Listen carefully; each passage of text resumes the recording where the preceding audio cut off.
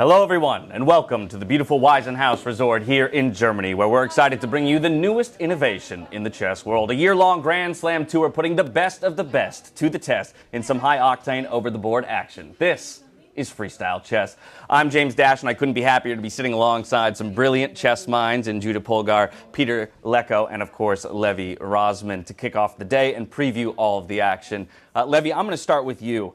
I just want to take a moment to kind of appreciate and celebrate the buzz and excitement, I think, that surrounds not just this Grand Slam that we're here in Germany for, but the endeavor that we're undertaking in a year-long circuit to bring freestyle chess kind of to the forefront of the community. Yeah, the way I've been describing this is Formula One meets chess, and I'm super excited for this first event to get underway. I think last year it was sort of just an event like any other. In February, we had no idea what to expect. Then we had Magnus and Fabiano together in a pool, shirtless, in November. And now we have and then that's when they secured all the sponsors and got 5 events. On a serious note, I really love that this event is building around the stories of the players, the personalities.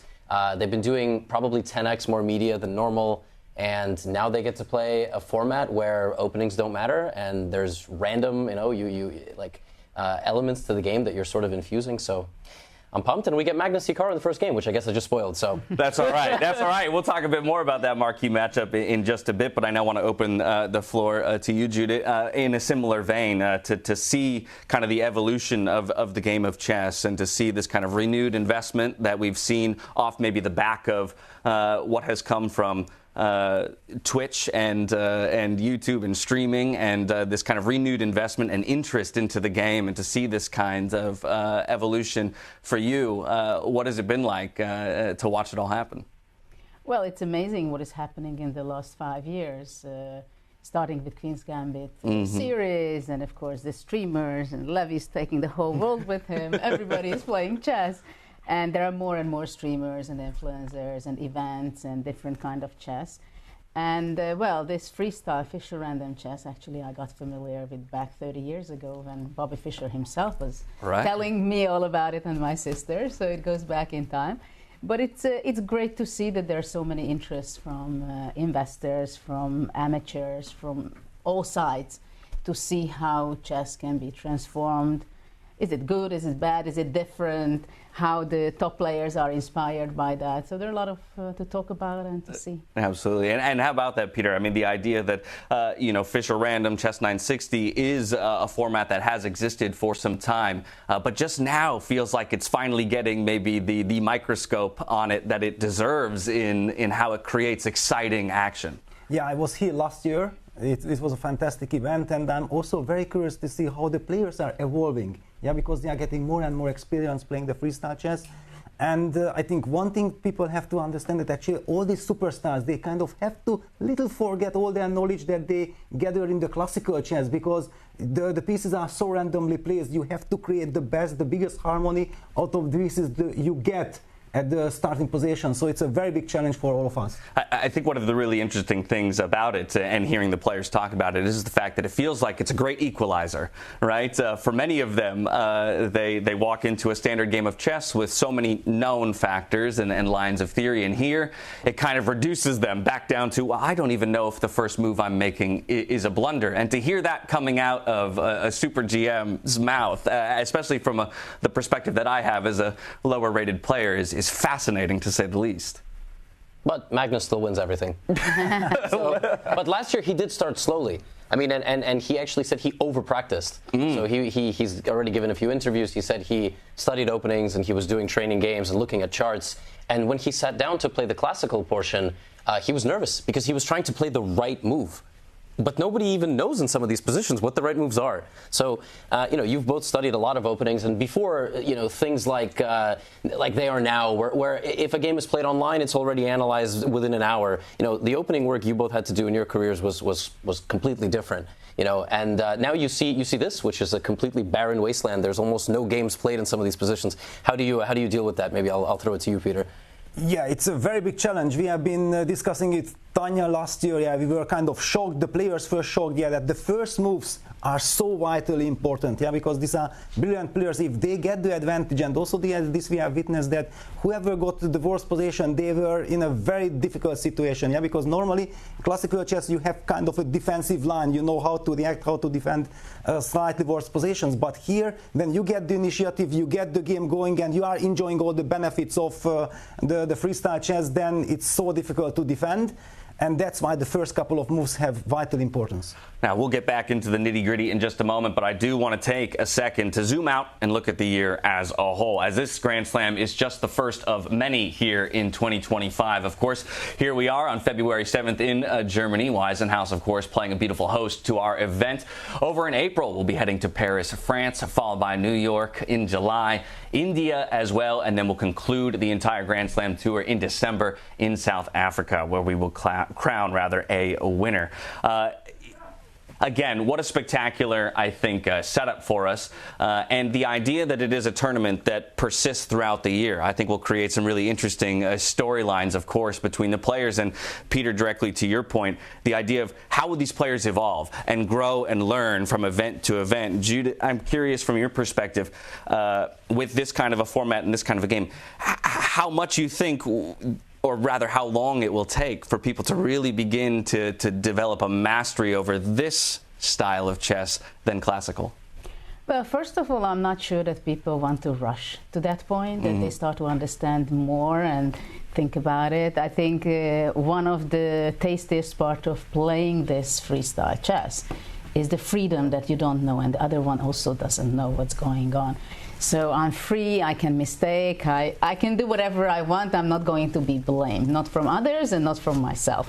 And I think the players are really relieved by this, that they don't have to prepare on openings, they can do whatever they want. At the same time, they have to be focused from move one, which contrary to the classical chess, right? So, but I'm pretty sure that many of the players are playing quite a lot, even if they don't admit it. I have this feeling, and they prepare. Of course, it's very hard to say how to prepare on this. Like, do you have to keep yourself very fit, so your mind is very sharp, or you really have some strategies, or do they think that where is my king is better on which side, if my bishops are on the corner or my bishop in the center?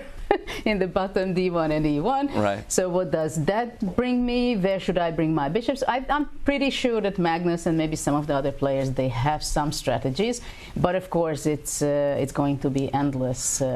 But it is very interesting for me, for example, also to see the journey of the players, how they react, how the feedback is, how much they're analyzing, what the conclusions are, so how they evolving. And that will be the benefit, of course, of freestyle chess and having this year-long circuit, as we can track that development. I also love, I've heard straight from Magnus before, that he feels in a lot of ways freestyle chess feels like a pure chess for exactly that reason, that from minute one, from move one, you really have to be at the top of your game in order to come away with a victory. Now, as this is a massive year-long endeavor, we are going to throw you to a brief video to help break down all the need-to-know info here for the Freestyle Chess Grand Slam Tour, and we'll see you right back here on the other side. The revolution of professional chess starts now. 10 world-class players, 5 unique destinations, 1 gripping and innovative format. Changing chess forever. Welcome to the 2025 Freestyle Chess Grand Slam Tour. Bringing a unique chess experience to iconic places around the world, only the world's best players will take on the Freestyle Challenge. During the 2025 season, players are awarded points based on their placement in each Grand Slam tournament. Over the course of the season, each player's points from all the tournaments are added together. And after the last Grand Slam, the player with the most points will be crowned Freestyle Chess Champion. It really is combat from move one. This is so much better than classical tournaments. All events in the Freestyle Chess Grand Slam Tour will be played in the format of Chess 960. Each Grand Slam starts with a round-robin phase. All participants face off against one another in rapid chess. The 2 last-place players in the round-robin stage are eliminated, but will play for 9th place in a playoff match. The remaining 8 advance to the quarterfinals. From here on, the games will be played with classical time controls. Each matchup will be a best-of-2 game over 2 days, and in the case of a draw, 2 rapid games will be played. If there's still a draw, 2 blitz games will follow. And if the winner is still undecided, a final Armageddon match will be played. From the 7th to the 14th of February, the first Grand Slam of 2025 will take place in the luxurious Weissenhaus Resort on the Baltic coast in Germany. As it is the first Grand Slam of the year, all Grandmasters are eager to make their mark, with the top spot there for the taking. After 8 intense days of play, only one competitor will become the 2025 Weissenhaus Grand Slam champion, taking home 25 points and $200,000 in prize money. Let the revolution begin. Here we go. Coming to us. Okay. Welcome back. A great preview for what we have in store over the course of the year. But as if this trio sitting alongside me wasn't enough chess prowess for our broadcast team, this event, we're happy to announce that we'll be running 2 simultaneous streams, in fact. The first of which will be the pro stream, led by these 2 lovely individuals here, Judith and Peter. And we will let them go take control of that in just a bit. But we will also have the community stream taking place in this room where you have us now. And I will be joined by Tanya Sachstev, Daniel Naroditsky, and David Howell, of course, to join me in an effort to give all the viewers of every chess level a top-tier viewing experience. I'll be pestering these 3 with questions later, so for now I'm going to turn our attention back to day 1 and get a little bit more insight out of you guys. If we could pull those matchups up on the screen. Levy already tipped his cap towards one of the marquee matchups of the day. Of course, Magnus and Hikaru managed to draw each other as their opening match in the round robin. Important to note that every player will play each other player for 9 total matches in that round robin. But as we take a look at this schedule ahead of us, I'm curious from each of you, outside of the Hikaru Magnus game, which we will get to, are there any others that jump out to you as particularly exciting? Maybe somebody that you're looking to kind of make a big mark on day 1 with an upset or a victory?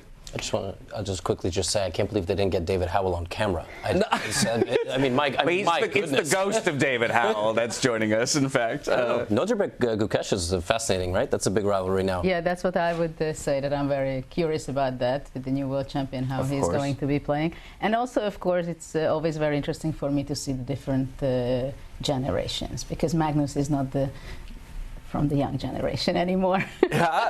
Is that difficult to say? That we're, it's interesting that we maybe are in an era where it feels like the torch is being passed a little bit? Well, I wouldn't say that the torch is going away from Magnus that much. I mean, he's still number 1, and it's I don't think that many people are doubting that. But it is very nice to see that some of the youngsters are like half of his age, and how they are both handling that, and how much energy Magnus has, how much motivation he has. But I think he's also very excited when he's going to be playing the world champion, Gukesh. Yeah. Peter, I'm curious from your perspective, if you feel any of these players' styles is particularly suited to a format like freestyle chess as opposed to anyone else's? Well, I think people might not recall, but Hikaru, when he was very young and he was not yet a superstar in classical chess, he was about to get into the top 20. He was already one of the very best in Fischer Random Chess. In Mainz, they had these tournaments. So I think his style is very suitable. But at the same time, he's not the youngest, so it's also very interesting, like Judith said, this clash of generations. For example, Alireza Firouzja against Levon Aronian, a very interesting matchup as well.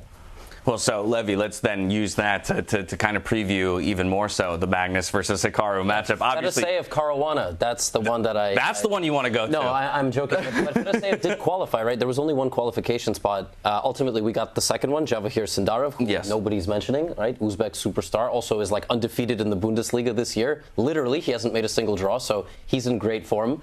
But yeah, I mean, look, Fedorsev was the qualifier. He won it. He also is one of the only top players that maybe aside from Magnus, that just very openly loves this format and is fascinated by it. I ran into him at a breakfast 2 days ago, and he said, I'm still thinking about the games from the event. Like, I'm still analyzing them, and I can't sleep. Like, it's keeping me up. Like, I have so much interest in this format, so curious to see how he does against Caruana. And as if this event wasn't scripted perfectly enough, we get Magnus Hikaru in the first round.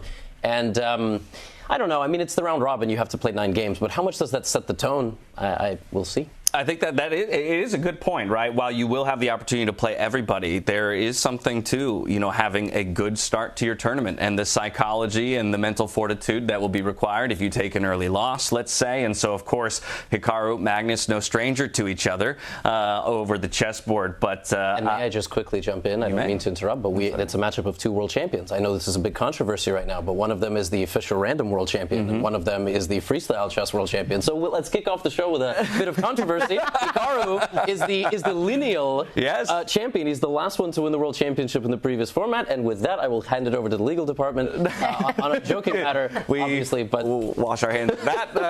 But yes, it's a very exciting matchup, and Hikaru won the last one. Magnus won this one, and well, let's see what happens. I'd like to get a little bit more into maybe the approach that some of the players will take. We haven't yet seen the position lottery, and we will get to that. But maybe to develop a bit of an understanding for our viewers in terms of preparation and approach to a game like freestyle chess. Obviously, chess 960 possible positions. We've eliminated one of those positions for the sake of this tournament, which is position 518. That's the standard starting position. So players have elected not to random themselves into that.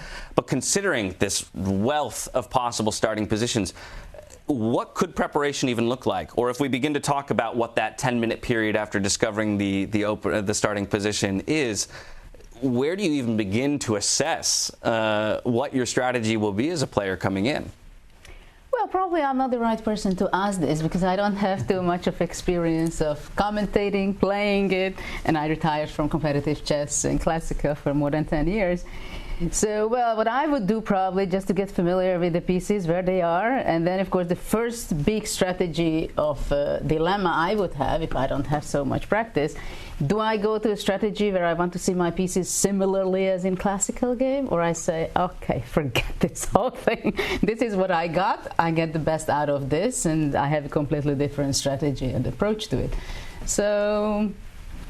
But one thing is very different, of course, that from move one, you're in the middle game. That's the approach. Do you feel like any of the core chess principles change in this format, Peter? Is it still, fighting for control of the center, developing our pieces? Does piece strength change in your mind based on where they start now on the back rank? Well, you could certainly have to try to create as much harmony as possible at the beginning. The big challenge is, however, that if you try to optimize one of your pieces, it usually comes at a cost that some other piece will suffer. Yeah, so that's why it's an art, that's why it's kind of a big challenge on the players. But coming back to the preparation, I think the most important factor is a very good sleep. Yeah, that's a very good sleep, that's the fundament, and have a good walk, make sure that you come with a clear mind, and preparation starts exactly at the moment when you get the fresh position. So preparation before the day, Levy, once we get the position, I had the opportunity to watch an interview with Levon Aronian from last year's event here, and one of the things he talked about was first looking for all of the points of symmetry and where symmetry would end up in an imbalance for his opponent, and to largely look to attack those lines of symmetry. Do you feel like that's a logical approach? Yeah, sure. I mean, if a player who is Levon Aronian says that, I'm not going to argue with it. But I will say, sometimes in this format, you find that actually with white, you are almost winning because you just have like the first move, and then you can play a move like in a format, for example, atomic chess, which I'm not going to introduce yet another variant to the audience, but the one where capturing pieces kind of explodes others around them. Sometimes going with the first move just wins you by force at times. And here you do have moments and positions where black has two weaknesses, and just a simple knight jump is already a huge problem in the beginning. On the flip side, you get positions with black that the second that white moves, they get something, but you immediately have a counterattack. I lost the game in 7 moves, which says much more about me than the format, just recently against the Grandmaster because I made the wrong first move as white, and I was just much worse. And I played the move, and I realized right away, like, oh, I should have played this other thing. He played the Sicilian defense, but obviously there's no Sicilians here. Just the queen was attacking me, and right away I was just much worse. So, yeah, the good thing is they have time before the game to prepare, and they will all be discussing, which is something we will talk about, but they have to be really careful. I mean, that's what I will say. Yeah, and luckily for us, we're going to get to kind of peek in on those player discussions. After the position is drawn, all players playing white and all players playing black will separate and have an opportunity to talk amongst themselves and develop any kind of opening lines of theory before they dive into into the game. Beyond looking at that kind of symmetry, I'm curious again the idea of if king and queen are positioned way to the edge of the board, again, how much does that affect where the important squares are on the board, and how that will kind of work in counter to the way that we view the standard game of chess? Yeah, it's clear that it's a very special kind of moment, that where do you castle, when do you castle, because once you castle, you determine the position. Yeah, then you cannot change it. But as long as you keep your king, for example, intact, and you have options of going short castle to the king side or to the long side. Sometimes it's even confusing because depending where the king is, but it can also happen that you are kind of provoking your opponent to attack your king, and then when your opponent believes that now I got a real attack going, then you suddenly castle to the other side and say goodbye. It's fascinating. I'm curious if you guys have overall expectations for this tournament, even this specific event here or for the year as a whole. Do you feel like any of these 10 players, or maybe a player that didn't qualify for this one, might insert themselves into the conversation as time goes on to be a top contender? Hans Niemann. Let's see it happen. He almost made it to this one. He is, of course, he will bring some more journalists into the press room should he qualify to Paris. But no, I'm not interested in any let's say one particular player. Right. Like Judith said, we have a lot of young players who are eligible to play. Basically, every time you put an event like this on, you look at the fans and they say, "Where is Eric Eisy? Where's the second player? Where's the third player? Where's the fourth player?" And yeah, there's only a limited number of spots. So I'm just excited to see the tour develop more than anything else, and go all over the world and ultimately crown a champion. That's what I'm looking forward to. I think in some ways that's the really interesting thing about the method of qualification for each of these Grand Slams, right, is we really do have the opportunity to mix things up. It's not set in stone that it'll be these 10 players every step of the way, and so things could really get mixed up. Back onto the chess conversation. Last night we had the opportunity to kind of sit in the back and listen to some of the players in their player meeting, and it was interesting. While you mentioned a lot of times the starting position can look very good for white and even be winning on move one, Magnus was stating that he had gone through a number of starting positions, and in fact there are positions where black actually can be seen to have up to a 2-point advantage, which I think again is just something that works very counterintuitively to the way that we all understand chess, where it feels like white with the initiative should always have the advantage.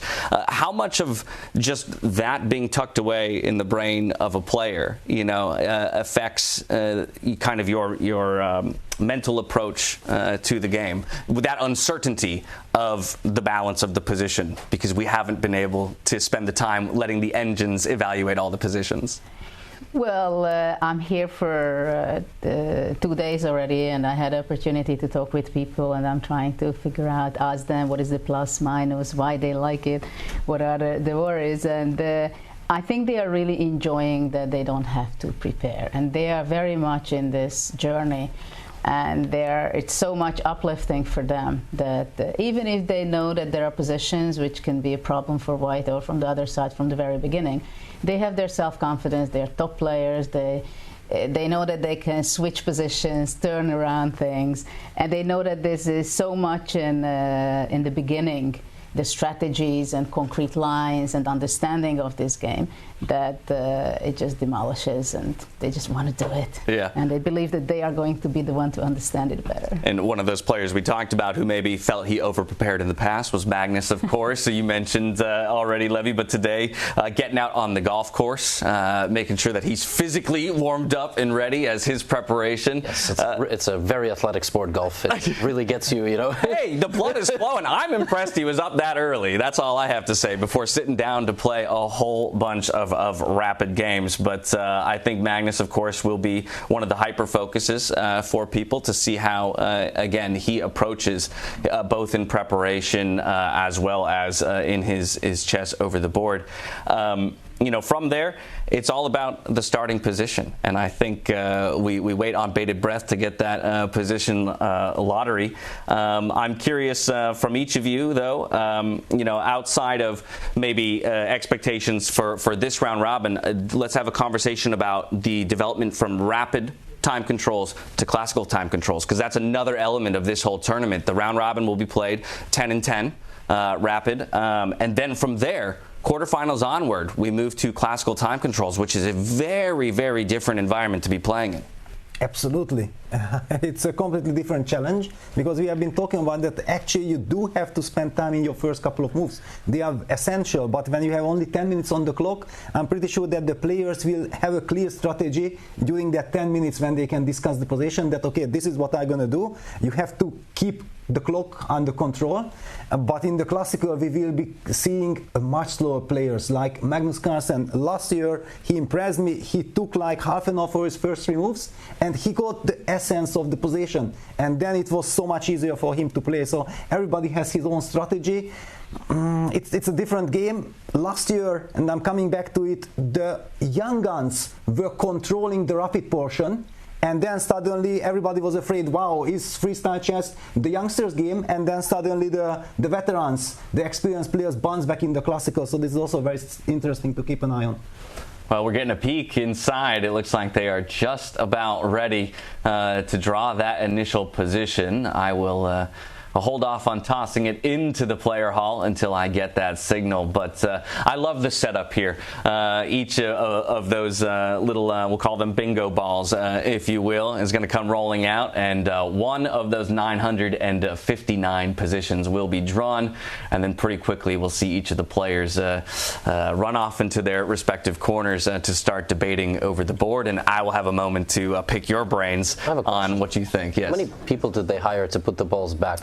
That's like, yeah. Whose responsibility is that? Do we have to do that? Question. Yeah, actually, after this segment, I'm sending you over, Levy, and it'll be you entirely who has to put them all back together. Actually, they should check if all the balls are in there. Yeah. Some positions Maybe that's are taking out. Yeah. Any sneaky players? I really don't like position 417. Oops, it was lost.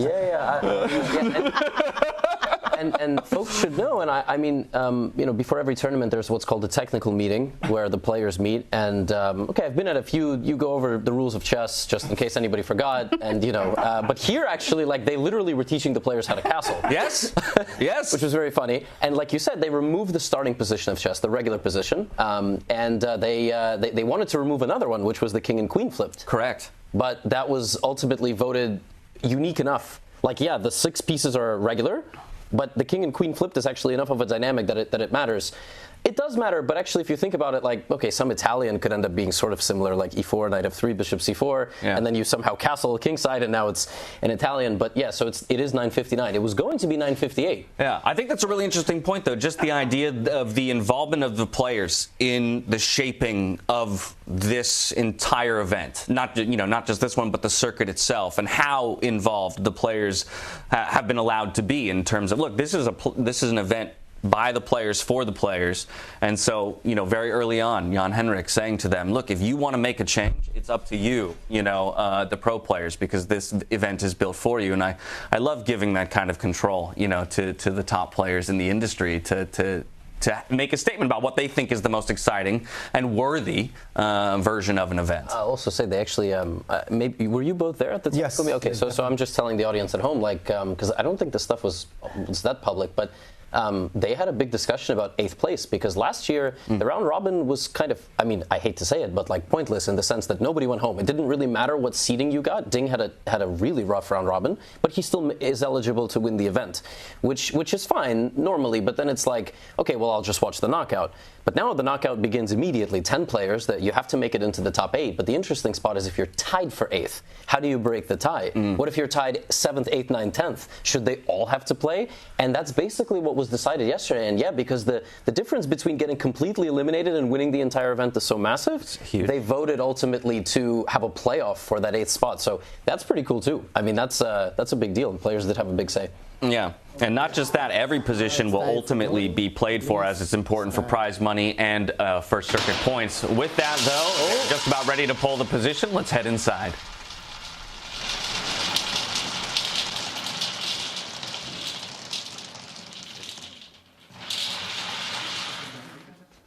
Okay. First number is 906. So 906, just a few seconds, and we will have here the first position. Okay. Now, players, you have 10 minutes where you can consult. The white one, please go on the right side, the black on the other side. And after, we will meet in 10 minutes for the first round. Let's go. Jaj, Istenem, de hideg ez a rossz.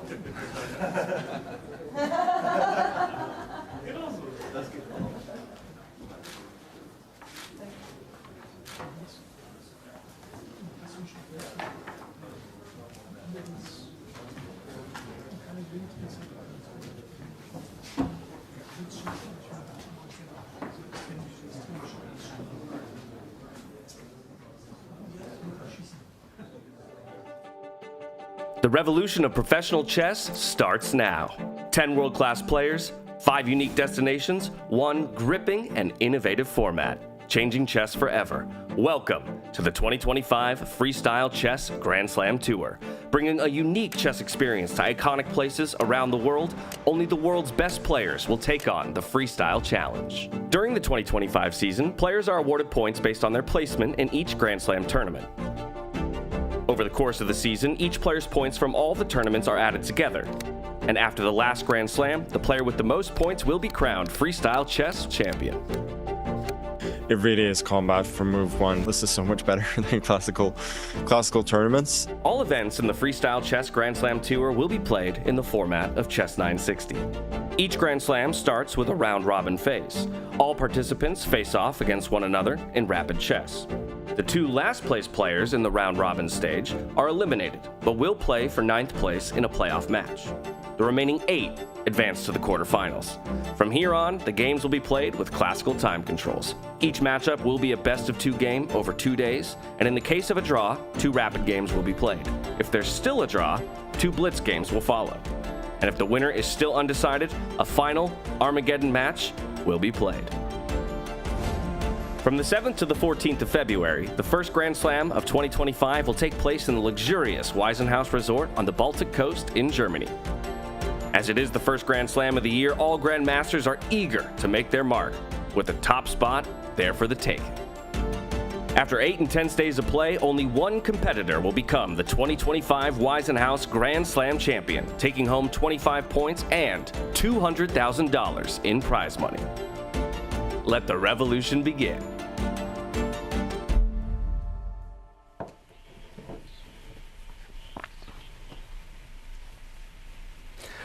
Welcome back, everybody, where I'm ultra excited to reintroduce Tanya Sonstev, Daniel Naroditsky, and David Howell, who'll be joining myself and Levi Rosman to continue to preview what is our first position of the tournament. It is position 906, and David, the immediate thing that jumps out to me is we have all 4 of the minor pieces shoved over to one side of the board, and then rooks, queen, king on the other side of the board. What's your initial, perspective on this? Yeah, it's fascinating. This one really is a total kind of mess compared to normal chess. I guess we'd say. We all know that knights in the corner are never great, so we'll want to develop those. But a king already shoved over there on the left side of the board. On the queen side, it's actually unlikely the king will castle in this game, I would say. And yeah, we can already see a lot of the players already making moves. So they've clearly come to terms with the concept and breaking down there. Yeah, I love how quickly all the players are huddled over the board. Daniel, turning to you as you evaluate this position yourself. Anything in particular jumping out? Oh, we have a great view of the castle. I think it is likelier that I will walk there to hide from this position than a castle occurring on the board. But now I know how Philidor felt when he looked at the normal position. Like the same way we feel when we look at a position like this. Okay, the knight is on h1. I think I've established that. And there's a knight next to the knight, next to the bishop, next to the bishop. Got that down. Now, hanging squares and the hanging pawns can begin to be assessed. Yeah, so immediately, where are you looking? Are we looking for particularly undefended pieces? You mentioned kind of the poor position of the knights. So is it of the greatest essence, to get those developed quickly and actually have them be more of a proactive piece, or do you just kind of accept their lesser status and look to be more aggressive with anything else?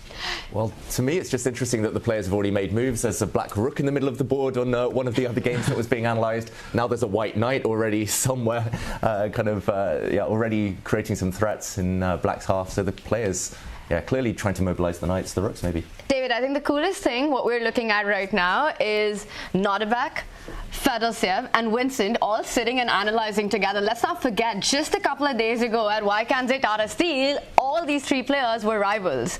And here they are, they've got a few minutes before the start of the game. They're trying to break down to understand, and there's one player who's sitting by himself trying to work and figure things out, and that's Magnus Carlsen. With a nice new wedding ring. Yes. There we go. Shiny. It is funny, in this format, the players all have to work together. It is sort of part of it. You generally don't see this in sports. You don't see top 5, top 10 players training together, so they have to fuse their styles. The reason for this, just in case anybody's confused at home, obviously, is they're all playing the same color this round.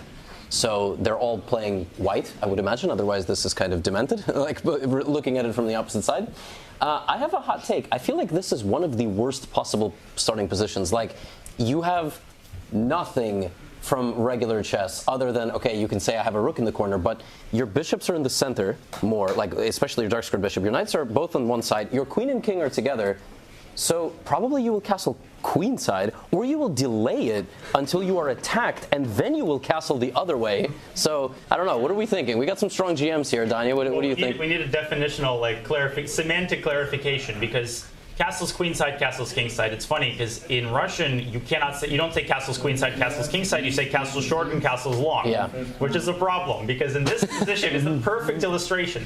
So in Russian you would say castle short. What would that mean? Of course, king comes to d1, rook comes to c1. No, castle short means king comes to g1 and rook comes to f1. That's the same as castle's king side. In this case, castle's short is longer than castle's long. So I'm going to provide complimentary Advils to everybody.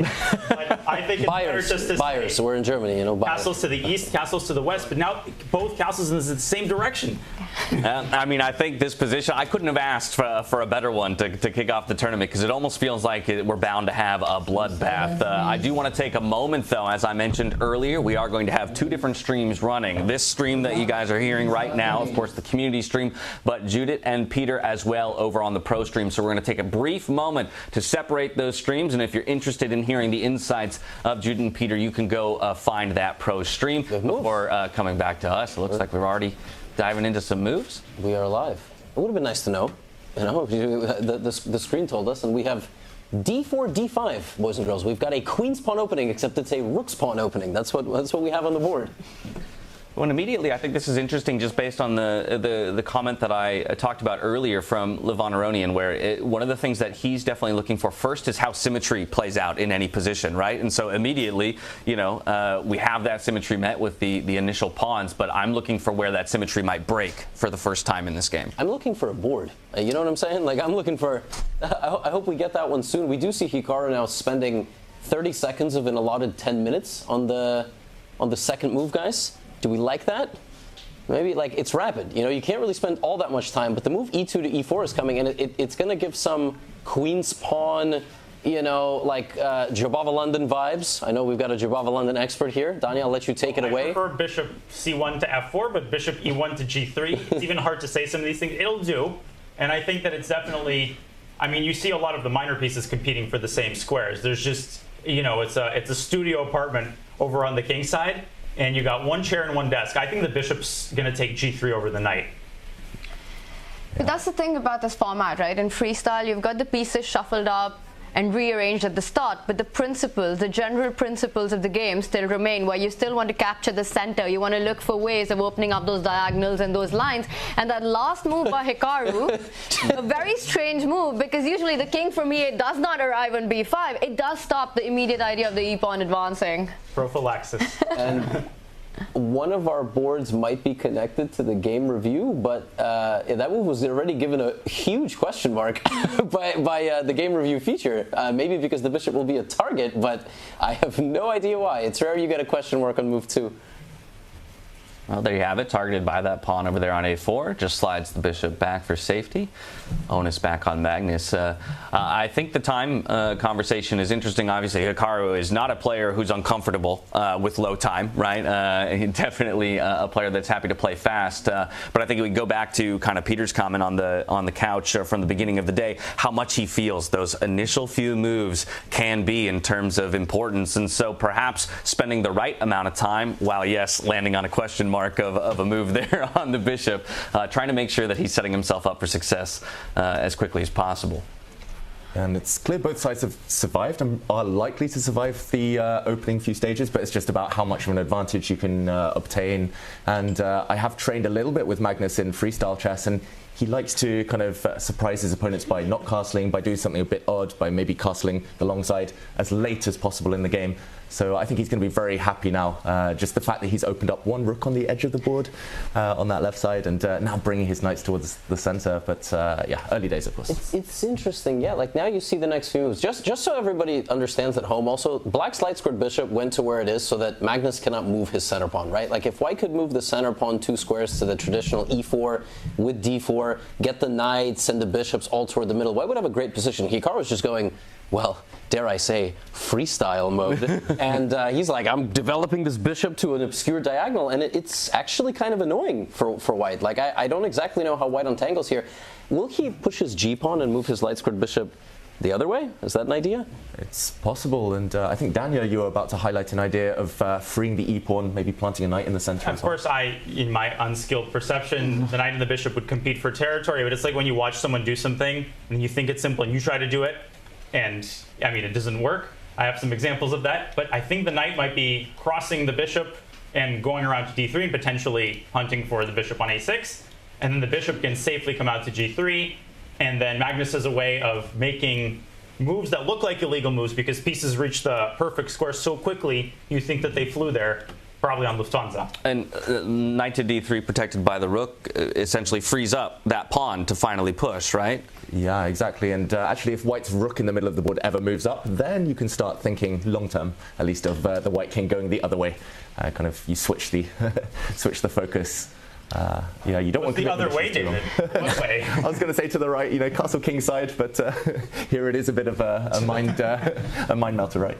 So having seen a few of Magnus's game from last year's Go to Chess Challenge, I think he does this really often. When there is a setup, a starting position with the white rook in the corner and the king next to it, instead of finding a way to actually castle, which in freestyle would be king to g1 and king to c1, he just decides to develop the rook from the starting position, which in this case is that a1 square, by pushing that a pawn 2 steps ahead. So the idea was not only to push Hikaru's bishop back to a slightly more passive situation, but also at some point looking at a rook lift. you know, as James Canty would say, do you even rook lift? Magnus loves doing that in freestyle chess. Can James Canty bench more than all of us combined? 100%. Almost, yeah, undoubtedly. I'm at 185. I know you've been good on the I'm adding 5 to that. All right, 190. We're at 190 pounds. I feel like David, you know. 1.85, I can. That is a great suit, by the way. I'm just while we're here waiting. This is free. They're going to think for 20 minutes, so let's just all compliment each other while they. Yeah, I think that's actually the fashion at these events is going to be something to track all year long as well, right? That's because the players are being forced to wear those suits. They got zero fashion sense. Which is great. Not all of them. Like it is, except Levon Aronian. Yeah. Is beautiful. All right. And Alireza's not here, but I would say Alireza might have something to say about it. Who's our favorite suit color? You were saying Gukesh, right? It's got to be Gukesh with the red on. I'm going Fabiano. I love the purple. Okay. I love that deep purple. Danya has looked at no one. She has no idea. They got Magnus. I'm still thinking, will Hikaru take on D3 and play E5? Oh, and there's your answer. And I don't mean to be the party pooper who's talking about the math homework while you're talking about your after-school plans. Somebody has to keep us focused, so I appreciate you for that. I'm going to the movie theater. I'm going to my friend's house. Hey. What'd you get on the test? Well, they got Magnus in a Cuban Dawn white suit. That's what, you know, like the ivory. You know, he's going to show up with a cigar. By the way, what is there to think about here? This is actually quite fascinating. You could take 3 different ways and imbalance the game every single way. Yeah, I mean, my gut obviously says that the rook should slide up. I mean, in essence, we're developing the piece. Your gut is right. Let's go. Your gut is right. One for me. That's it. I'm going to hang it up here, y'all. What's your rapid rating again on Chess.com? 1,200. 27? Yeah, 27, yes. Yeah. There we go. And E5. Danya, you were right. Starting to get really fun, right? Black's the one that breaks the symmetry and gets that center break in, and there we have their head-to-head, very lopsided. Wow. They're 14-1. This is what they call, no. This is what they call cherry picking. Okay, first of all, they're playing rapid. First of all, this is classical. Over the last years that Hikaru was still a full-time professional player. We need an updated graphic, number 1, of Rapid and Blitz, and a second one of this format. Yeah, this was traditional chess. Okay, I'm just going to defend Hikaru here, but yes, 14-1 is. Hikaru is the reigning Fischer Random World Champion, right? We haven't had that yet, so he had a fantastic performance, and Magnus was playing in that World Championship. And the position we have right now, David, strange things happening. That rook landing on B3, lining up against the king. Hikaru striking in the center. Who's got the opening advantage right now? I've got to say, I love Magnus's position. We should point out there is a massive threat on the board as well. So we were talking about early knockouts, which don't normally happen in classical chess, which could occur in freestyle. White's bishop, the light squared bishop, if it comes out the whole way, could be lining up. There's a pin against the pawn in front of the black king. So already Hikaru on the defensive. He needs to get that king just out of the firing line as soon as possible. A lot of pressure being applied on that side. Of course, there's still a decent amount of tension in the middle of the board as well, with the pawns looking at each other. Obviously, that move stops what you just described because the rook protects the pawn. The rook was not protecting the square through the pawn, but it defends the pawn itself. So that is good defense, and the position's balanced, which I find absurd. Yeah, the rules of Chinese chess don't apply. There's no piece that jumps over another other flank. Now, in so many ways, this goes against kind of my thinking of the principles of chess in terms of pawn structure, because we're now leaving 2 pawns, kind of isolated behind and in an attackable position. No, but G4 has 2 reasons. I would say, and you can disagree because you're much stronger players. I actually G4 is less of an attacking move, but more just controlling that whole side of the board, because the black knight on F6 now can't go anywhere, and also the corresponding dark squares next to that pawn are also controlled by white because the bishop is in the center, and that's quite interesting. But I would say the second reason is that if now Hikaru castles the king that way, I already have an attack going. So I actually really like white's position. Do you think the attack is actually above positional play here? Oh, yeah, it's difficult, right? I mean, when it comes to Magnus, he likes to keep kind of his options open, so attacking on either flank is a possibility. Who knows? He's just trying to scare Hikaru and make him look both ways, right? It's really interesting. Another freestyle chess concept. You want to place your knight behind the pawns. This last move of pushing the pawn 2 steps ahead. Now when that kingside knight on G1 slides up to E2 and then lands behind that pawn that's just been moved forward, it's a much healthier square because you're controlling the light squares on F5 and H5 as well. The other thing Magnus mentioned in his interview was that, he very often pushes this flank pawn on the A side in this case. His opponent's king castles the other way, and then he feels like a complete idiot. So I think this is prophylaxis against that as well. If that was to happen, Magnus is ready to strike on the king side as well. Are we picking white or black right now, Daniel? I mean, I think white is slightly, I would say 0.1, but I mean, I'm probably very wrong. You know, I'm just kidding, of course. To your very important point, there's the concept of like an eject button in Fischer Random that doesn't quite exist in normal chess, which is that you always need to remember that castling, you can move from, you know, B8 to G8. It's like the Concorde is back in service. So that's why you kind of need to hedge your bets a little bit more. You need to attack on both flanks. You need to be ready to switch flanks, literally, because the king from B8 could go to G8. But let's be very clear. Which rook is the designated driver of the king side? Like, for Hikaru to put the king on D8 and the rook on C8, this rook has to land on C8. So he's got to move this whole train wreck to the right. That's going to be difficult to arrange. This king is there for quite a while. I mean, in general, I was going to say it feels like Black's position is just so claustrophobic, right? Struggling for options of how to maneuver the pieces. And I don't know if this is an agreement from Hikaru, but pushing that c-pawn forward, kind of piling on the pressure towards the center of the board, maybe looking for a way to open it up and gain some space. Yeah, I just want to commend Hikaru's last move. We were all kind of saying maybe White's position is easier to play, the plans are more obvious, but Hikaru's being aggressive now.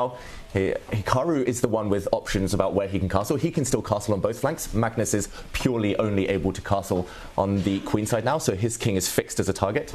And Black controls the center after all. I was also just going to say that, you know, I forgot that when David speaks, the camera pans to us. I just looked extremely disinterested, but I was just writing to the producers. I promise I'm not texting or betting on the games or anything like that until we have a partner for the tour. So, yeah, I was really shocked by the move c5. But I guess it makes sense because if Hikaru just sat around, he would just get overwhelmed by space and two bishops and all the traditional things that apply. And in chess, there's this you were supposed to be the community stream, but statics versus dynamics in chess. And obviously, when the other opponent has certain advantages, you try to be dynamic. So c5 is a perfect solution, and now he has a lot of space. Good central presence too. Well, we may be the community stream, but that's the perfect place for us to learn, right? I think very much. You're welcome. Yes, thank you. No, that's again. Like, I think I've said it to all of you. I've said it to all of you at some point. And one of the things I'm most excited about being involved in this event is to kind of do my best imitation of a sponge and absorb as much information out of all of you as I can to apply to my chess games in the future. So two options to take, of course, on that trade in the center of the board on the c5 square, and Hikaru opts for the queen. We'll see that knight developed, of course, to the e2 square that you had mentioned earlier, Tanya, perhaps looking to maneuver behind that g-pawn. And now the bishop develops here for Hikaru towards the center of the board. How dare you develop a bishop? I mean, from f8 to d6, no. We don't do that here in the cool boys club. But the thing is, even normally, when I see a +1 evaluation or whatever, it can be very difficult to say why. There's different types of +1. There's like, oh, I have the bishop pair and more space. And then there's positions with a very concrete idea that the advantage hinges on. And in this type of chess, like, you could tell me black is much better, you could tell me white is much better. I will believe basically any evaluation within reasonable limits. And so I don't think the players are sitting there thinking, oh yeah, white's playing for the... This is just survival. Like, I want to survive 2 moves without blundering anything. And Magnus still has that bishop is still on f1. You know, maybe the knight can come to g3 and f5, like Tanya mentioned. Tanya, that knight it needs to be there. I think your positional senses are, screaming for that.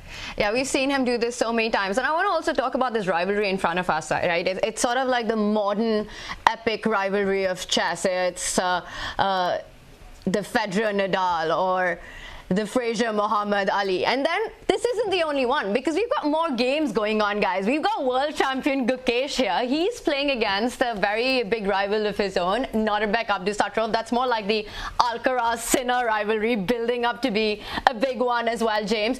And I know this is exciting, but should we check in with the world champ, guys? I think that's a good idea. We'll come back to this one to see how the game continues to develop before anything's decided. But on go-karting, it's like I thought I was behind the wheel, but I'm turning the wheel. Nothing's happening, so.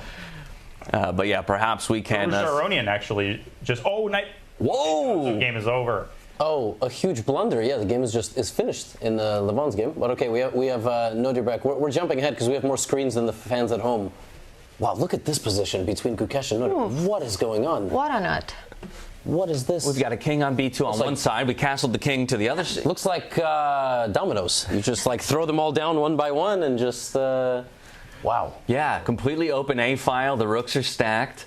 Rooks are stacked for both players, in fact. I like how Gukesh just played a move, undermining the king side traditionally, and the center to build up the attack on the queen side. Like, this is how this is going. It's a very interesting move. Levy, this position, you look at it, and it actually looks like a standard 5-1-8 position for black, right? You've got your king castled up. You put this incredible attack on the left side of the board where white's king is still stuck. The lines are all open. This has got to be a domination by Gukesh in this position. Is Nodirbek suffering right now? Well, we shouldn't forget to count. Oh, yes. Nodirbek does have an extra pawn. I don't know how much that is worth right now. I didn't even realize that, David. That's always the first thing I do in every position, Tanya, especially a weird freestyle position like this. So materialistic. I know. Hikaru's counting Nodirbek's pawns. Yeah. I guess, I mean, all the games are spicy. We already saw basically a fatal mistake between, and we are spoiling in the game between Levon and Firouzja. We should likely throw up, first of all, just ourselves, and second of all, this position between, there we go, like, I love how all the pieces teleported, because in every game they are completely differently placed. Yeah, Hikaru's got his queen restricted on the edge of the board. Is Magnus bringing out the second rook? Oh, I think he's getting ready, right? I did predict, I'm going to take credit now, I did predict Magnus would never castle this game. So if he brings his other rook up, his king is fixed, he loves it in the corner anyway. Look at that black queen. I just want to say, that's a first. David Howell never takes credit for anything. Yep. We have just made... I'm rubbing off on him, you know. It's, we're entering a new era of David Howell. Arrogant David. At the end of this week, guys. Get that ego in check. Look what trip to Weissenhaus is doing to David. I mean, different person. How well do you know him? Oh. And so it begins. Wow, look at this. And I wasn't the one who started it. How about this, though? We're firing out a couple moves here. I will just say, Hikaru is like the youngest looking 37-year-old I've ever seen in my life. Like, it's like incredible. He shaves before the tournament, and I'm like, oh, it's like a college kid. By the end of the tournament, he looks like, you know, he went through House of the Dragon or something. But he's always got the swagger. He's got the ring, you know, always, you know, little lip scratch, making a move very suave. And they got him in a nice jacket as well. There's that little hand thing. I don't even know how to describe that, but you know, that weird finger moving thing. Yeah, like you know what I mean. I don't know if it's after he moves or after he makes a move he thinks is good. Like Kasparov used to screw in the pieces. Yeah. Which, I mean, I much prefer Hikaru's motion. You got to signal that you're making a good move. Yeah. And I think Magnus just signaled he's made a pretty cool move. That queen that just slid all the way to e1 is eyeing that b4 square in front of that rook on the b line to start targeting the black king on that same file. It's a very flexible option because you can place it on c3 adjacent to the white rook or right in front of it. I'm liking the way Magnus is trying to build play against Hikaru's king here. And Hikaru has the dilemma. I think he's just wondering where to castle, what to do with his king. He's delayed it so long. But he cannot castle here, right? It's elite. Like the rook on d8. It hasn't moved. So what has he to happen? He could castle. He can castle. King side. Yeah, yes. All the way. Put that king on g8 and put that rook on d8 to f8. Yes. Black can still castle to the right and either way. both sides. To the far east. He can castle to the far east or to the near east. King to g. Yeah, but Magnus cannot castle his king all the way to the right because his rook went up and over. Yeah. So Magnus could play like triple zero, which would move his king over one square and the rook where the queen was. And maybe that is what he's setting up, by the way. I mean, that could be it. Or he could think about doing the rook lift and then developing it all the way, David, through a4. Are we going to see a castle in this game? What do you think? Rook a4, g5, rook h4. Oh my gosh. Love it. And that's why Magnus put the pawn on g4. Like when I said about being prepared to attack on both flanks, he put that pawn on g4 and the knight on g3. It's like he built the foundation for the house. And now he's like, I got the launch pad, and I'm coming after you no matter where you. I'll find you. Heated tiles in the toilet. You know, but really, rook a4, rook h4, and bishop d3, and incredible. And rook a4, rook b4, doubling down, tripling down, maybe on that b pawn. And I know I brought this question up a while ago. He stops it. He takes control of the b square. g5, Levy, on the board. We might be seeing your idea. We might, but I mean, not now. Rook a4 now would not be smart. You would get forked. Yeah, rook a4. Okay, bishop h3. Yeah, that makes sense. He's going to take and play rook a4, rook h4. So that might be 5, rook b6. Yeah. Yeah. But that rook right there is, I mean, that rook will be screwed in for a while. But, and you can't castle with a bishop on h3. Ooh. c8 squared. That still applies. King can't go through check at all. You could do it now, but you'd lose the d7 knight after bishop h3. Yeah, and if you move it, then you can't castle at all. fantastic. I mean, tomato. Okay, same Less question, evil. guys. Same question. Are we picking white or black here? Now. Levy, I'll start with you. For winning chances? Who's pushing here? I mean, probably still white, right? Not just because it's Magnus, but because I don't exactly see a plan for black. Like, it feels like any move black makes forward into white's position, it's going to be a bad move. Maybe king c7, rook, like some kind of manual castle. Yeah, maybe. But so look at the clock. Hikaru's under 2 minutes. Ooh. He's been thinking now for ages. And, I mean, if it comes down to a time scramble, it doesn't even matter who's objectively better, right? The goalkeeper needs to come out to kick the corner. Like, all hands on deck, king c7, rook c8. Perfect country to do it. Neuer used to run out the full pitch. So we got a, 14-1 was the Brazil-Germany score. But that queen's just come out. It's eyeing the a5 pawn. Right now defended by two majors that white has, that queen on e1 and the rook on a1. I also want to point out the g7 tender spot that's there for Hikaru, right? And white's knight, if it jumps in, which it just has, you've got to watch out. And you know, Daniel, you can also think about grabbing that d7 knight and planting your own knight to that f6 square if a g-pawn was to move one step ahead. I think this is big knight pressure. F6. He's only got 2 minor pieces left, putting themselves to full use, Levy. I'm going to go a little bit meta here and say that Hikaru has talked about the fact that as he's getting on, he's talked about the fact that he's getting older for a while, but like especially recently after the World Rapid and Blitz, he hasn't been as sharp in over-the-board time scrambles. And he's about to have a minute versus 3 and 47 seconds. And this is just about the worst player to probably be in a time scramble with. So we could see him get into a significant disadvantage in the next 5-6 moves because he just doesn't have time. I like you getting meta, but you're invading my space. Oh, wow. No, but Danya, pun count. We need one. I'm a marked man. Yeah, 40 seconds on the clock here for Hikaru. Obviously, we do have increment. So as long as moves are made, he'll be okay. Yeah, bringing the queen back to defend. Not a happy retreat. Yeah, but the best move? Maybe the only one. Yeah, straight up the best move, by the way. Knight c5, and it's crazy. I mean, it's... Yeah, Hikaru has this incredible ability to find the absolute best move in a position, even with little time on the clock, and he does it over and over again. So he's the most resourceful player in the chess world, the hardest to beat, the trickiest, really. Except the guy against he's playing. Like, I mean, probably the only player to do it better is, it's true. Like, even Magnus, really resourceful defender. But yeah, that's how you get good. I mean, it's amazing. And we'll see if Magnus can get... Does Hikaru save this one? I mean... I think not. Yeah, I think probably it's not. The clock. I think it's going to cause a blunder later on. Magnus, he's going to pause. He always does this just before he senses the flurry coming, like the hands, the bashing of the clock. He pauses and then speeds up. So he kind of keeps his opponent's heart rate going up and down. Queen c3, very tempting to threaten the knight on c6, but Magnus has this extra. He just slow down, look for the best move, and he'll often find the counter to him, but maybe he'll go to g3, and he'll throw his opponent this wrinkle. Do you allow the black knight that the bishop is targeting right now do you just let it move? I mean, like, your bishop's fantastic, but if that knight goes to c5 and then black starts unwinding, it's coming. I don't know. How do you even stop that idea of that knight getting active and hitting that white rook? You take it, but maybe you basically are like, I don't care. Like, I don't care if the knight is on c5. And also, like, what do you do with your center pawns? Do you play f4? Like, just to keep the tension? He's going to lift the other rook. I mean, knight on d7. David knows Magnus best. Bishop d7. Oh, okay.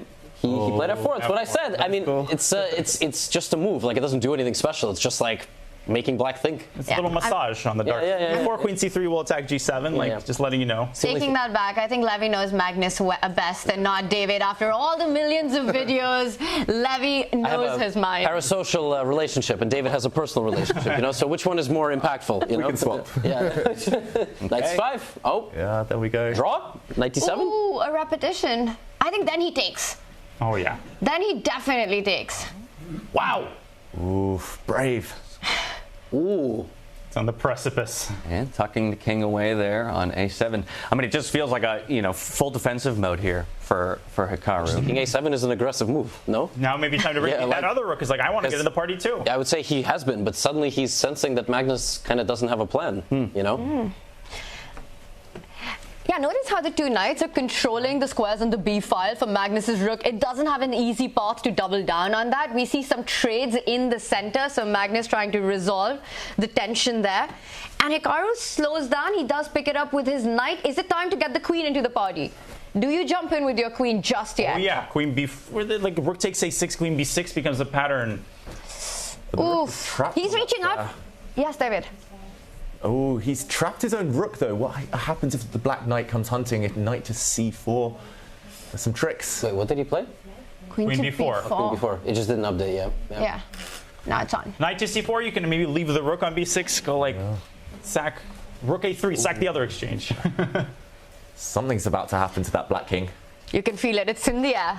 With the majors there, the bishop lined up on that diagonal. It's messy. Oh, and something has happened. Wow, what a sack. Well, not a sack. I think 7? Temporary.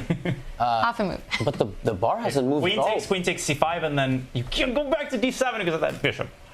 So knight c6, counter-attacking the queen. Goes back. He's going to go back to c3, defend that knight, keep an eye on the c5 knight as well. But then knight e4. Even queen a3. Yeah, I like queen a3 more. I think queen c3 might walk into that knight jump to the center of the board. So it might be the best move to retreat to the other side. Or d4 and like rook takes and rook d1 check. Like suddenly you're under some. Hikaru's like in Star Wars when they take. Wow, there it is. Oh, there it is. Oh my god, this is crazy. Is this turning around? Is Hikaru back? Wait, can white castle if there's a rook on d4? Yes, as long as you don't castle through check. Oh, so Magnus castle? Yes, ed rook d4 long castle, and you offer a rook trade. Oh, but then your king is in the center. Oh my god. It's illegal because d1 is covered.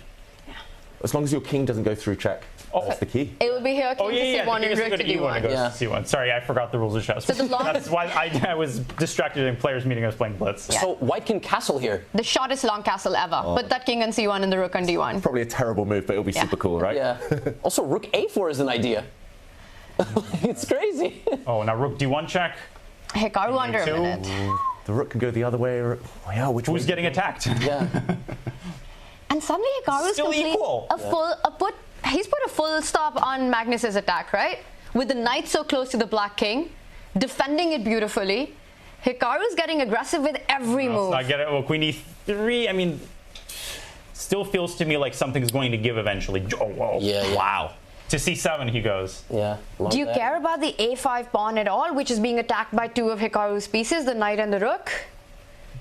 That's a great question. It might disappear soon. Rook takes a1, king takes a1, knight takes a5, no? I mean, it's a free pawn, but I guess it's just not good, somehow. Nervous. That's the big question. It will just restore the material balance. He is a pawn down, Hikaru. Magnus grabbed one earlier, so... Oh, the queen's coming. Opting instead just to trade the rooks on the a file. Oh, whoa! Last move. Wait, there's a potential discovered check, like queen e3, queen g1 maybe hit that knight? Yeah, I think you go queen g1, you just defend everything and you have this really aggressive plan to hit the king. Queen g1, knight takes a5, and then rook d6 and b4. That's winning for white, yeah. No, too much fireworks going on. Yeah, queen g1's got to be the winning move. Line up the queen against the black king on that diagonal. And then you're looking at the pins and discover checks. Is Magnus, he still hasn't made the move though. He's touching the 1 minute mark. And let's remind everyone, 10 seconds get added with every move. But that's just straightforward, and we will get arrows shortly. There it is. There that's it. Yeah, that's beautiful retreat. He's just winning. Oh, but queen d5. Is b4 absolutely nuts here? Queen e5 check. No, b4 you probably have to play. Like, it's probably just winning on the spot. It's either winning on the spot or losing on the spot. One of the two. Yeah, but there's only one check. Queen e5, king b1. Okay, like knight a4, rook b5 check. Like and you just win the queen. He's calculating it. Or rook a6, double check, king a6, queen b6 mate. Like depending on where the knight is. Like knight e4, I was about to suggest, and then it might be the only move. Oh my god. Yeah, knight e4, Magnus, rook a6. But sometimes he gets he had this huge time cushion, and sometimes psychologically now the time equalizes, and you feel like you're in bigger time pressure. Daniel, are we going to see b4? Yes. Let me try to get my prediction before he plays it. Oh, too late. And it's a bad move. No, it's good. It's fine. Our bar is just delayed, which is confusing. Now knight e4, rook takes a6, double check, and king a6, queen b6 mate. What an amazing thing. I don't see a move. Okay, that's a stall. That's like you go to grad school. Okay, now what? Oh, Magnus is going to play queen d5, king a3. Or b1, yeah. Yeah, but a3. Queen f3. Okay, repeat once. Looks like the clock won't play a factor, actually. I think it's just beyond that point for Hikaru.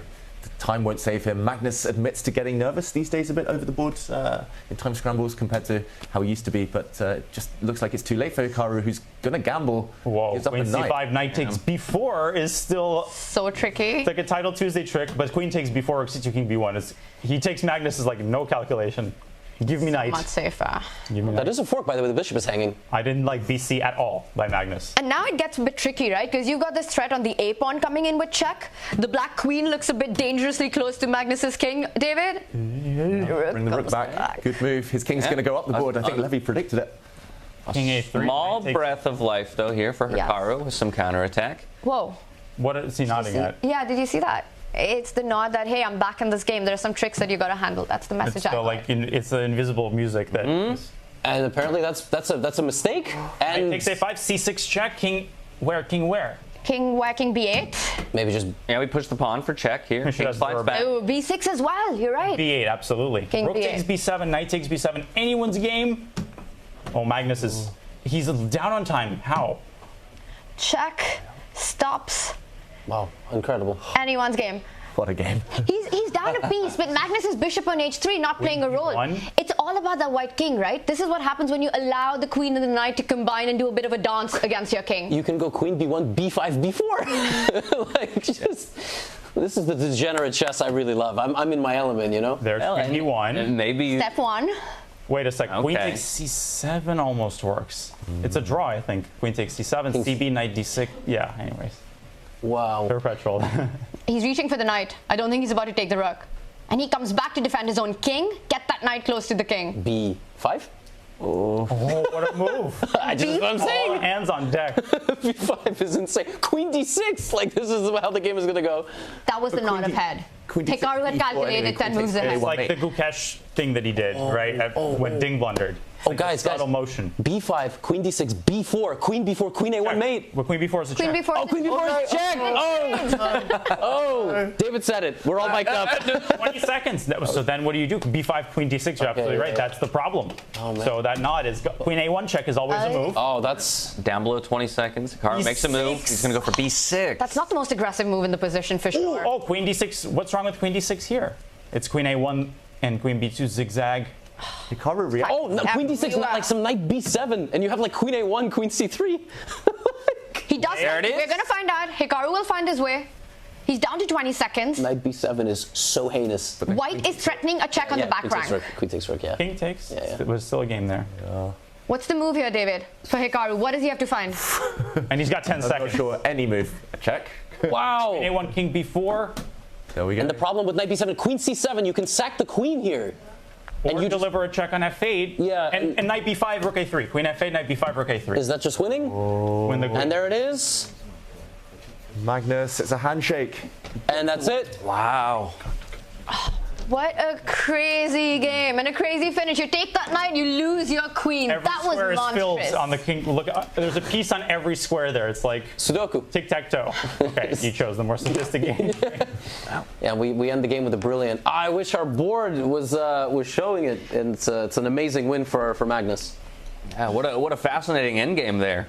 Just in terms of, obviously, we had the benefit of seeing the evaluation bar, a couple opportunities with a breath of new life there for Hikaru. At a moment there, David, it almost looked like Magnus had spread himself too thin by kind of getting pieces on both sides of the board, and where he had some attacking chances earlier. Perhaps he was going to give Hikaru a way back in, but in the end, he finds a way to finish it. Yeah, in the end, momentum shifts all over the place. But Magnus, with that extra time, I think initially just held his nerve a bit better. Hikaru going down. We will break that one down later, but in the meantime, still 3 games underway. Exactly. You can see there in the top right, Firouzja, Aronian also complete as of yet, and so we have 3 more matches that we can peek into. Anyone got one that they want to dive into? We gotta go to Gukesh. We gotta go to Gukesh. It's the end game, and it does appear that Nodirbek he doesn't have a rook on the board.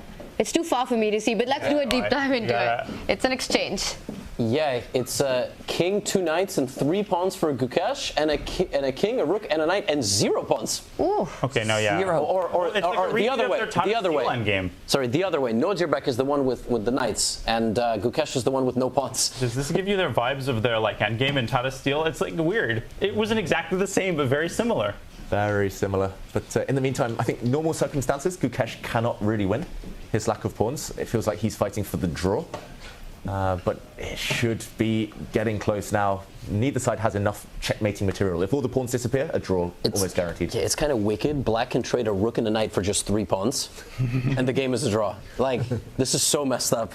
That and now you can just take one, knight takes b4, and then you can just go sacrifice your pieces for the other. Assign like a defender to each one. You take that one, I'll take that one. Yeah, and you can. The greatest thing is you can just give up a piece. Yeah, which is in case anybody doesn't know, king and 2 knights, you cannot win unless the opponent tries to lose. Yeah, you have to play into your hands. Yes. Makes zero sense, right? You have 2 extra knights, you've done all the hard work, and you still cannot win. But it looks likely that that might be the end of this game. It makes even less sense that 1 pawn for the opponent added will give you winning chances. But we won't. This is the community stream, all right? This is not the legend stream. Oh, you got the check on the board, and Nodirbek, he's always trying to find ideas, trying to trick his opponent. He's always hungry for a win, and he's looking for ways to combine those 2 knights with the 2G and the H pawn. They're still alive. So does Gukesh still need to be careful? Because absolutely. That pawn gets on G6, the H pawn arrives on H6, and Nodirbek, he tries to find chances everywhere. Yeah. He just fights and fights, and sometimes he overpresses. Don't remember too many examples. Sometimes it like works to perfection, and this is ambition. This is what we sign up to see. And look at there are some mates there. Knight f5, knight e7. Knight f5, knight e7, H pawn joining the party. I think this is still dangerous for the world champion. For Gukesh, he has to be very careful. Notice how the c6 square right now is controlled by that white center knight, so you don't have a check there.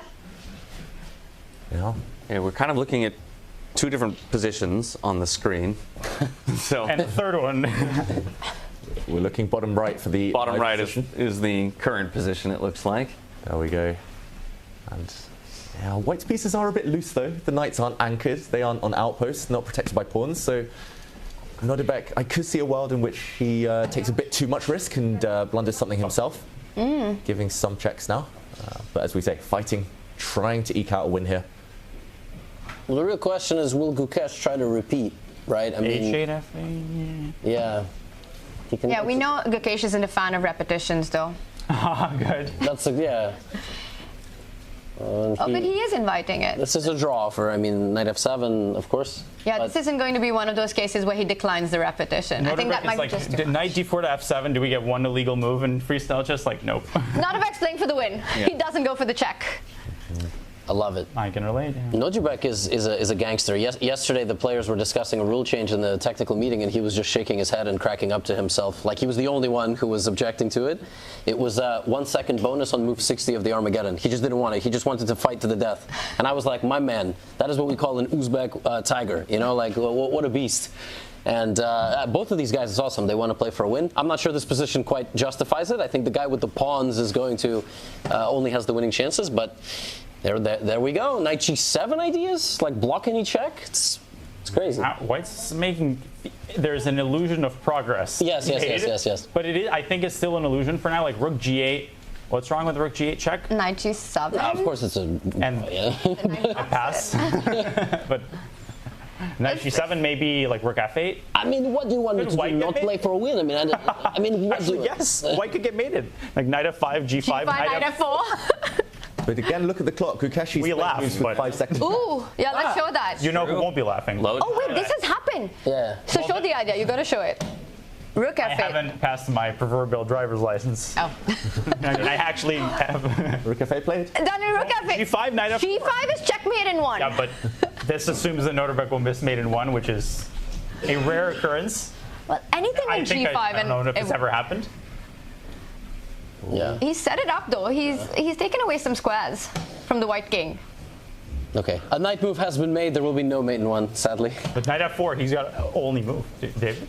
Yeah, and the board again. There's let's refresh the big board, but we have the small board. Let's see. No, it's not bad. There we go. Or no. Live position. I might be able to. Yeah. Okay. I really wish you could play rook takes h6 here, but you can't. I have a feeling. Now you can. You can, and not f6 now. Oh. Ooh, what is happening here? I have a feeling we're still in for some turns and twists in this game. It's not over yet, the drama in this one. Rook g6? Rook g6, yeah. It's such a precarious Rook g6, knight h4, still no mate.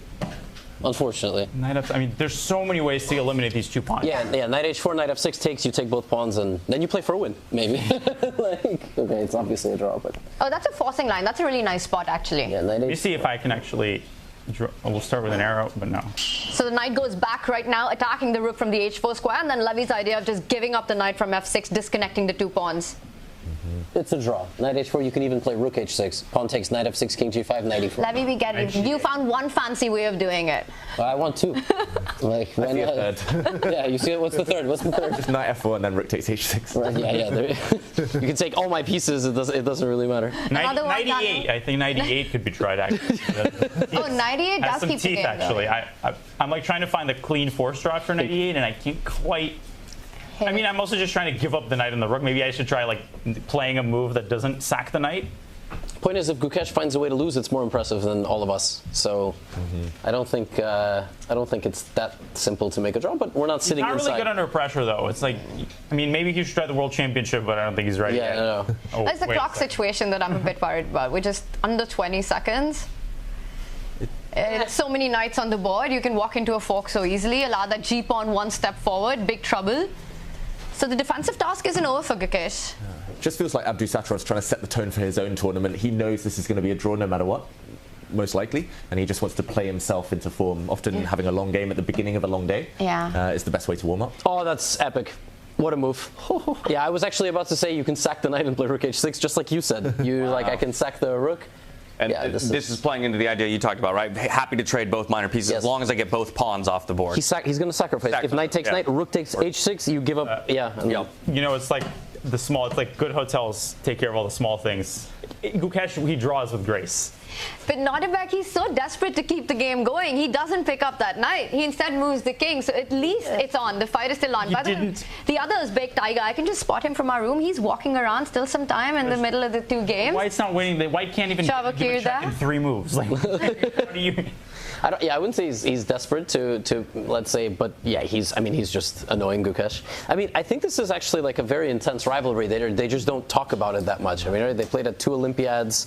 They've played in Tara. Like, I think Nodirbek really wants to beat Gukesh. All the time. And he did right at the Olympiad to stop his streak. Yeah. That's where it started. That's where the rivalry started. 22 Chennai Olympiad, and that's the win that decided the podium finish. Yeah, we need to get both these guys on camera saying that at least 20% of the stuff Hans Niemann says, and they will be superstars. Like like Gukesh needs to get on. I mean, I really hate this guy. He's always like playing on against me. He doesn't respect me. Nodirbek, I just want to beat him. But no, they're very respectful. They stick to the chess and. Okay, maybe we will get a checkmate. There it is. There it is. Sacrificing everything. Like King G4. Woo! No. Now, is you this... claim a draw? Yeah, you can. I have a story about... Is Nodirbek going to play this for the 50 But I had a moment in the World Team Championship. Next to me, Alexander Onishchuk was playing this GM, and he was like, he asked his opponent, is this a draw? And it was Knight Bishop. No, they have to stop the clock. This is a draw. Wait, did you see that? Gukesh just looked at him. He was like, what? Are we really doing this? What he's going to do is he's going to wait for Gukesh to call the arbiter. No, but I'm sorry. Like this power. But if you get this if you get this on chess.com, the game ends. Automatically. After 50 moves, right? Not instantly. Is it possible to cooperate? Like, can you set up a mate with cooperation? I actually don't know. Yeah, like let's say it was the last round of a tournament and you needed someone to win, so you just like lost on purpose. But they're not calling the arbiter. I mean, Gukesh is the one who has to do it. But is there a hypothetical way to lose this? I actually don't know the answer to that question. I guess no, because... You mean if you walk into a 1-move checkmate, you'll always have an option? Like knight versus bishop, you can do that. There's been some major arguments. There is a way you can lose, but you... Okay, it's a draw. It's a draw. Thank God. No, but this is what a rivalry. I kind of feel the collective panic in the room there around why are we still playing? So confident, like I have found the win in knight versus knight. Right? Yeah. He must know something we don't. And did you see Abdusattorov? He just marched off. He didn't even set the pieces up. He stormed out of his net. He was almost not one knight and knight versus king. There we've got Gukesh. He's doing it for Nodirbek right now. Regardless of what the result is, this is Gukesh every single game of his life. Wins, loses at any stage, he always sets the pieces before he leaves. This is also great PR, right? Like, because you already know the Chess Base India clip is going to be legendary. It's going to be like, tough game for Gukesh. Opponent storms off. Gukesh, what a gentleman. Always setting up the pieces. I love that about him, by the way. He's like... He's probably like the nicest of the next generation. He's like very humble, very, very nice. But you see Nodirbek, I mean, Nodirbek just like wants to kill. I mean, it's crazy. I don't know who made him upset, but... Well, I don't want to read into it too much, but to me it indicates that he felt he had winning chances there and perhaps let those winning chances go. And so maybe some frustration in ending up with a draw. Yeah. Or maybe he's just being practical. It is freestyle chess. You don't know how the next game is going to be set up, so why set up the pieces in the first place? That's a very good point. Very clever. And you definitely don't remember the starting position of that game. No. So, yeah, dear Lord, if I put a board in front of any of you and asked you to do it. All the games, bases are loaded. And there we have it, all the handshakes. Okay. So round one complete here into our round robin. We've got 8 more rounds to go. I mean, what a fabulous start. We had some wins. We had some draws. I mean, I think obviously we spent most of our time looking at that Hikaru and Magnus game, and in very much Magnus fashion, he finds a win in the end game where both players, it did look like, had opportunities to maybe find their way to a draw. Yeah, I mean, Hikaru felt like he was about to turn it around, just didn't have enough time on the clock to work his way through that labyrinth. And I mean, there was a lot of content beneath the surface. Levy, you're going to have a fun time breaking down that game for sure. Yes, I will. I mean, the thumbnail's going to pop off. I was really hoping day one would be Magnus versus Gukesh, but actually, don't we play 3 more games today? So do they play? I don't like the pairings are super random. So Magnus plays Gukesh in the last game of the whole round robin. Wow. Hikaru first game, Gukesh last game. I mean, come on, like, and this is not scripted. Yeah, come on, it's not rigged. Landing. Wow. Oh my goodness. Yeah, it couldn't have ended up better for us in that sense. I believe we do have the results of this first round, so we can go ahead and get them up on the screen, give you all a refresher on how each of the matchups ended up. So in fact, only one of our games ending in a draw, and if that's not a good precursor to what Freestyle Chess has boring for us, yeah, no action. Then I don't. Just agree to a quick Berlin draw. You want blood? We're going to give you blood here at Freestyle Chess. 4 decisive game, 2 wins by black, 2 by white, and Gukesh and Nodirbek. What a fight that was, as it always is when these two play against each other. You know, we had an interview with Nodirbek earlier, and he said he loves playing against the Indians. He loves playing against Gukesh and Pragg and Arjun because he knows exactly their style and how to counter it. And I asked him what it was, and yeah, didn't get an answer to that. Last round, how to steal though, Gukesh. Are there more sports rivalries between Uzbekistan and India, like in wrestling or something? Like or is it just purely Nodirbek versus the whole like nation of players there? Like what? He's got a buddy now. He's got Javokhir. Yeah, he's got Javokhir too. Yeah, Gukesh is somehow outnumbered here, right? Like it's that whole storyline, right, Levy, with the India B team at the Olympiad, all the youngsters against the Uzbekistan team that eventually won the gold, all the youngsters again, and now every time they play, we get awesome chess. Yeah, it's not. I mean, there's nothing to make out of it other than the fact that it's competitive spirit. Like that's really all. Who's Nodirbekistan? I mean, all the games and the players, they talk about how much they enjoy this format. They don't feel as much pressure, and I think there's some fear. Oh, that means they're just going to start blundering pieces. No, that means they're not going to blunder pieces, and they're going to take it obviously as seriously. It is okay to allow the players to enjoy themselves. This is what we get. We get high adrenaline action. They're trying just as hard. It's in their blood. They are not capable of not trying. Absolutely. This is their whole existence. We got that bird's eye view of the results for round one. Let's see how that affects the standings. Obviously, plenty of room to run for all of our players with 8 more games in the round robin. But there you can see it on your screen just now. So it's going to be Fabiano, Magnus, Alireza, and Sindarov, who all came away with a win and are up at the top of the table with a point apiece. Gukesh and Nodirbek, with that draw that we just witnessed, will be sitting in the middle of the board. And, of course, we're rounding it out with the 4 who unfortunately took a loss here in round number 1. You know, any key pivotal moments? Obviously, it's hard to track all the games, especially in a 10-10 increment, right? When we're firing around, and so perhaps later the Olympiad, we'll have an opportunity maybe later to dive back into some of those results. But of the games that we saw, any key moments, any pivotal moves that we felt, either brought the victory into the corner of one of our players, or as an example for Gukesh, keeping him alive just to get to that draw.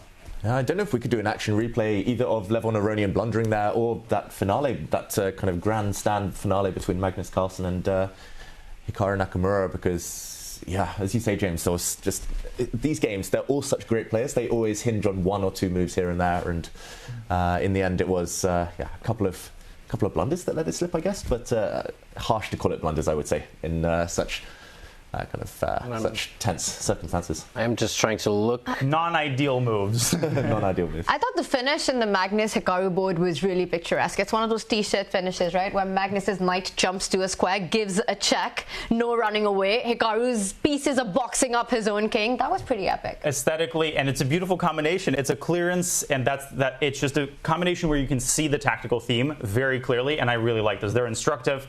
They're just lovely to see, and when it's the last move, it's especially impactful.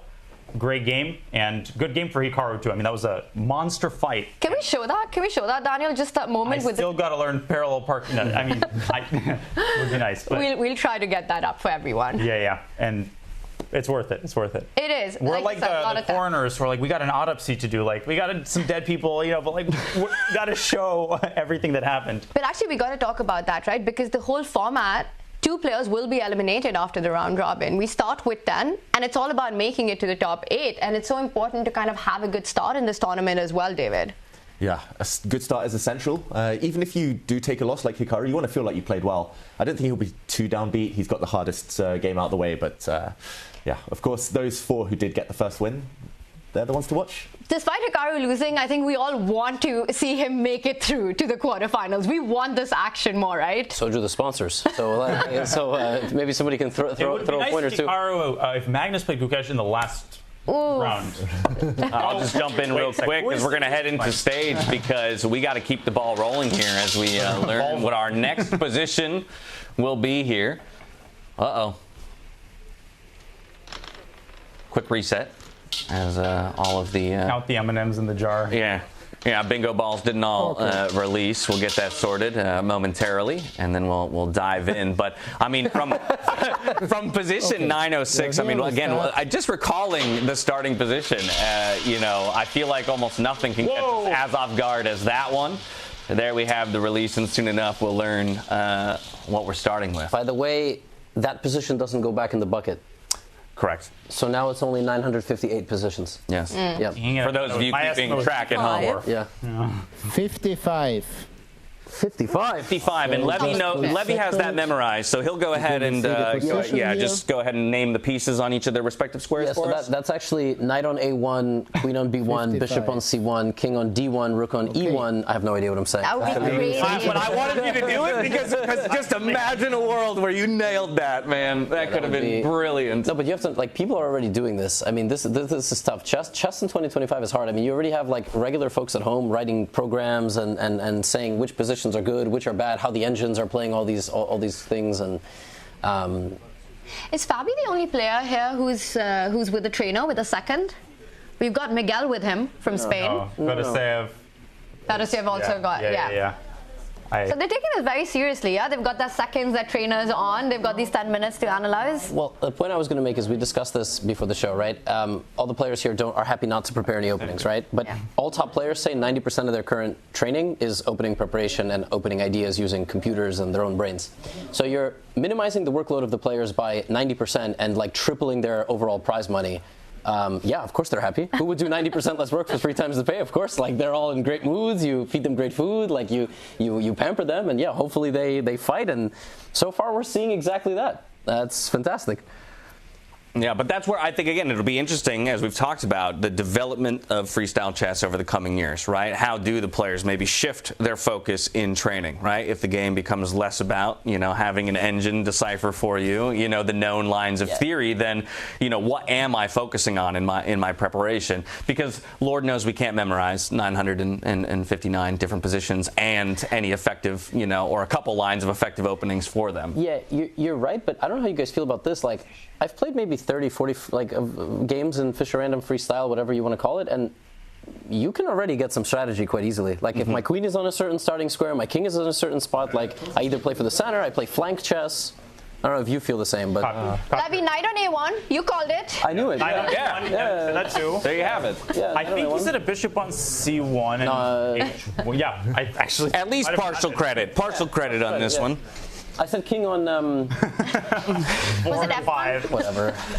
You make sure my professors are watching this. Yeah. Again, 2 knights in the corner. Exactly. I was about to mention that. So kind of of course, they're on the opposite side of the board this time around. But we have a more centralized king, queen, rooks as well, not shoved as far over. Can we hear in on what the players are saying? Is that possible? Because I really want to hear how they're breaking this position now. We do have audio. They're just talking rather quietly. I would have been able to tell you what Wesley's saying, but he's not playing. You have to be very rich to be in there with them right now. I think the VIP ticket is... I think they do allow spectators to watch these discussions.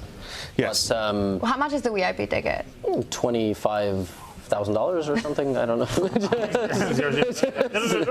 No, I don't know, of course, but you know, you see like famous people on the racetrack at Formula One, so it would be quite cool.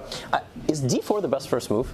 Because you can do the same thing they did last game: C3, knight C2, bring the knight to the middle. You know, like it opens the line of the bishop and the queen as well, very nicely. White can castle on the first move. Oh, that was my favorite part of the players' meeting. The arbiter set up a position where you can castle on the first move.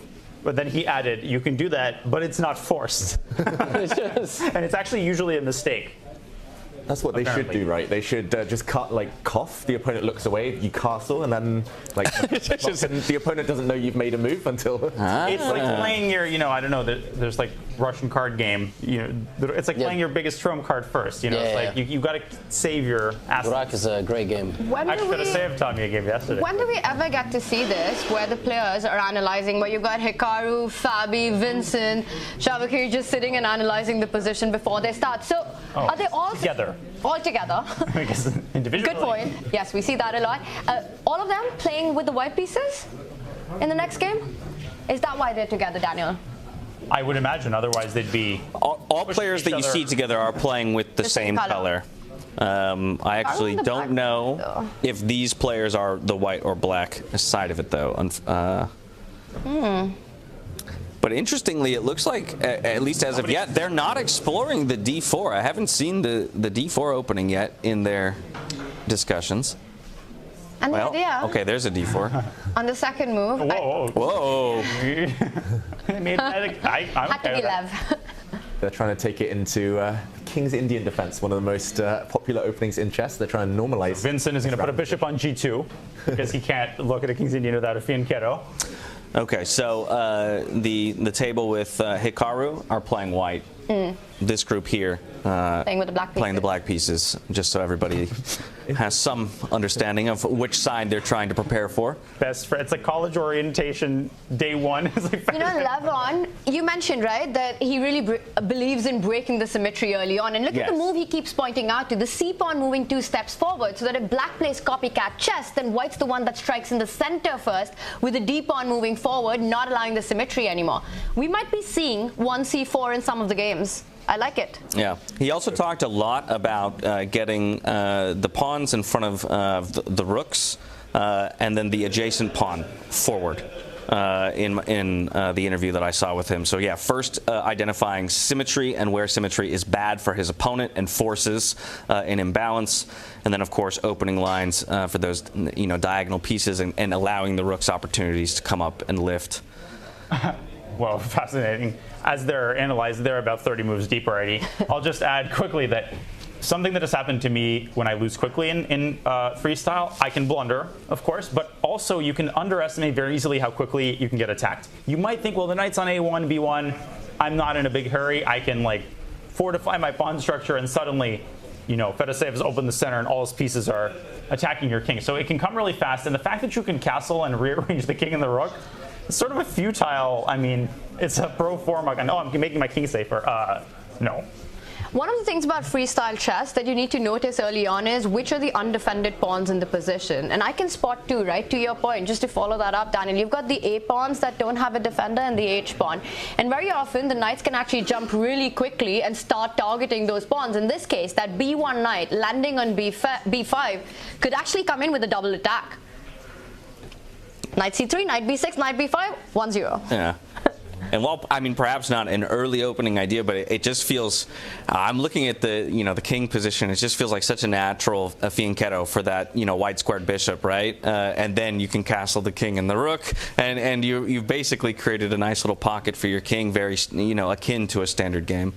Yeah, I think I would start that way, but these players are much more creative. They do kind of hate the symmetry and kind of double fianchettos where both sides fianchetto their pieces. They just, as an analogy to normal chess, they do become a bit drier, a bit more dull, and I think especially in the rapid, we're going to see the players try to be a bit more creative here. So, yeah, interesting to see them go for these complicated positions already 3-4 moves in, judging from what we've seen on the camera.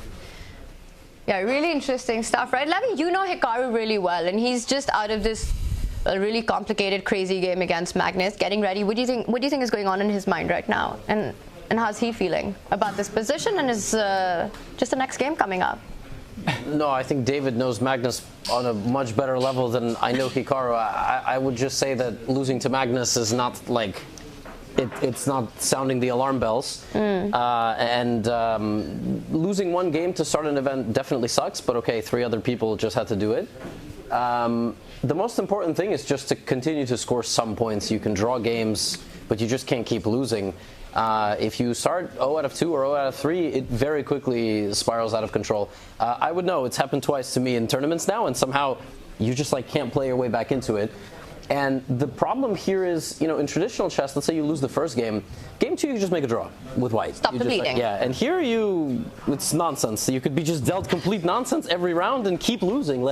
Then that's the problem. But I think Hikaru played very well last game. I think so as well, and I think it's also important to take that step back and kind of remind ourselves of the overall format of the tournament when it comes to the approach of the players, right? This is just a group stage where top 8 are going to qualify to the bracket. And while, yes, you'd love a higher seed, have that opportunity to pick your opponent and everything, end of the day, all you have to do is beat 2 people to book a spot to the quarterfinals. So I don't think we're sounding any 5 alarm bells just yet in taking an early loss. Still plenty of room to go for each of these players. It seems like a lot of focus around C4 and D4 in these discussions by a lot of players. Yep, that's how it happens in normal chess too. I mean, English or D4 are usually same thing eventually.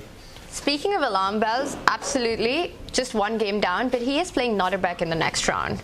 And that's a great matchup, and not an easy one to face as well for both these players. Again, what do we make of that? Hikaru versus Nodirbek. I mean, what I make of it is just the way that the Nodirbek game ended, and it feels like he's out for blood, right? He always is, James. Yeah, but that's what I'm saying. He sensed blood in the water, maybe felt like he had that win, and so even more, maybe, he's going to come in with some aggression. Especially really in rapid chess. He really goes after you.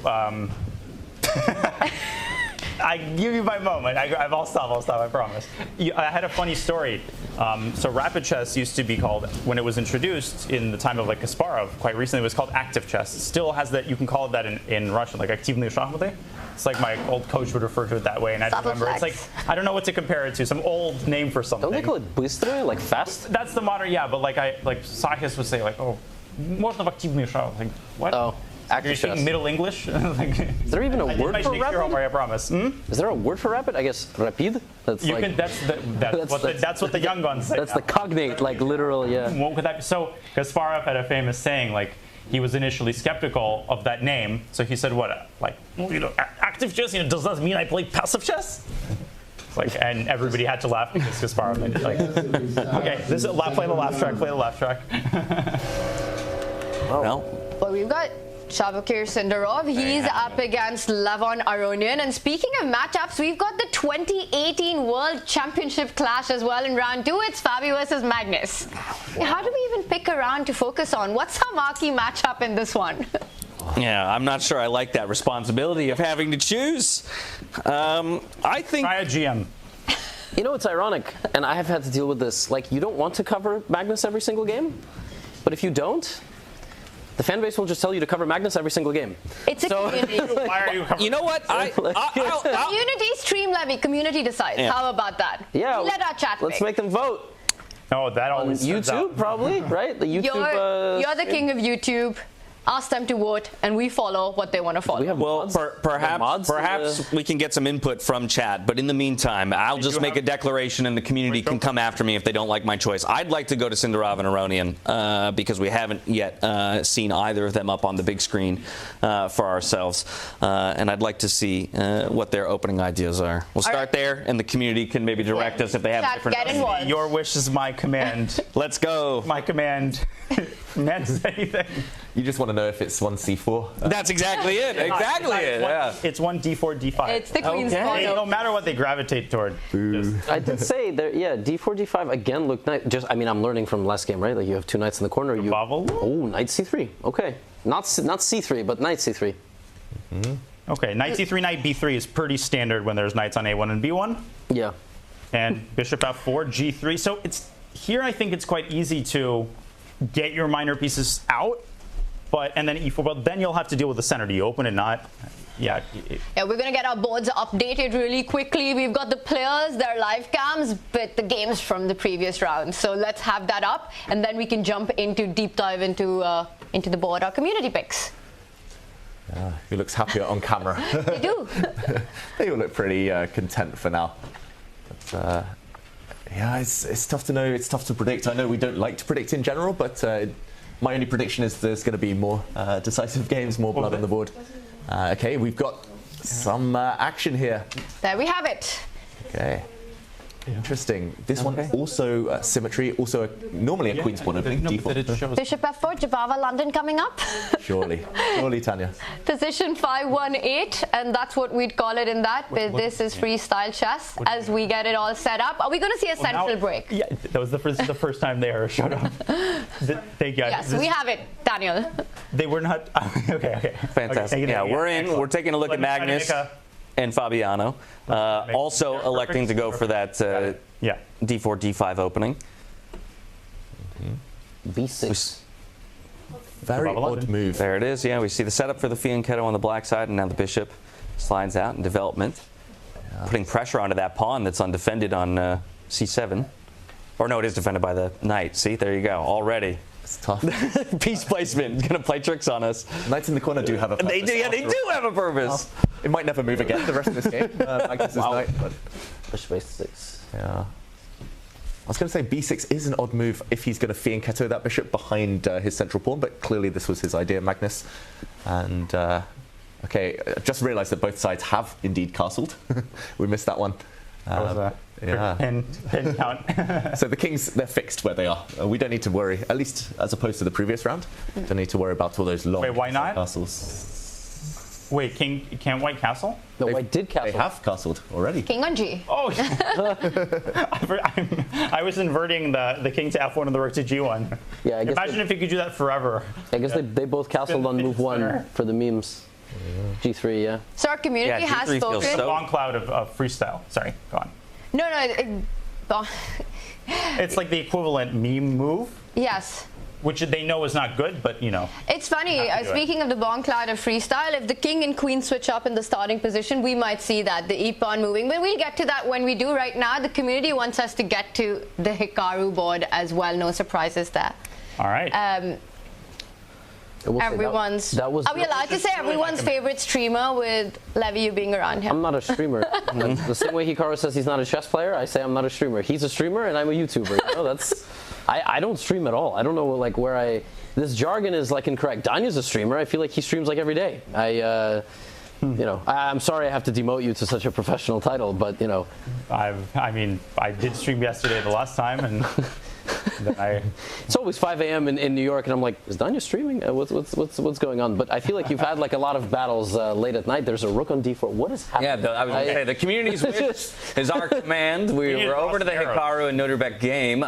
Important to note, again, on this board, both players have castled as well, so their kings are now in those fixed positions. But sorry, but doesn't this look dreadful for what? What is the idea? Exactly. Well, you gotta move some pawns. Yeah. Do you have the power to do an action replay for us? I do. Okay. Should we see how we got here? Yeah, absolutely. Let's do it. Yeah. Okay, so we started here. I have no idea what move we're on. That's the thing. It's like it could be 20 moves. So let's go. It was D4. So far normal. Okay, so you're not moving the castles as expected. Yes. Yep. Okay. E5 makes perfect sense. And this is the thing, right? You open the center up. Looks like black's not developing, but sometimes the order of operations is most important. White's develop more pieces, but Philidor, told us that something's the soul of chess. Okay, but knight b6 defends the pawn. Black's next move is knight c6, and that rook is getting demoted to, the basement floor. Yeah. What? E4 will still be met with knight c6. I don't know. I'm a skeptic for now. Yeah, and I want chat to fill in the blanks for us. Something's the soul of chess is what you said. Let's see how many people actually know about that. What is the soul of chess? Don't answer it. Chat will tell us. Oh. Can you play bishop? Philidor, but if you play bishop g5, does black play f6 blocking the bishop, or rook d6 to play rook g6? Like, this is the absurd thing. Bishop g5 is just a nice tempo-winning move, but what I've learned in this format is sometimes bishops are worth as much as rooks. Like, you can just give them away and launch counterattacks. Bishop f4, c6, bishop takes b8. Yeah, like a6, bishop c7. Just like making shashlik out of the h2 b8 diagonal. But that's the thing, right? If you rook lift, bring that rook to that d6 square, the bishop can slide back one square and start Putting more pressure. There's Step your G5 one. that you Good asked for. job. Good call, Levy. We're going to make a compilation of all. I mean, what I always say is if they make the same moves I think of, it's either a good sign for me or a terrible sign for them. Well, so, and as Magnus considers his next 14 move. wins is like, he just has it against everybody. Yeah. That's his marker Magic against number. everybody. I don't think it'll surprise anybody that Magnus comes out on the winning side of these head-to-head graphics. Judging by the smirk, it certainly doesn't surprise Magnus. He's like, I know what's going to be displayed. Yeah. It's now the question, rook d6 or f6? The rook d6, bishop slides back, hits the rook again. c7 standard as well. But same with f6, bishop f4. Yeah, that was sort of my question. And then that bishop on h8, by the way, let's not forget. But then maybe sinking deeper. I have a feeling you can play f6, and then later you can play g5 and f5 maybe, and just go completely control white's center with your advanced pawns. I don't know. Nodirbek going for ambitious ideas. No, I mean, knight b8, by the way, can also come out to a6 to protect c7, and then that would also prepare c5. So I've been fixated on the knight coming to c6, hitting the rook, but also knight a6. Also, I just realized we've got the wrong players in front of us. I want to see Hikaru and Nodirbek. We've got that position on. If we switch up our cameras to them, maybe we can get a body language read. Who is the body language expert in the house right now? Definitely not me. Chat. Chat will tell us who's sweating and who's not. There's an account on Twitter that I really enjoy, which always shows face-offs of UFC fighters, and then writes a detailed breakdown of everything they did as they looked each other in the face. And it's always complete. Like, it's sometimes nonsense, and sometimes I'm like, do they know what they're talking about? So, yeah, guys, I don't know. Body language. What are we thinking? And where they're looking. I mean, and we still need updated boards on this screen, please. All the games are over.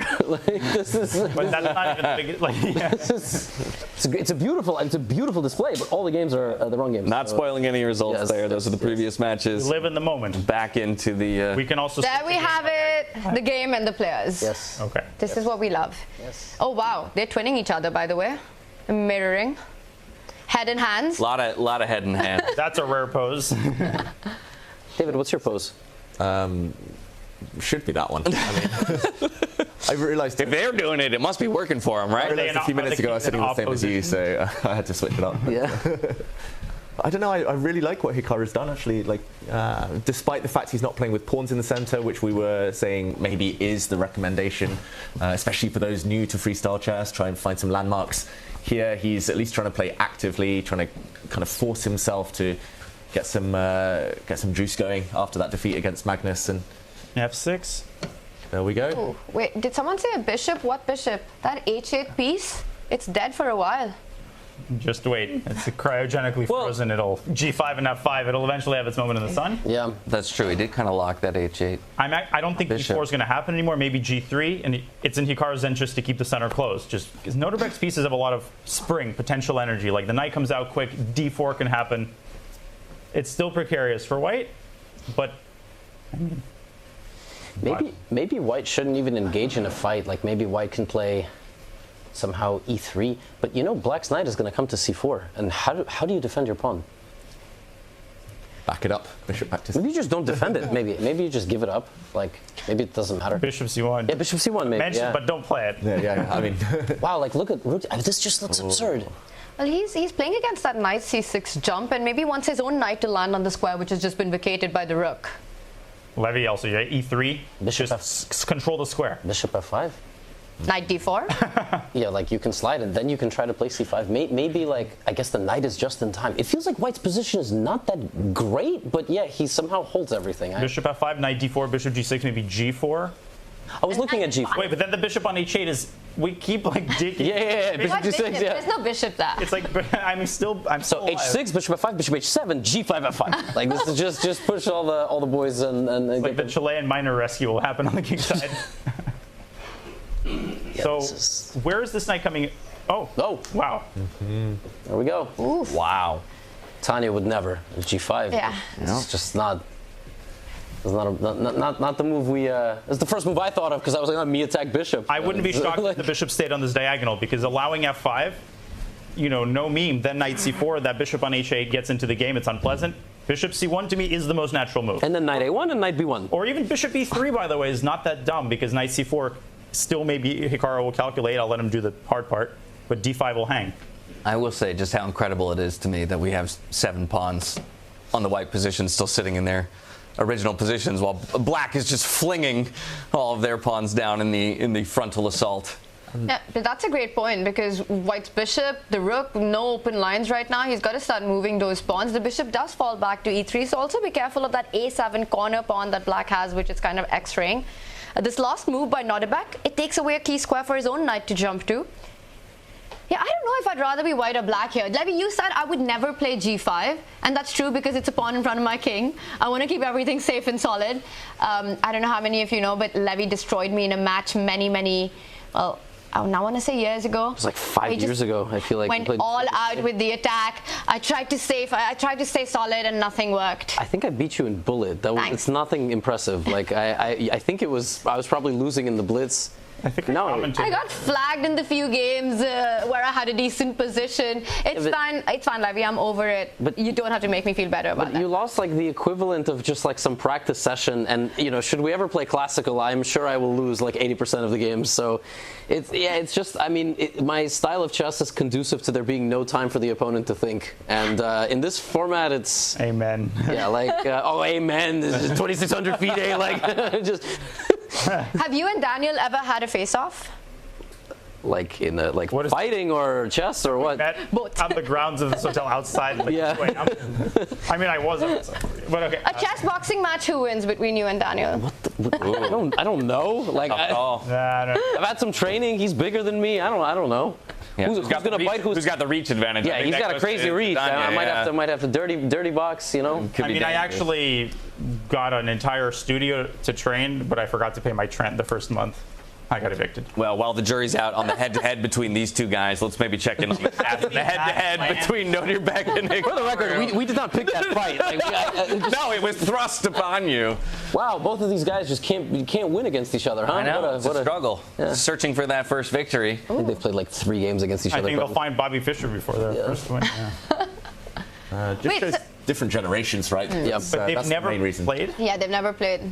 Or maybe draws. We have any? Draws. We didn't have any. Because we don't care about that. Draws. Yeah, we don't care. Who cares about draws? I mean, if we had draws, it'd be like 14 wins for Magnus, 6 for Fabi, 36 draws. Like it would be some insane number. Levy, if these two played against each other, I wouldn't be surprised if draws like the least likely result, just given their style of play. Maybe they haven't faced each other in this format. The generations, it's totally possible. This happens often now. It's classical, and let's not forget, Hikaru hasn't played much classical. So the only place they can play is like Norway chess. I don't know if they've ever been paired there. Nodirbek didn't make it to the candidates. Yeah, no candidates. Grand Swiss and maybe Title Tuesday. Yeah, Title Tuesday. Bullet Brawl, Freestyle Friday. So I only want to jump in here because there's a lot of time being chewed off of the clock here as Hikaru is considering his next move following the c6. What are maybe the considerations here? I think without getting too chessy, it's just pawn breaks. He lacks any pawn breaks at all. He cannot open the position up.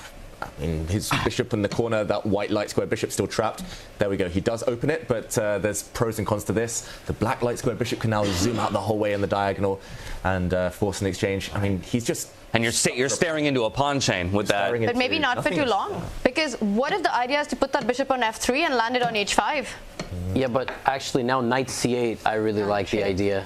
Knight c8 and put that knight on d6. And somehow, yeah, first we do all of this stuff, but I really like the prospect of black just bringing all the knights slowly to the right side of the board. This is a big maneuvering game, this one. Yeah. It's like very Anatoly Karpovian. Wow, just back to c1. Yeah, now knight c8. Knight c8. I really love this idea. But is that just, are we preparing for an e4 push? Yeah, I think that's the only essence. I mean, no pawn breaks, no plan, right, for Hikaru Nakamura. So I wouldn't be surprised to see Nodirbek try and clamp down on that square, maybe bring one of his rooks across to line up with the white queen. Something to try and... h6 and f5, so nice. I was going to say, if black had the pawn on h6 and could play f5, black is like... In Washington Square Park, you can, but... Yeah, just 2 moves at the same time. But yeah, it's all about e4, guys, right? Like this is the move. If it happens, it will maybe... It can happen anyway. I mean, the point is not necessarily to recapture, it's to open files. So some pawn break is very tempting. Rook h1 and h4, I wouldn't be shocked. But he's reacting. He's stopping that e-pawn from moving forward. He might even stop it forever with the f-pawn moving 1 step ahead for Nodirbek in this position. Go f5 square is what Hikaru is looking. I played him enough in Title Tuesday. No, before I even blink, there will be a knight on f5 and a pawn on g4. By the way, do you get that in time? Sorry, no, I was just going to say, yeah, knight d4. And that'll be like a C5? cockroach, you know, just knight f5? Yeah. Aha, knight f5, rook e5, g4. Is that what you want? Yeah. Hikaru did that thing again, like that weird. It's coming. The knight on f5, like you said. By the way, then g4 like f4, g4, h4. Like somehow white is doing very well. Okay, queen g6, like black. G4. Knight e5. No. I'll hit that. Rookie, I think. Knight f5 is the tempo, and then h3. No this time. is ridiculous. Like No, maybe knight c8. That's what I've been trying to. Yeah. So we're basically trying to say that this is a fight for the f5. Ah! Queen g6 on the board, g4 played as well. Nodirbek is very good at finding creative solutions. Thank you. So me too. Oh, sorry. Oh, no. So he'll say h5 first. H5. There we go. Knight f5. Soften it up. It's all about getting to that Rook light h7. square. Knight f5.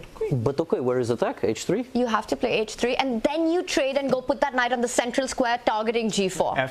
F3? Where's the attack? Stop saying good moves fast. I like this format. Same thing. It's so much easier to make their moves. You know, you just sit here, just say. Well, okay. So help me understand here. This knight f5 move, great, great position for the knight. But can't we just undermine this pawn that's protecting it with our h5 pawn? Now we'll play h3. Yeah. Okay. Yeah, exactly. And so basically, somehow the coordination, because of the starting position of the pieces, black is 2 to 3 moves away at minimum from getting rid of white's knight.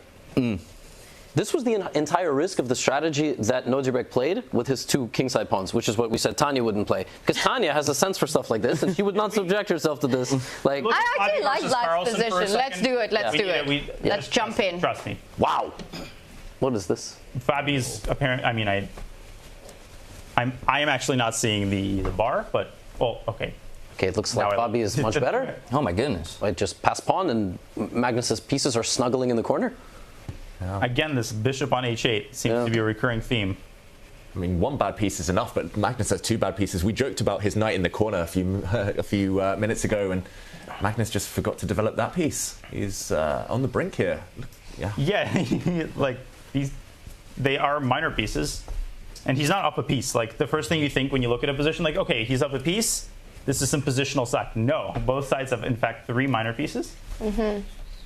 Not even up a pawn. What's Magnus cooking up here? Because Fabi's thinking in a position where I would have. Well, okay, CD knight takes. What's the big deal? You've got this tricky threat of g5 in this position, hitting that knight on a1 and the bishop on f4. You have to watch out for that as white. Rook e7 is also a move because somehow the d pawn is held by the knight on a1. I'm not talking about the stake sauce. Then maybe black can play like c4, c3, d2.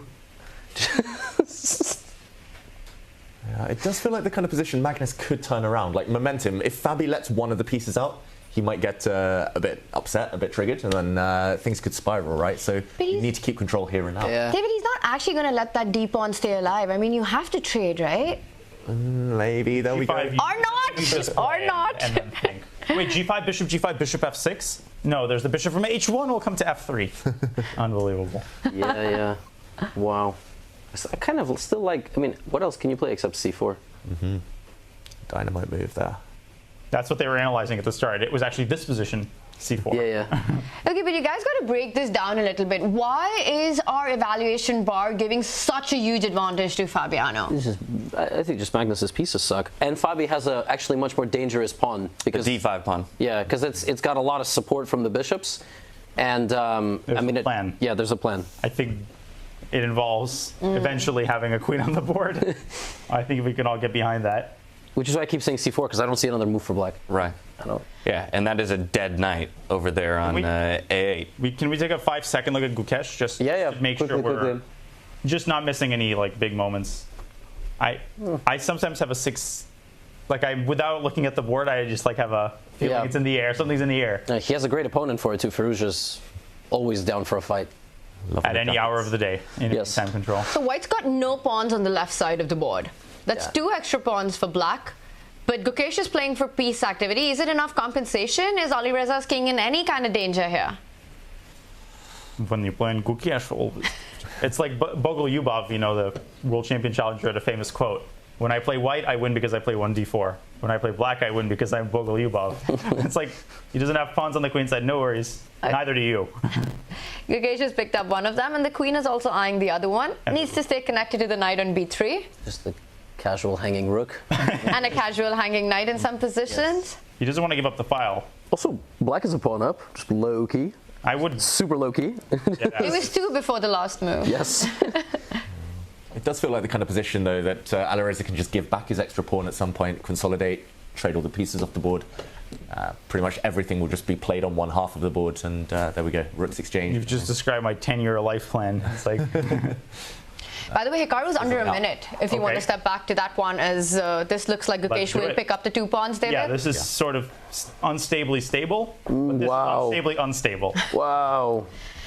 45 seconds in this absolutely insane position. No sacrifice, kind of. What? Wow. It's a threat. Pawn takes knight. Yes. I guess pawn takes f3 check. But he might play it anyway, because this knight is so strong that it might be worth a queen sacrifice. Or not. Oh, and then you get, okay. No, he's going to just, he takes the center pawn. Somehow Nodirbek, again, he's done this thing, knight d7, knight e5, and he's like, I got one too. Or knight c4, knight e5. Okay, big trades. Hey. H-file's open. A queen and a rook line up there, then there are ideas of checks. No, but I think white is still... Just slide the rook on f1 over and look for the trade on h1? No, you don't have to. There's no threat. Not yet. There's maybe a bit later, though, definitely. Yeah. But that knight on f5 is an absolute beast. At queen f7... Oh, whoa. Okay. There it is. Bishop takes... No. Queen c7 and queen c4 are both threats, and these moves are really unpleasant in time pressure. Yes. I like that c7 square eyeing that h2 point. James, rook h1, I would have considered it. Sorry, was there bishop takes g5 ideas? But fg, I thought. Knight h6, I guess a lot of... Yeah, you get a lot of... Okay. A lot of pieces for the queen. In the bag. Queen steps in. It's a queen trade being offered. Wow. The head to the side means he's going to take it. How do you have all these reads? That's our body language expert right there. Also because he has no other moves to not lose a pawn. Exactly. That's the real reason. He can play rook e1. It's like the spoon benders who... Oh, he does! You don't know anything about him. You don't know him, Danya. You don't know anything. I said he will not trade the queen. Fake news. Yeah, rook e1 is a nice stabilizing move, though. So Nodirbek traded the queens. But now he has to play knight d5. Oh. You're right. Okay, well. Well, knight comes in. That e5 square is a juicy one to get to the g4 weakness. What do you play? But now the white knight is actually just doing nothing. It looks nice and pretty. It's like a nice statue, but it's in the middle of a park where loads of stuff's going on around it. And a healthier pawn structure for black as well. You know, white's weaknesses on e4, g4 are easier to get to for Nodirbek. Yeah. Huge turnaround here. Yeah. I think it's equal. Guys, it's time to leave. Clock as well. Knight g3, knight h5. It's time to get out. You go to the other outpost and try to target something. But Hikaru's just not in top form. Against Magnus, he was low on time really early. You can see how thrilled he is. Yeah. 30 seconds here against 4 minutes. Oof. You shouldn't lose the king g3 unless you blunder something big. And also Nodirbek's, he'll press. He will try to light the fireworks, especially after the last game. Yeah. By the way, we're in for something good. If you put the black knight on e5 and white plays king g3, white can play bishop e3, bishop d4 and take the knight. And then actually I'm not even convinced white is any worse at all. No, but I would take white here, just in a regular game, I think still. And Hikaru's like, actually, this is not so bad. Even against Bogolyubov? Not so bad. Well, I mean, if he's black, I have no chance because he's Bogolyubov. But Nodirbek, he's trying to create chaos on both sides of the board. With just 40 seconds on the clock, now the A file opening up. A3 might be a tender spot as well. Okay, 7. Very quick check-in in Fabiano, 5 seconds just to see if let's go. I may. Oh, Fabi won. Fabi beat Magnus. Wow, that's a big one. Okay, but we got to go back to a game that's ongoing while I'm clicking on different games. Time scramble here. Okay. Okay, on to Gukesh and Alireza. 20 seconds on the clock. Gukesh, what it is. Guys, I think we can hear Fabi and Magnus. Oh, I like that Magnus chatted after he lost, but not after he won. No giving away secrets. Actually, I think they chatted a little bit, but when you lose in this format, you kind of want to learn. Okay, Firouzja, Gukesh. I think Firouzja's in control. Yeah, Gukesh. 10 seconds on the clock here to make a move. Tries to be pragmatic. That white king is just trapped on the back rank, right? There's going to be so many tricks. Queen lands on d1. He's going to say, ta-ta. See you next round. F. There's no stopping Daniel. It's the wrong tournament. Some knight c4. Like wake up. How are white's pieces not just all falling? For now, there's a pawn hanging. The white queen can grab on g5, but it's hanging by a thread. Maybe just defend that one and. You get your queen back then? How do you defend it? Wait, queen b4? Ooh, threatening a back rank. I saw made in one threat. Nice. Can the queen go to c5, a more active square, try to get in? He's threatening knight c4, just game over. So you have to make a move here. No, knight c4, knight d3. Yeah, knight d3. I was but thinking. you're right. Knight, which will By the happen, way, knight c4, knight. We might see it. We might see knight c4. Knight d3. He's calculating this. And at the end, you have some f5, and like the bishop is somehow trapped. The which very tricky. It's happening. Knight c4 is a nice find. The knight on c1 is loose. And now if you have a check, the queen slides back to Queen block the check. b6 check and queen, not f2. Don't blame it. Queen c2 is also nice. No, I think queen. Okay, yeah. Oh, watch it, queen He's d1. just encircling him like a queen f2. There's even knight e3. But and you can't go to c1 anymore because the e2 pawn is falling. When they see the inroads and the avenues, it's like 10 seconds, Daniel. Firouzja is so good at this. Just the pressure is unreal, and it's coming from all sides. F5. The bishop's going to get trapped. A5. Yeah. I got a passer. Forgot about that pawn. Yeah, just don't do anything. A5. How's Hikaru doing in the meantime? Well, no, we got to finish this game. Yeah. Don't worry, I'm not. Yes, 18 seconds on the clock for Gukesh. Yeah, you really want to knock out here with black, right? You want to mate, but just a5. White doesn't have a move. I guess bishop e4 and just try something. Tricks. Pray for a blunder. He's looking for the forcing win. You can play like e3. Or knight, as white. Even knight d6 and king g7 positional. But maybe this is the moment we see f5 on the board to just block that bishop out from the rest of the game. Instead, he falls back with the knight. Has he given Gukesh a chance to turn around? I hate this move. What? Yeah. A retreating move? I mean, I thought it was pretty decent, but king g7, that was that's the idea. extreme. Queen takes a7, queen d1, king f2, queen f1, king e3, queen g1, knight f2, queen c1. Everybody got that? Now there's mate. Queen d1, queen f1. Oh my god, he's blundered. That is a Oh my goodness. checkmating too. Okay. Wow. But he's deadlocked. I mean, he's Whoa. dead. Yeah. He's completely lost. Wow, given an opportunity there with the retreating knight, and unfortunately gives it away in the end. Yeah, that's a massive start there. On fire. Let's go quickly back jump over. Hikaru, Keymer, Fedoseev. We haven't. Hikaru, let's. Oh my goodness. What happened? I'm sorry. We have to go to Keymer, Fedosev while it's ending. Ooh, king on e6. All the majors surrounding Okay, it. it's over. We can go. We can switch. And that's how quick things can end here in freestyle chess. Oops. All right, let's go to Hikaru. Can we go to Hikaru? Yeah, let's go to I haven't played a Hikaru. bullet brawl in a while. Sorry. Oh no, I have gone to. Yeah, there we go. This one's equal, as predicted. Yeah. The knight is no longer on f5. I mean, the pawns just feel so ugly for white here. Look how the roles have changed. The pawn was defending the knight. Now the hunter has become the hunted. The knight now defends Maybe that we're the pawn. boss now. Whoa. Rook takes g. Oh. No. 4. Yeah, he probably will try it. But then you bring the king up, you hit the rook, forcing it to the 6th rank. Black to is playing defend for a win, f6. no question. Yeah. Only black. Yeah, because you'll have those two connected passes. What? Bishop c1. Around Incredible. the king. Wow. You dropped the rook back. Just kidding. Oh my gosh. Great full board awareness there from Abdusattorov. What a move, right? Just bringing in the bishop. All the toys to the nursery. Bishop c1, a huge threat. I don't see a move. Whoa. Hikaru sees a move. Okay, there's still That's never happened before. Yeah. But you could also go. Do you want? Anyway. Yeah. Do you anyway ain't want to go stopping bishop me. c1? Yes. It's like that white gate outside our. Yeah. Takes the bishop, takes the knight. The pawns are all hanging. You could go rook to b4, then rook takes pawn. c3, but that's a draw, Rook right? takes f4. Yeah. And that's precisely what is. Ooh, this is what is happening. But rook takes b4, rook e4, I would try. Yes. And in case there was any question about how good these players actually are, you can see at the bottom of your screens just the accuracy popping up for the game so far. A reminder, this is a chess 960 position that these guys are playing with 90% plus accuracy. Chess 959. You're right. So many names on Forgive me. Forgive me. 958. Yeah, Yes, 958. Now it's 958. We're counting down.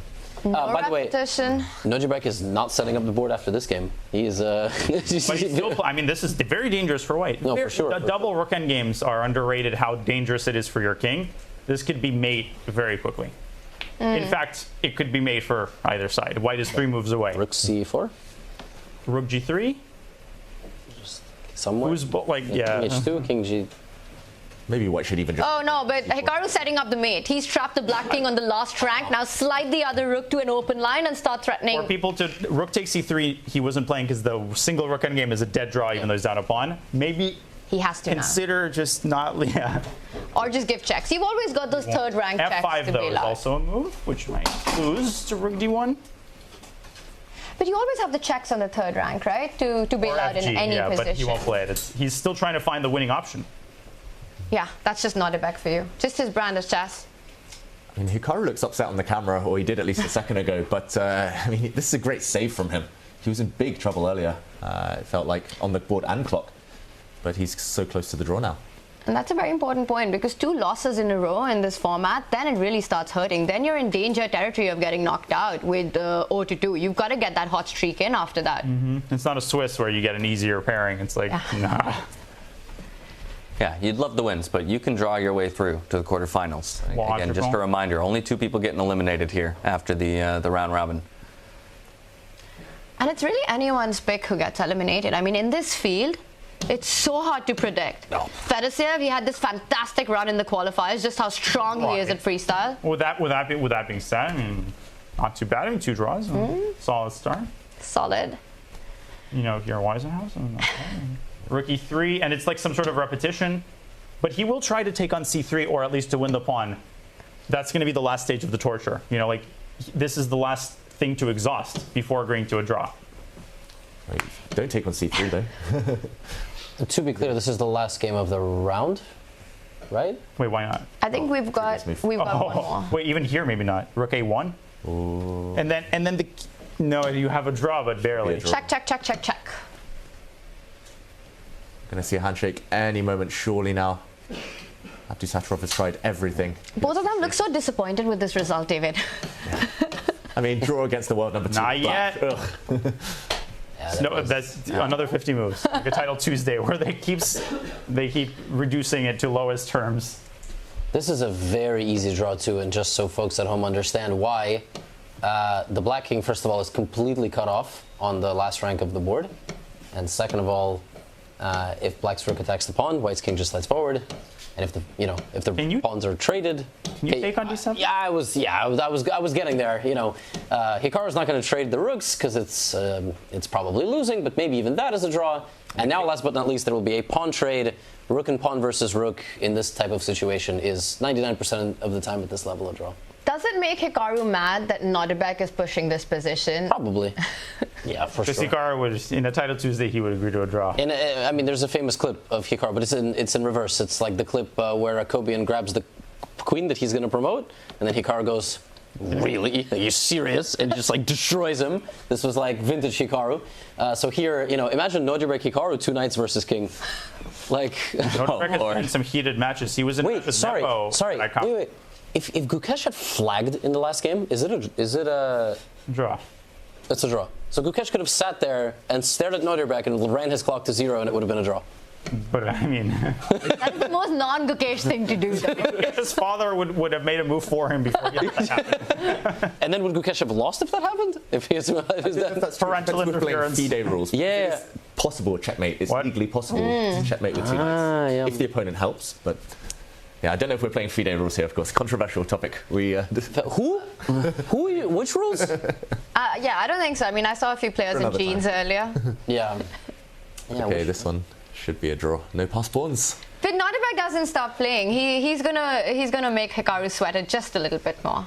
He's gonna push that F pawn, create a passer. Yeah. It's like it's untranslatable, but it's a perfect word. Like to squeeze something, or to like stir a pot endlessly, but without achieving anything. This is what he's doing in this endgame. Look at Hikaru. Sassy face. Yeah. He's deciding to move. Son, we both know how this game is going to end. Yeah, still some maneuvering happening. If we feel we know how this game is going to end, I believe Sindarov is still in play. Yeah, we should go check. Oh, never mind. He lost. They just ended that game. Oh, sorry, he beat Levon. Yeah, Sindarov just took the victory. Wow. As we were mentioning it. Javokhir is also 2-0. Or right? Yes, I think so. Wow. We'd have to pull those standings back up as soon as this game ends. We'll have an opportunity to do so. Okay, so underdog and reflect. Second place in qualifiers, but what a monster! And the chat's going to say Uzbek Sila. That's what they're going to say. They're going to be spamming that. So I always love like Uzbekistan in fighters, Kazakhstan. Like the fans are super passionate. Very amazing cuisine. Charlotte just got a Uzbek ghost kitchen, and I have been a frequent patron. Okay. Of the place. Get some shashlik and. People always are surprised. It has more than just fried chicken. Yeah. All right, Daniel, please continue the conversation about food. Unfortunately, the position isn't too... No, I mean, after I made a joke in an interview in New York, but I don't know if I should repeat it, because it was the most obnoxious thing I've ever said. Then you got to say it again. And I was regretting it the whole day. I promised the last time I mentioned this, after a certain game of the World Rapid, which I will not say, I had dinner the previous night in an Uzbek restaurant, which was very good. There was actually one near the hotel. I ate there like every night with friends. And I said to the interviewer, I couldn't stop myself. I was like, I had Uzbek food last night. As a matter of fact, I just had Uzbek food. It's anyone's guess who he must have played against. Don't remember. I can't recall the name. I mean, too many Nodirbeks. This game's still going on? This game is... so what are we... Go back to chess now. Yeah, what's happening? What's going on? So speaking of food and how hungry one might be, well, Nodirbek, he's always playing for the win. Is there anything that White needs to watch out for? What are the tricks for Black to try to push here, David? I think you either trick your opponent into exchanging rooks in a bad situation. King E3, it's a draw, I think, right? It's a draw, I think. Or is Capablanca going to... It'd be a huge flex to trade the rooks here. Or you accidentally allowed the Black King in around the White pawn, which you should never do. You should just keep the White Rook on the 4th rank at some point, or keep checking from the side. There you go. Now looking for repetition here. This is instructive for people at home. Like, sometimes you can trade the rooks here, but you would be deranged. Like, there's no reason. I mean, for people at home, I would not be surprised if any of them traded rooks. Like, people should play this on, I should mention. Like, very good. Maybe you win this 1 out of 100 times, but that might be the one that gets you. At my level, somebody wins this 100% of the time. But James, this is never a draw at my level.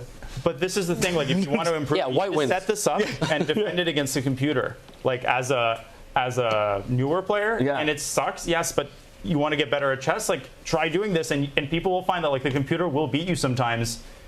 Even, like, I will lose this sometimes to the computer. It'll find the one trick, some crazy maneuver, and you'll at least learn how many rich resources there are. But this is why we love chess. This is a nice defensive resource. This is not happening here, however. Yes, this is a nice defensive resource because Black's king is now completely cut off from the defense of the f6 pawn, which means that it is now, like, completely a draw because the Black rook has to play defense, and this is completely happening here. So I'll need a couple. Hikaru's moving his king for the rest of the game. Hikaru just grabs it off. Hikaru's ready to go. The best and the most instructive way to hold this position now. The king steps on the right side of the board, so it's cut off and far away from the Black king. No way to set up checkmating ideas. The rook on f5 planted on that light square is beautifully placed, stopping any creation of a passed pawn. How about the other pieces?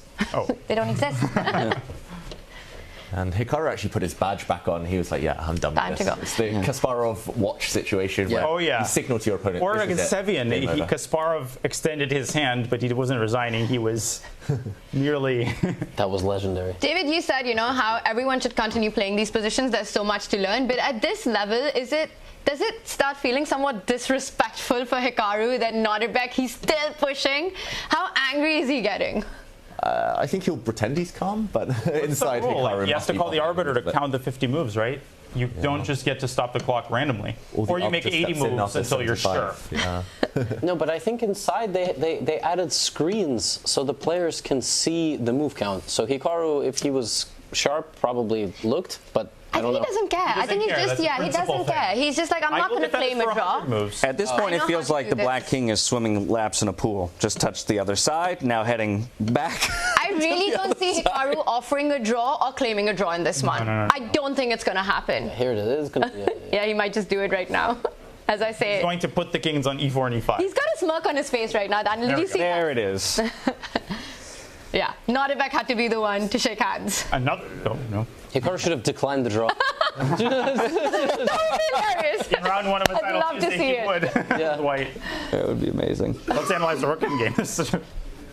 Well, that's 10 minutes of our lives. We're sorry. They're doing the rest of the players a favor and giving them a moment to breathe before they have to dive into a third rapid game of the day in a brand new position. In no other sport do we have situations like this, which makes chess very unique. Like in all sports, right? Your prediction. How many moves was this game? I think we can hear them. I see. Wasn't so sure, but I also had no time. Okay, well, here's a bit of a look back. Player faces, interesting perspectives, all of them toiling over what their decisions will be.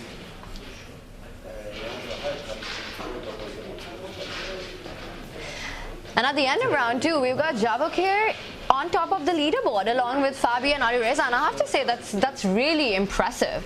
You know, getting that win against Levon, one of the very strong players. He loves this format, Aronian does. Also because of his creativity, I think he really enjoys it. So a big show by Javokhir so far. And we should mention as well, for Javokhir, who came through the playoffs, he came in second place, got this last-minute entry. There is this kind of historical precedent of people kind of coming in last minute, doing surprisingly well, even winning tournaments. And I think we'll see that throughout this whole year, this whole season.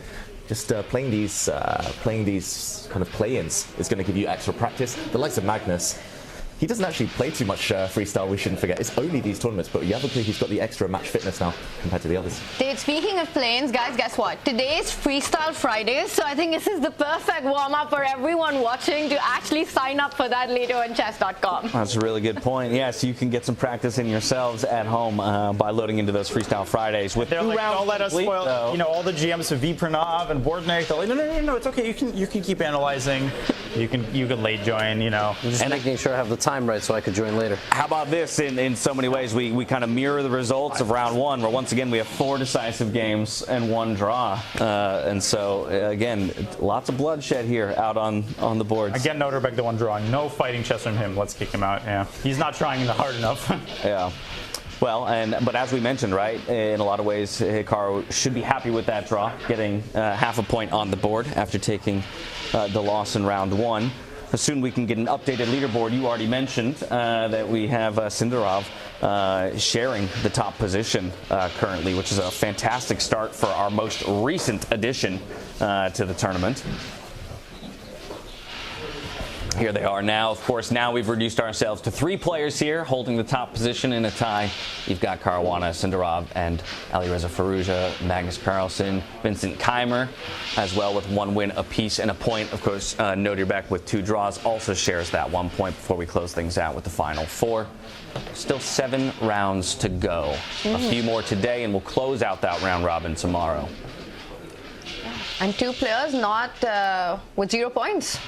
No wins, no draws. They got to start getting those points in if they want their hope. How important is this next round for Levon and Fedoseev, right, to keep chances alive? It's still only game 3, Levi, but time slowly and surely starts running out. Yeah, for sure. At least they have to make a draw, right? Well, which is convenient if they play each other. Do they? I don't know, but it would be great. Yeah, of course. 0 out of 3 is. Yeah, look, you just have to get.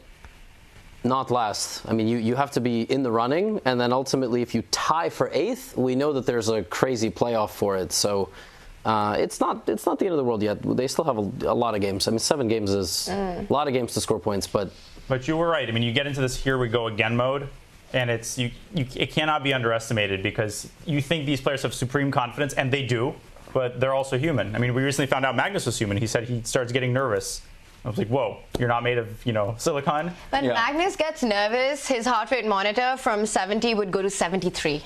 That's like his margin of nervousness. From a percentage standpoint, that's actually pretty large spike. Yeah. Quite bad in terms of the heart rate. Has the knowing smile. Yeah, I've measured it. But I think it's a really good point, right? I'm less concerned mathematically, like with what players need to get done here in round 3, right? Every single one of these players still very much alive in the round robin, but I think it is the mental aspect that you start to consider, right? Because as you said, Daniel, and we're all human, and at the end of the day, you start taking a couple losses, maybe some doubts start creeping into your mind. You're looking at the opponents ahead. Maybe you have matchups that you wouldn't consider to be great for you, and that can really start to take a toll on any competitor in any sport. Yeah, especially when the breaks aren't even that long. Right. It's pretty much a sprint today, and they're still finding their footing. Some of the players, it's their first time here. Well, and how about this? There's not even really, and correct me if I'm wrong, but it feels like there's not really even much of a chance to learn because you're going into a brand new position, right? So it'd be one thing to be able to come out of this round and say, okay, well, let me now study the position for a rematch or for a go again. But no, you're going into something entirely different, so it's almost hard to take learnings from game to game as well. All gas, no brakes. All gas, no brakes. Great Best way to play chess. Great channel. Yes, I do know the channel. Yeah. Good way to commentate too. And I just want to say, like, Sindarov might be the player of the moment right now with this great start, but Fabiano Caruana, that was a model game, I'm going to say, for freestyle chess. Just kind of showing that bad pieces that start in the corner, just never getting into the game, as Magnus has never did there. That's one to play through for everyone at home a bit later. Yeah, maybe we can do a quick action replay on that. Absolutely. Daniel, it was a big clash. World number 1 against now world number 3, James? It was a big clash, but I do believe we might be setting up on stage to receive that third position for the day. You can see the players taking their seats and waiting for the... Magnus looks very unhappy right now. It's almost like he lost to Fabio last round. Yeah. He is... Wow, he is really... He's very grumpy right now. It's also, you know, mood lighting in there. It's giving him a darker look here, but soon enough... And the last year's GOAT Chess Challenge had Magnus versus Fabi for the finals. Yes, I was going to say, you know, there's so much focus on Magnus, but we should not forget that Fabiano has been nipping at his heels in the format of freestyle chess in 2024. 903. 2016. 903. It's going to appear so just on the 3 board less right than our now, first position of the day. Procedure as every year. White over there. I'm not doing that. Divisible by 3. It is, yes. And all the I best. think we can hear... Oh, wow. 903. Position reveal. Drum rolls. I mean, again, I would normally turn to Levy for him to go ahead and lay out the piece positions for us. But are the numbers random, or like is 903 similar to 906? It's going to be very similar. So a lot of the same pieces will start in a lot of the same squares. They're both divisible by 3. And it's not rigged? Like, well, then maybe I need to eat my words from just a minute ago where I say there's not much to learn from game to game. But if there is relative similarity between this position, which we'll see in just a moment, and position 906, then maybe there are. Are they ordered? Like, I actually have never thought about that. I'm sure it's like the knight is on B1, then on C1, but I've never seen the full arrangement with the numberings. Yeah, I just, you know, I let it generate the number and tell me what position it is. So the closer the number is, the more similar the position That's right. gets. Yeah. And it's normally the pieces that start on the queen side, so for white, so the left side of the board that are more similar and they move along. I only know that because I write a newspaper column and I had to research what number certain positions were, and there we go. White king, white rook in the corner. Just where they were earlier. Yeah. Okay. And look at that Fabi with that same idea. You know, the rook next to the king, you don't need to castle. The rook can be activated with the pawn moving forward. Yeah. So, and the major difference here is that the knights have slid 1 square in, and instead we have a bishop shoved into the corner there. You know, like nose goes. Here's like, if you beat Magnus, you get to stand and make and everyone's like, yep, that is the best move. F7 pawns not defended. Watch out for threats against those pawns once the knight come into the game. But actually, it is quite different, because the first position was bishop f1, bishop e1. Yeah. So the bishops were in the center, right? Yeah. So it is different enough, I think. It's just the king placement that's similar, but the rest... King and the rook. Slightly more centralized knights, fianchettoed bishops already on the far right there. And the queen and rook. The queen was next to the king, I think, in the first one. And we see the players analysing position with the white queen coming out very early, going for Swaller's mate. Okay, Magnus getting involved, not just sitting at the board himself this time. Is this the first time we've seen him actually discussing with his fellow players? You got to change something up after what just happened in the last round. And just for everyone's clarification, this group we're looking at right here will be playing the white side of the board. This is an Magnus's group, and then this group over here with Fabiano, Hikaru are going to be playing the black pieces. Magnus, Nodirbek discussing together, analyzing a position together. Just doing some debugging of one kind. And I mean, there's so many options, right? Even on move 1 alone, it's intriguing to me to see the players analysing just a kind of a random position 5 moves later, 5 moves in, because it's so unlikely to happen. But I guess these few minutes is just a nice way to de-stress. And a lot of this, I think it's very tempting to push the central pawns, right? Either the queen's pawn, well, in this case, literally the queen's pawn, the d pawn going up to the 4th rank, or the one on the rook file with the e pawn moving ahead to e4, opening up ideas of the knight jumping behind. It feels like the position just optically, Levy, where getting harmony in piece development should happen fast and quick. Yeah, I kind of like, you know, 2 center pawns for white, like e4, f4, and then you just bring your knights. Maybe we're going to get... I still think this is going to be a centered game. We're not going to have any Sicilians or anything like that. It doesn't make sense for black or white, really, to play c2 to c4 because you have no other... Did you see that, Levy? They're discussing the King's Gambit on our screen. Yeah, which makes sense. Levon is drinking his Harry Potter butter beer. Yeah, the sparkling beverages here are like from another I think planet. that's apple juice, actually. I saw that at breakfast. Oh. I drank a lavender-infused sparkling drink. Oh. That's amazing. Me too, but with cucumber. It was amazing. The food here is on another level. Just it's delicious. The breakfast is awesome, yeah. Oh, it's so good. No excuse to be 0 out of 2, guys. I mean, the food is too good to be 0 out of 2. Let's get some points.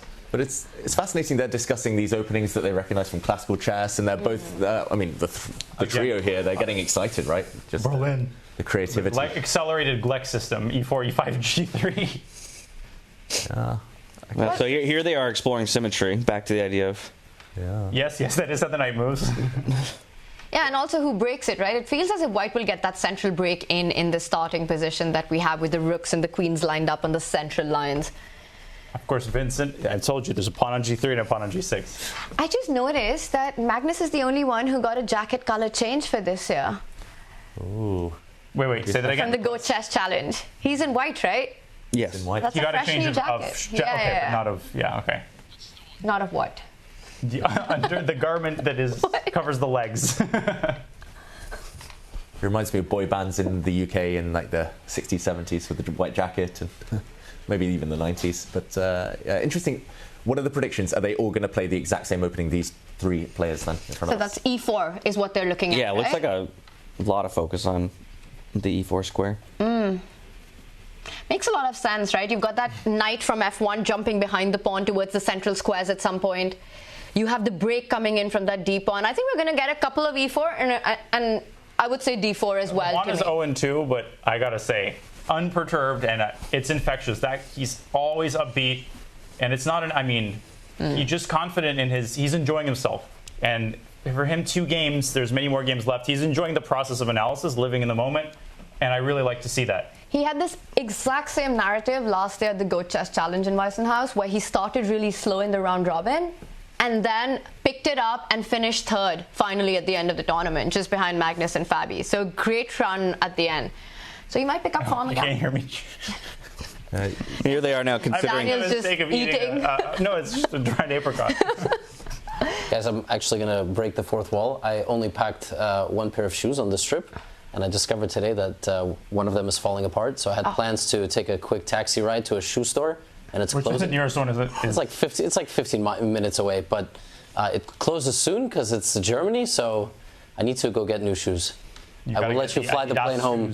You're going to be missed. This is a great time to take off my gear because we have the players on the camera and not me stripping off my microphone and headset. But maybe I'll get back. Yeah, we'll hold on the players for a bit. Well, never mind. We're gonna watch you. Oh, that's really okay. I just want to check out on those shoes before we lose them. Like we gotta see you one more time before we let you go. I'll sign them for the.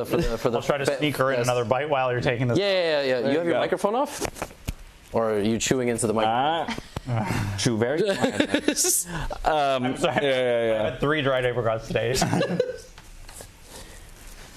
Oh, and they're still analyzing. Is there a first move on that board? I don't. Not at the moment. They've reset all the pieces. They went through a whole combination here where it was like 8 to 10 moves of only pawn pushes they were considering. Not a single minor piece coming out. First move mathematically? Are we about to lose Levy? Yes, there are. I think. Okay. Well, chat, this is your time to say bye to Levy. He'll be back. But Levy, you're going to join us soon, hopefully? I hope so, once I have my new shoes on. There you go. He'll look nice and fresh. No jeans. New kicks. Is that a theory code? I have a very similar one. I think it's a Hugo Boss. No, it's All Saints. It's All Saints. But yeah, we don't need to have our wardrobe discussions on it right now. There's no theory shirts here at the Freestyle Challenge. There's no theory. But there are shirts. And we've got the king spawn here as well. So I think E4 might, well, I have to stop saying the king spawn, the rook spawn here. Yeah. E4, I think we're going to see that on a lot of boards. And look at that, what Magnus just did there. David, did you catch that? He always wants to place the knight behind a pawn at once. Always. Hikaru is on record that saying actually bringing your knight out too early in front of your pawns is a big mistake. Not just a small strategic thing, because if you develop your knights before pawns, then a knight on your 3rd rank can be dominated by an opponent's pawn on their 6th rank. Ooh, So, it's more so in regular chess. Bishop comes out to the 3rd rank. It's bad here more so than knight. Sorry. Well, no, I was going to say, I imagine made all that much worse in this position because that knight's not only blockading your own pawn, but the rook behind it, right? And so now you've got 2 pieces that are going to struggle to get out if you do bring that knight out early. You lose a lot of flexibility. Speaking of flexibility, did you see Fabi there getting a leg day in, the way he was sitting and analyzing? You need to work out. Get your 10,000 steps in during the games. Seeing the way Magnus is moving the pieces, I got to get at least one blitz game with him over the board and on this trip. And still analyzing. Getting really into it here. You're like, nah, that's not gonna happen. Well, so we've put we as well as the players putting a lot of focus on e4 initially, but how and when does the d pawn come into play then? If e4 is the way that we open up, because obviously we still want to find a way for our bishop to get involved, and that would be one of the ways to open the line of the bishop if we're not going to choose to push the pawn in front of the king. Yeah, I think white would love to get e4 and d4, as you say. Both. So basically, black's reply will be to try and stop d4 for white. That's hence the symmetry that the players were discussing on that practice. I'm glad he's playing the white. Gotcha. well, the jacket. That's an interesting way to hang the jacket, right? It's he just The jacket comes off here for Magnus Carlsen up against Vincent Keymer here in the 3rd round of our Freestyle Chess round robin. And this will be the matchup that we key into first to see what the answers will be for both of our players. Magnus, of course, playing the white side of it. Getting a little refreshment. Twisting off the sparkling water. Yeah. Stay hydrated, y'all. That's important. Actually, I realized. Us in here as well. San Pellegrino here. Actually, I might not be able to reach it. Well, and the interesting thing is Magnus versus Vincent, these 2 players are not at the top of the leaderboard. We've got Fabi, who's leading with 2 points right now. He's up against Nodirbek, and I vote that as another game. May I pour you? I'd love to be hydrated right now. Thank you. Wait, no. Do you have a glass? No, I don't. That's fine. You can have it. Thank you. There we go. Get that sorted out. Ponzi scheme, someone's going to end up with priorities. I've made off with too many. But, in the meantime, it is fascinating. That's good. Okay, we will be starting with Magnus Carlsen against Vincent Keymer, it looks like. And for Magnus, James, I just never see him lose 2 in a row. Okay, all right. So if you're a betting man, it's got to be on Magnus in this one. And, of course, with the handshake and the clock beginning right away into that e4 push here. It's the one they were looking at. It's on the board. And will Vincent answer with symmetry? Yes, he does. Once again, that knight landing to that central square behind the pawn is also a big idea to control more squares on the board. The accelerated Gleck makes an appearance. And I like to say in these cases, the bishop on h1 and the pawn on e4, the pawn on e4 won. And the pawn on e4, they work like a team.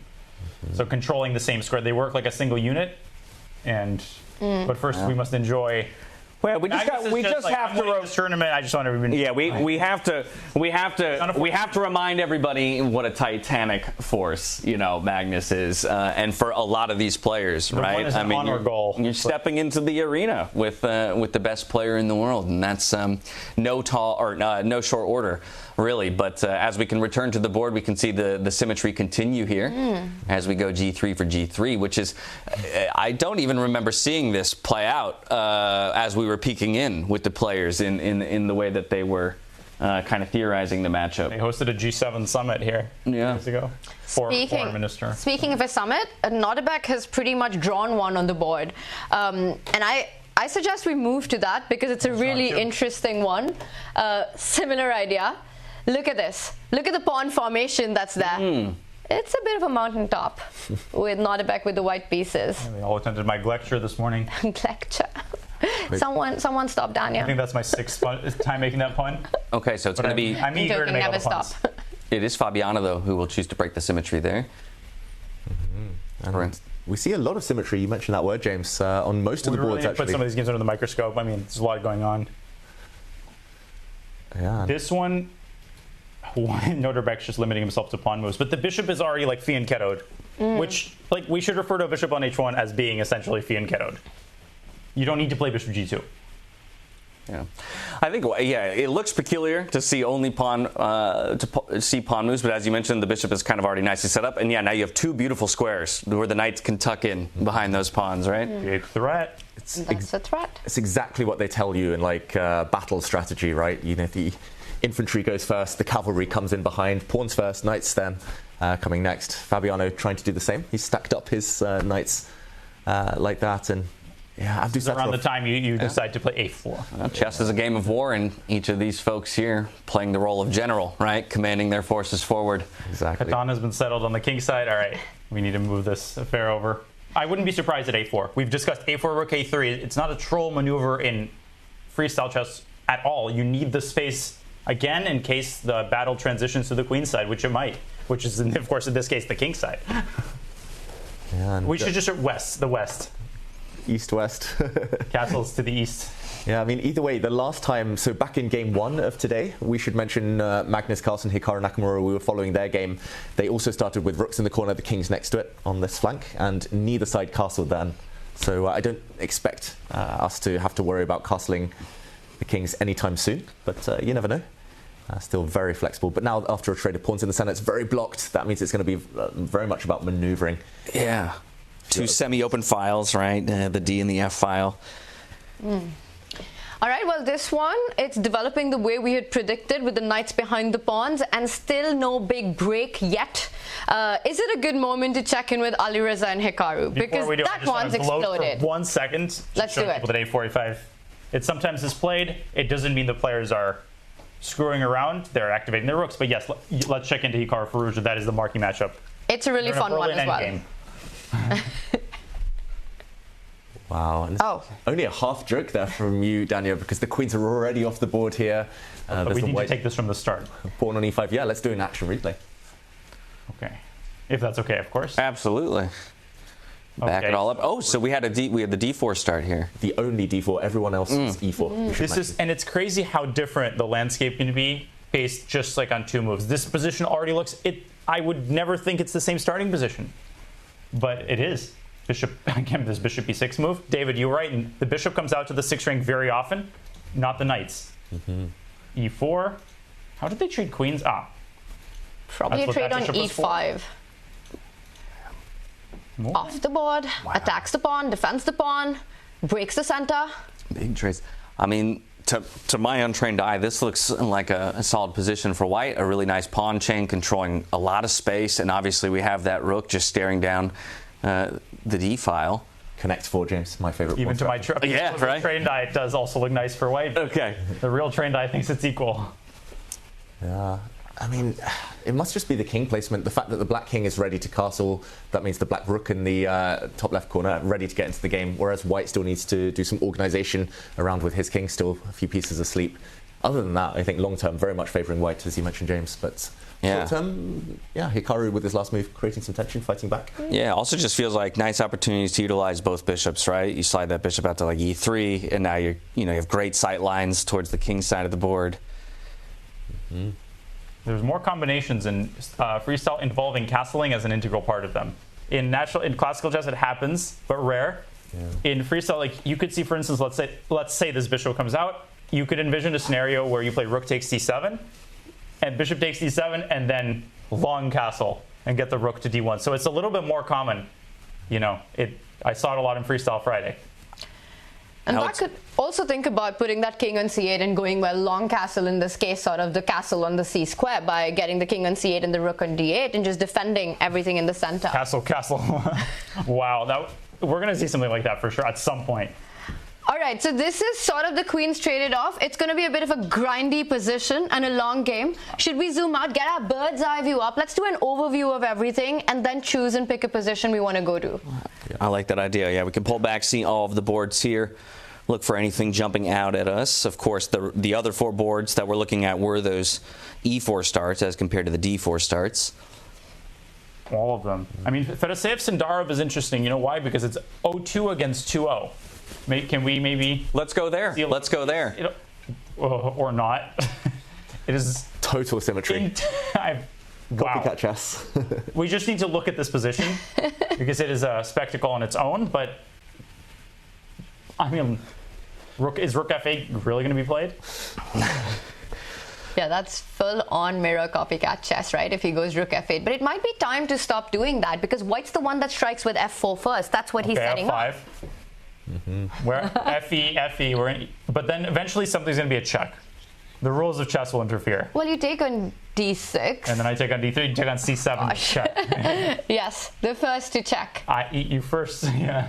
First move advantage here. So somewhere the symmetry gets broken, and I think he has to think about F4 now. Wait. It's coming up. Fabiano is apparently doing really well. Can we look? Yeah. We'll come back to this one when someone stops copying the other. Let's go, because apparently something has happened. Oh, fun. Intel. Yes. Knights ahead wow, of that. look at those. Sorry. Who's on which side of the board? That white knight looks nice, but it's about to get kicked back and it's almost trapped. So I'm not really liking what Nodirbek has done, I've got to say. G5, A5, and then C6. Also, actually, though, the black knight on an outpost can never be challenged by a pawn. The white knight retreating. Yeah. Oh, this just looks fantastic for Fabi. He's going to push his A pawn. He's going to do, he's going to do all sorts of things. White has no plan, no pawn breaks, no life, no dynamism to his position. Caruana. Wow, just has to be. Oh, that's. He's bullying that knight with pawns right now. It's like, I didn't volunteer for that, says the bishop. I was happy doing nothing on H1. But knight H5, we should show. Like, I'm actually going to put this on the board. I will put this on the board, not they. Knight H5, bishop G4, bishop G fork. Because this bishop cannot block. On F3, it's square is defended twice. You lose the knight, which honestly doesn't sound too bad. Because this knight is an insult. I mean, it's still bishop G4, knight F3, Tanya. It's been played, knight G2, and it looks awful because you're not only with a dead knight, you're with a dead bishop as well. And the thing about Fabi is, right, he's just so good at this format, at Fisher Random, at Freestyle Chess. He's also been the winner of Chess 9LX in St. Louis. He's won that a couple of times. Last year, he was runners-up, only lost to Magnus in the finals. And he's showing domination so far on this day one. Not just the scoreline, but also the way he's been winning. It just feels very strong chess, a very strong freestyle chess. He had a bad Tata Steel, but chess fans love to. If one tournament erases like 2 years, you can be in good form tournament after tournament, one bad tournament. Yep, Fabi's not the same. It's just not the same Fabi. I think he's washed up. No. He's very confident. He's done all the diagnosis that he needs. He's in a good mood this tournament. I can see he's just feeling the vibe. He's locked in. Look at that, 95% accuracy through this point in the game. Not too bad. Not too bad. I mean, it was a statement as well, beating Magnus, getting revenge for, last year, but also getting revenge for that Singapore match, Tanya. There's no bigger confidence boost than beating Magnus, right? And like you said, we were there in Singapore, and that felt like a Magnus Carlsen show just a month ago, the match against Fabi. It was sort of the announcement of the Grand Slam tour. And Fabi gets his revenge very quickly. But look at what we've got on the board. This looks fantastic for black. He's actually taunting him, just showing how bad the knight is. I'm going to go back to live position. I apologize. H6 was played to illustrate that this knight... What do I say about this knight? Rook F1, knight E1, you have to... Right, but even then... H3 now, F5, there's so many choices. You trying to reroute E1 to F3? Because otherwise you have to push the C-pawn to try and get the knight out the other direction. I feel claustrophobic. I feel like I've been G4 and then go back around somehow. Claustrophobic's the perfect word, Hedgie. Yeah. But even after black puts a pawn on G4, when the white knight has to yo-yo back and forth, the white bishop on H1, that is stuck for life, pretty much. So this is really, really terrible. Oh, look at that. You pin. You don't win, but you at least rub it in. And, right. That knight is there for good. Stuck in the mud. Oh, beautiful. This is kind of, again, just like that Magnus game, the kind of the definition of great freestyle chess strategy. Just tie down your opponent's pieces, fix them in the corner. Yeah, getting a quick bird's eye view of the other boards, and back we go into the Nodirbek and Caruana game. Looking for Caruana to find a way to put an end to it. So while he does have an advantage, we've seen things swing before, right? And so... Yeah, he still needs to turn it into something tangible. Exactly. A material advantage or a big attack. Hardest part, right? And that's where the blunders happen, because you get impatient and some knight F4 comes in, sacking the knight. Suddenly all the pieces come out. In fact, that might be a pre-move in a bullet game. No, I'm serious, completely serious. Knight f4 is a positional threat. How exactly do we get our rook and our queen involved here, though, for black? I mean, do you just is this a position where you want to bring the queen out to f6, offer the trade, getting your bishop out at the same time? It's a little hard to lift your queen out because of the control that the white pawns have in the center. In terms of ending it, right? We can't end it with just our knight and our bishop on the other side of the board. We have to get some of our other pieces involved. Queen f6, what do you think? Queen takes d4, knight c4. Oof, tricks. Yeah, I mean, the black queen can just move 1-2 squares down, d7, d6, and then just castle. Just get the black rook in the corner into the game. Everything's mobilized then, and then you decide what to do later. Gotcha. But yeah, I mean, Fabi, he's a more direct player. One of the most difficult skills. The trade can be a weapon when used in the right hands, or a great folly. Depends who's doing the trading. I would trade just because I'm boring and I like my endgames, but you do have more space. They tell you not to trade pieces when your opponent's cramped and claustrophobic. Right, usually, general rule, defending player is happy to trade off those powerful pieces, right, to reduce the threats. Just to free up space in their own camp. If it's also the kind of position that Nodirbek hates playing, right? He's always looking for counterplay and counteractivity. And with the white pieces, where is he going to find it? That last move does hint at him trying to free up that knight. He wants to reroute it to that f3 square. Will he have enough time to get that piece activity before Fabi can, like you guys are talking about, get the queen into the game, get the rook into the game? Because Nodirbek right now is not enjoying life. I think that's why Fabi's gone into a long think now. He's just trying to come up with that kind of 5-step plan. Knight f4. I'm just a broken, Well, how about that? Because now we maybe look to offer that f6 queen trade, and instead it's the rook sitting on f6 as opposed to the bishop. It would be insane if knight f4 happened. I mean, what are the chances, David? Just offering a free piece. It's not but changing the dynamics. I mean, is this? But knight f4, GF actually looks. This is why I confine my activities to the bullets arena, but it looks pretty good for white because the bishop on h3 could get trapped. Now maybe knight f4, rook f6 is being planned. At that point, knight takes h3 is possible. You need to choose the lesser evil. Let's do arrows. Let's show the ideas that you're talking about. I can make the move. So knight f4, and it's actually not crazy to visualize. Suddenly the pieces start to breathe. You got rid of that knight, just excised it from the board, and if let's say the knight goes back, for the sake of simplicity, you have there's tricks too, queen f3 maybe, and suddenly the bishop's trapped. Oh, wow. And you win the piece, but that's not even even if you didn't win the piece back, f5, you can see how this could get dangerous. So we're saying that maybe is he going to do it? f6 is being planned. But is he going to play knight f4? This is the big question right now. Let's go back to live board. Let's go back. The move. Let's do a little vote here. Oh, he's made his decision? Oh. It's the knight the other way. Okay. He has gone knight e1. Fake. Pump fake. That's very uncharacteristic, I would say. Very un-Nodirbek to retreats, and okay, he's clearly got. I'm curious what the computer move was. I'm actually going to check. Is that okay? Sure. It was.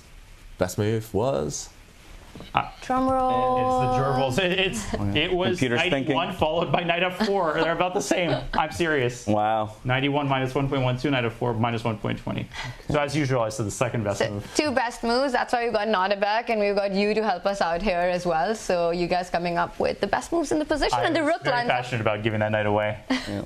Rook lines up against the queen. There's pressure on that f line, David. Yeah, there's all sorts of tricks here because you're walking into a pin. You've self-pinned the black rook, the white queen. There's awkward tension.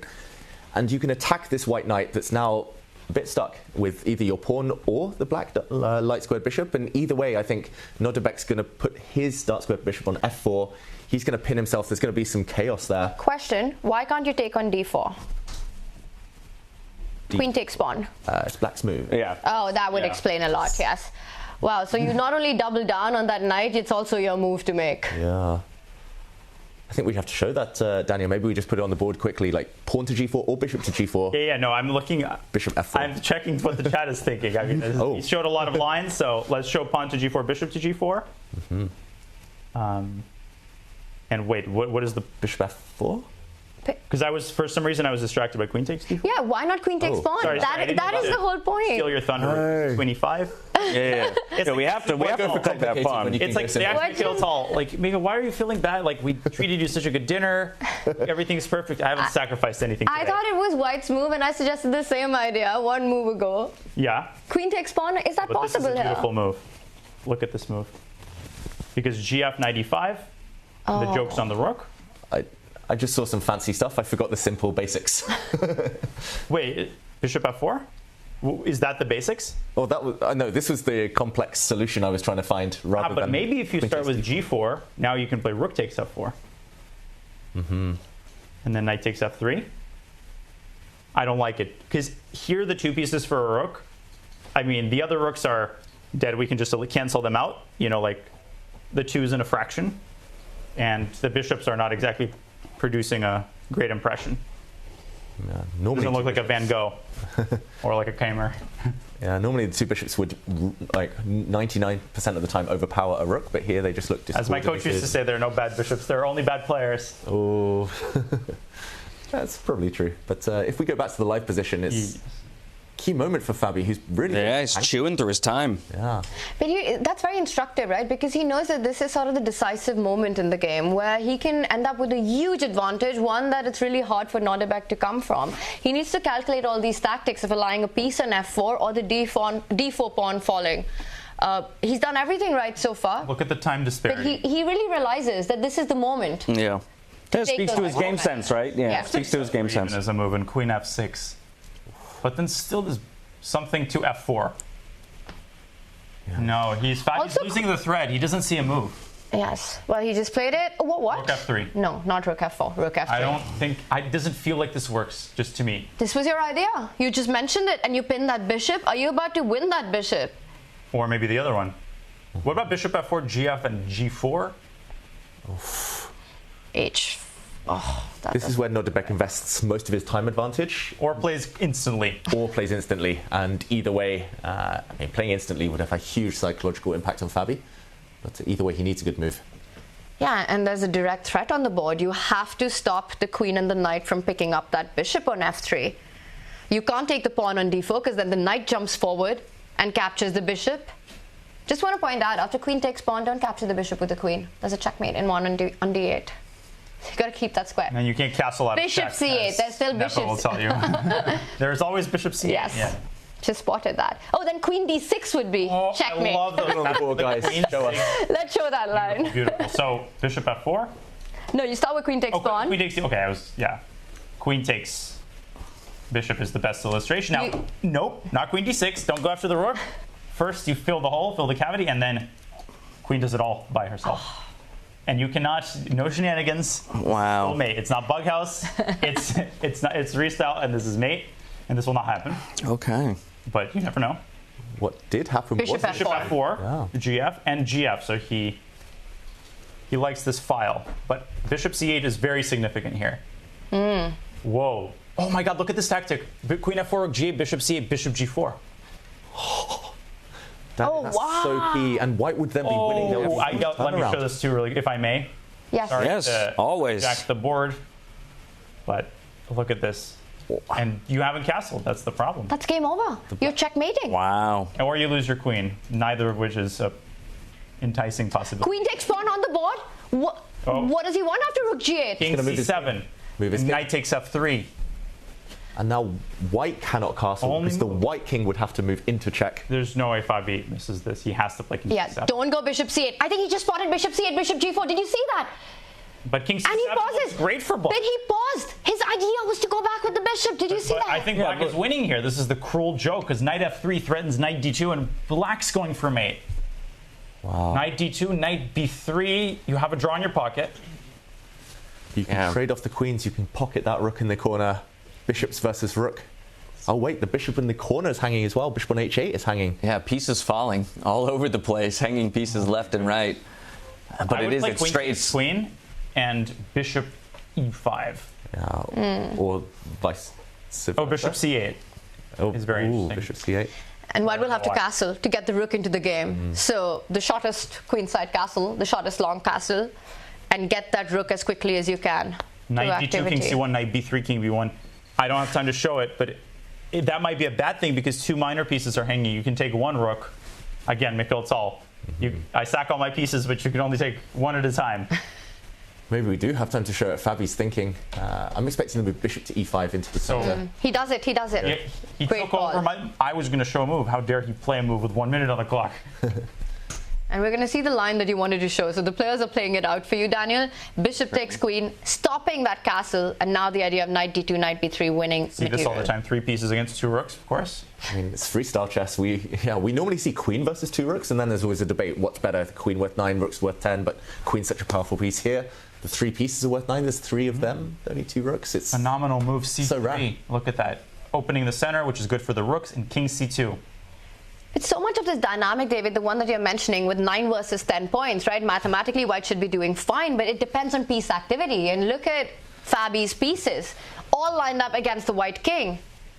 And not just that. I mean, I think as the game goes on and there are fewer pieces on the board, a piece number changes, in my mind, changes the valuation of the pieces. Yes, there are 3 points of material, but I now have 3 minor pieces with which I can coordinate as opposed to only 2 that have to get all of the work done on the other side. Yeah, those rooks, I mean, they're literally... And they're stuck. Opposite of coordination. There's mate patterns, knight e1, cd, bishop f1, but white plays a4.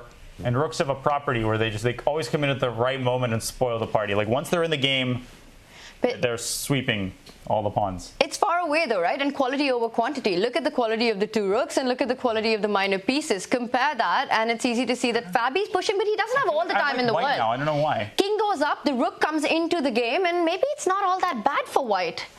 Do you have enough time to put more pressure here is the big question. Fabi, he has to find a way. Or Nodirbek equalizes. Not enough time on the clock, but he jumps in deep behind enemy lines here. He's going pawn hunting Fabi.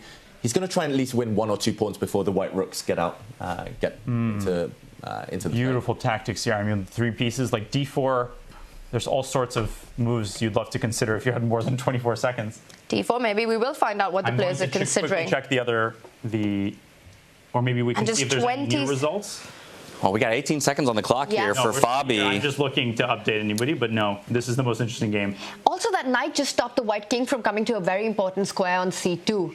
He does grab a pawn. Does this give Nodirbek time to step up with the king to b2 and get that rook on the h line? Yeah, that's an odd pawn to grab. I thought he would go hunting for others, more relevant pawns.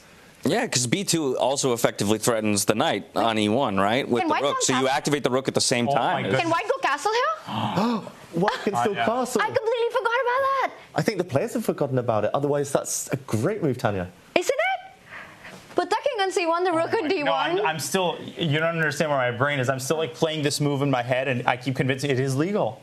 Yeah.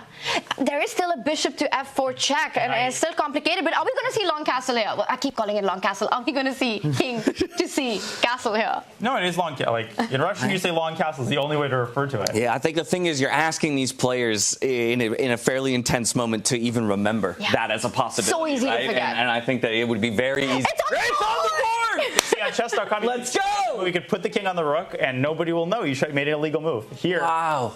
Unbelievable. Tanya, that was okay. That was a great moment. That's going to be in the highlights today. Phenomenal. Yeah, knight now having to retreat. Obviously, these... Darn, the game is not over. No, it's not. Now that the rook is out, it's far from over. Nodirbek is back in this game. How do we get we got to get the A8 rook involved, though, right? At H5. Well, and there you have it. Gets involved. Nice call. 2,700 here, James. I'm riding all y'all's coattails, let's be honest. But now bishop f4, bishop g4, and then h5, h4, h3, h2 can be played. How does Nodirbek have 4 extra minutes on the clock right now? That is insane time management. Chess warrior. Absolutely. Speed demon. Put some numbers after it. Slides the bishop back here to rook g5. h1 and sack on h6. Get rid of that pawn.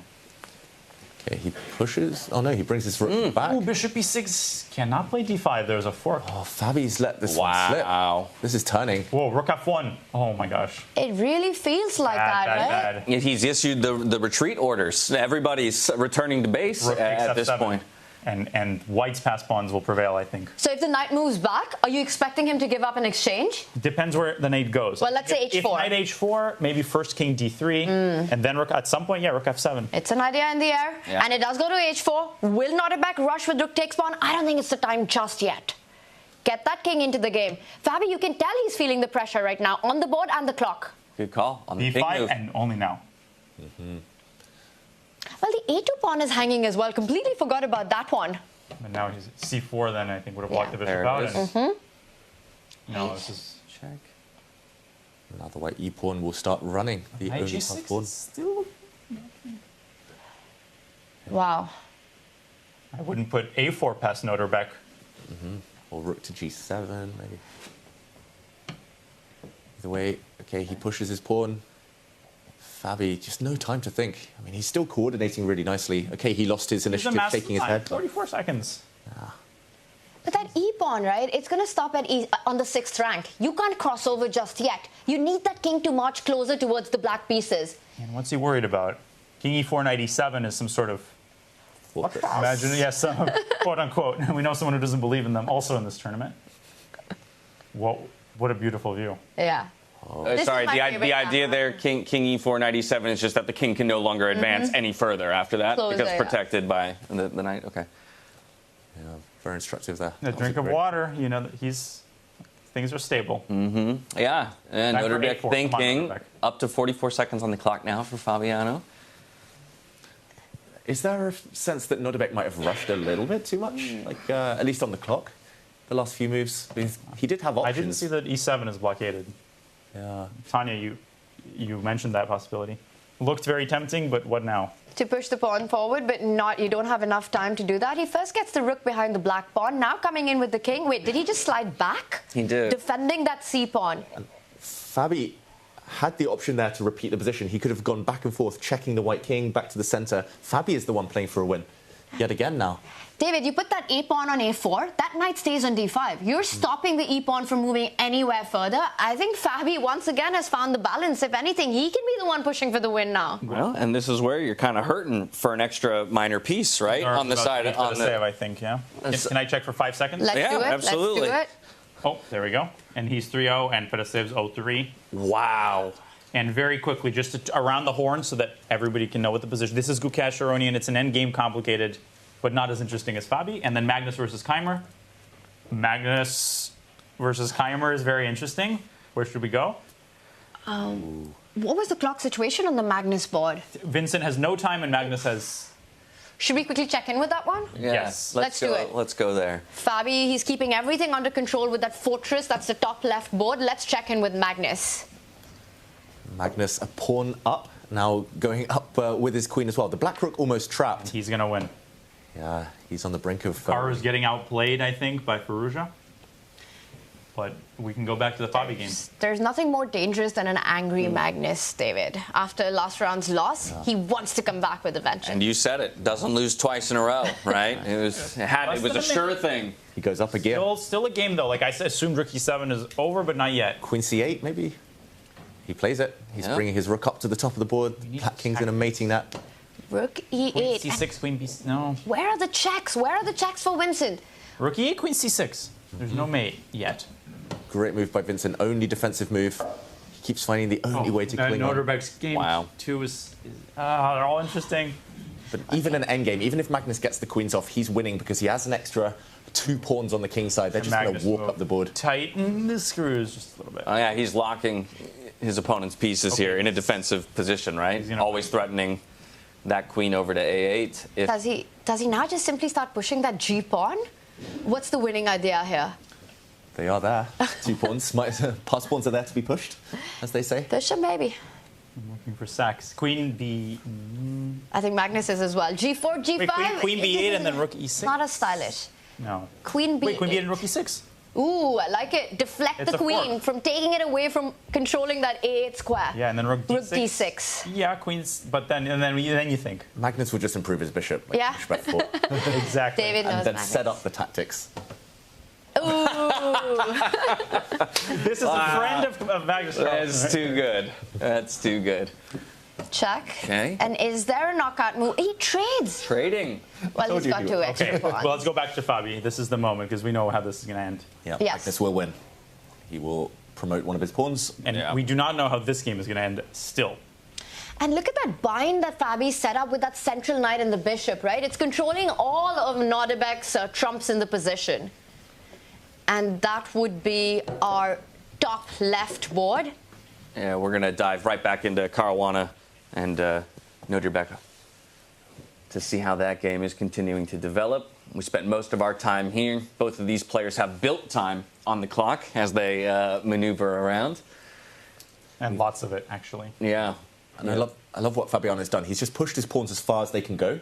they're all stopped right now, but the black a3 pawn, watch out for that. Maybe a future potential queen. The h4 pawn, any race, he's just going to win. Anytime the black king starts getting into the game, it's over. But David, is this some sort of a maximization by both players, where black can't improve and white can't improve either, right? Well, it's easy to see Black from Nodirbek, but how do you King improve? e6, king f5. But then you're giving up the c6 pawn. Are you okay with that? Do you have enough time to promote that h pawn?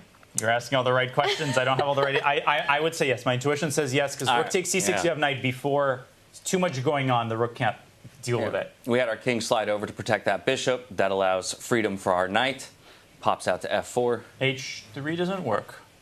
Not just yet, because the rook slides back to the first rank and defense. Blunder, by the way.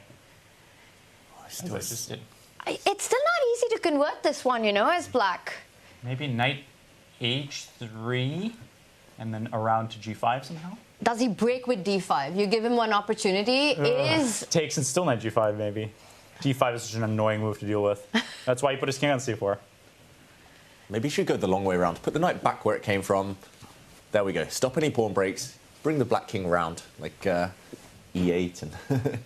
Anytime the white rook take the king for a walk, huh? Exactly. Take it for a walk. Go annoy that rook. Go harass that white rook. Magnus Kick it off the is running smoothly, just letting people know. Firouzja Nakamura is still in the air, as is Aronian and Gukesh. I really like your idea of the king march from the 8th rank. Get it closer to the white rook. But David, then it all comes down to, can white be in time to pick up that c6 pawn and generate counterplay? The moment you go king to e8, rook h6. And, okay, he goes the other way with his knight, Fabiano. Definitely feels like he's floundering a bit for a plan. The clock clearly at the forefront of his mind. It's like standing on the diving board into the pool, and you don't know exactly when to press the button. And personally, for me, I always do it at the wrong moment. Like, when do you go king f5 and sack the c6 pawn? Tanya, you mentioned this. When you mistime it, you can lose. But he's not going to sack the c6 pawn. He wants to put the king on d5, I think. I opposition that motion. But Nodirbek doesn't. Like he wants to mate him on d6 or something? It's a bit scary, right? I don't like the way he looked at me. I said that, David. Fabiano did look a bit stressed on the camera. He's like, oh, why did I do this? It's too scary. Put the king in the center. Do you think he does it? Yeah. No. He goes back. Changes his mind. He can't bring his knight to the center anymore. That would be the third time. Wow. He knows he's playing freestyle chess. He's just setting up for the next game. Yep. Yeah, he's predicting the knight placement. Knight 8, knight c7. Does he want to go to e6? Is that the new spot he wants to get his knight to? And then try to assist it to push the h-pawn? Kings in the endgame can be good. I think we need to tell these players they need to consider activating their king in the endgame. Fabi, activate that king. It's an important note for maybe some of our viewers, right? This is why. The power of the king as the game develops and less pieces are on the board. Yeah, it moves one square at a time, but here it helps prepare the crucial pawn break, and that's all you need. You need that little extra bit of help. And is Fabi going to shuffle that knight now to a different square is the big question. Because the moment you put it on e6, you're actually allowing Nodirbek to push that d-pawn. And you have to understand the consequences of that, and I'm struggling. Is d5 a good break to allow? And who is it good that for? disappear the closer you get to a draw, right? Surely. It's not a question Fabi wants to ask Nodirbek. Or himself. He might have missed the moment, I think, Fabi, to start racing. Now the black knight is so passive. Yeah. Like running with the black king ever, it's going to be a bit of a stretch. What about knight a6 and knight b4? Has that been tried? Sorry, knight e6? A6. Oh, a6. Knight Aaron Nimzovich 6. Good question. Yeah, that's a plan. Yeah, but his knight was on d5. Why didn't... I guess anytime you get to b4, the white king just drops back to b3. He's solving the knight squares problem. Can you hit every square without hitting one square twice? I think that you can. The knight's tour. I don't know. Knight a6 would be interesting. And he goes for it. Great call there. Good call. And now if d5, you trade in the center, and knight b4 comes in with a check, and you pick up the a2 pawn. Works to perfection. Ooh. It's like a snake slithering around that rook. Gotcha. I think Nodirbek would like the option not to move right now. He just says, pass. You jump in with the knight, then I shoot my king. There's a new iteration of chess right there, the option to pass a turn. You get 3 passes per game. That would be... Oh, like a but king b3. And if knight b4, e6 is a problem, potentially. King c7 or king c7, knight d5. Maybe not. Yeah, and that's the big question. How much of a problem is e6 in allowing the black king that beautiful d6 spot? Every pawn move has its own consequence, right? That is such a deep plan. You want to provoke e6 and then start everything over again. Knight tour continues to c7. Okay, it's happening. So help me understand the b3 move, because from my perspective, the knight still makes it to b4 and still has the option now to jump in to say like a d3, unprotected by the king. And so we've almost, from my perspective, given an opportunity for the knight to get more involved towards the center of the board. Yeah, fully agree. The white king does not want to be sidelined like this, just protecting a mere pawn on a2. I think essentially he needs something now, whether that's a check, and the fact that the black pieces are a bit loose, the black knight just about held by the black bishop, which could come under fire. This is the moment Abdusattorov needs to strike before Fabi gets one more move and starts bringing that knight back to support the other pawn, the runner. Black wins in one of two ways. You promote the h pawn or you promote the a pawn, and white needs division of labor. Like king has to babysit one, and rook has to contain the other. And now the clocks are leveling out as well. This has become a bullet fight with both players under a minute on the clock. And look at this last tricky move, right? He's giving up the a3 pawn, but then the king walks into the line of fire with a discovered check, capturing a central pawn Look for at black. that narration as it's happening. Wow. It is happening. Knight takes pawn coming up. Oh, white isn't past a pawn. That is not a wrinkle I considered. And knights are notoriously bad at stopping these corner pawns, these A and H pawns. So black's knight cannot get too sidetracked now. If only the bishop wasn't defending the other passed pawn. Oh, a bit tied up. Yeah, he was pulling double duty that entire time. Oh, white, again, it's 3 results. Unbelievable. We're sitting in a glass box here. We just saw Magnus Carlsen walk past us outside the studio. I do believe he won his game against Vincent Keymer, as predicted. Levon Gukesh draw. Hikaru. Predictions on this one. How does this end? David, I'll start with you. Draw. Draw? James? Before that pawn was vacuumed up, I would have given the edge James, to no black. dodging this one. You got to give me a prediction. I'm going to go draw as well, White unfortunately. White wins. I say Fabi wins this. Wow. On the 20. Okay, well, somebody will be right at the end of all of this. We had a got couple all pawns of it pushed. covered. Don't let this get to Fabi. But he's got 10 seconds on the clock. Knight comes back to fight against that a pass, so also eyeing that central e5 pawn. That's a double attack. We can push to a6. You got to push to a6. Is Daniel going to be right? Like, white winning this would be a huge turn up for the books. He's been worse the whole game. Nodirbek. No. Coming closer. Oh, and that king is there just in time. But just don't put it on b6. Anyway. Yeah, because if you go king closer to that pawn, the a pawn will start pushing, taking advantage of the pin on the 6th rank. So no king b6 right now. I think king b6 loses to a7. Whoa. King c3. So knight takes e5. He's some trick. a7 and rook e6 maybe. Bishop f8. Black would not lose that one still. But it could liquidate into a draw if like black takes the a pawn and white takes a minor piece. Knight takes pawn. When rook takes knight at the end, you get pinned. Yes. Wait, ace, which line? Bishop f8 and rook e6 line. Yeah, but you can win the bishop instead and give up the pawn. A8 queen. Rook e8. Bishop d8. Can we have the arrows to show this? What's stopping us from pushing a7 right here? Yeah, but he's gone with the rook. What is Nodirbek trying to do? The black king is stepping across. He's planning some shenanigans here. To stop the pawn. And Fabi did offer a repetition. Nodirbek declines it. He's playing for more. Staying true to his tournament form so King far. a6 is a draw, let's be clear. Yeah. A rook cannot beat a lone bishop or lone knight, so even if Fabiano is to lose one of his pieces and his pawns, he just needs to get rid of the white a pawn. Rook takes h4, king takes e5. And Fabi rightly sidestepping the pin because once again a7 was a massive threat to just neutralize everything. How is Nodirbek pushing for a win here? Well, the king comes in. This is getting tricky. He's playing for the win. He is. For the win, Nodirbek. c6 under pretty dire threat. At a7, you can repeat, but using that as a weapon against Fabi, it's like that indecision. It's excruciating. Like you don't know, and then you make a rash decision. It feels like they're both playing for a win, right? But it should be a draw, but they're both wanting to win. Someone's playing for a loss. The rook can pin the bishop. Well, Nodirbek comes back with the king, so he is offering a repetition. Will Fabi take it, or will Fabi play for more? Knight c8. With just 15 seconds on the clock. Not many options for Fabi. He has to move his knight. His bishop's tied down. His king cannot go anywhere. His king b5, knight d6. There are tricks still. Maybe rook h8. Yeah, white needs to win one of the pieces, the black pieces, for the a pawn. Still hard to imagine Nodirbek winning this one. How calm does he look on the screen, though? It's just, it's crazy to watch him. Just so in control. Scary. Both of these players, scary opponents. Very terrifying. He does pin the bishop. The black king can move forward closer to the white pawn. Uh-oh. And you can give a check, but then knight checks. Yeah, it's king. I think it's still a draw, but it's getting a little uncomfortable for Nodi. He cannot just lose the a-pawn for nothing. Okay, so h6 now the knight defends while checking. Even king a5 is a move. Ambitious? In fact, it might not be such a bad one. Brave. In fact, I think he might play it. Yeah, being brave and ambitious in chess, it's like a double-edged sword, right? It can backfire. You can just push too hard. But he might play it now. He gave himself another 10. He does it. Game on. Fabi playing for the win. Yeah. The problem is, if the black king now grabs the white pawn, then black's pawn on c5 drops, also falling, and it's going to be a draw.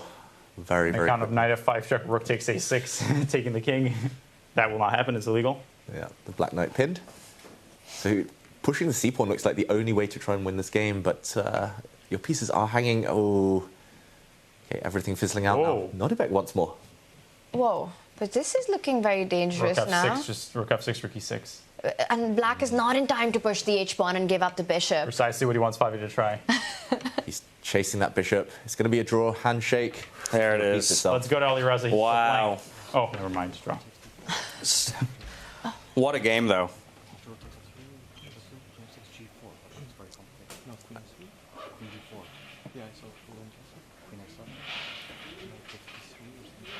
One of my favorite things, how quickly the players dive into their own conversations about it.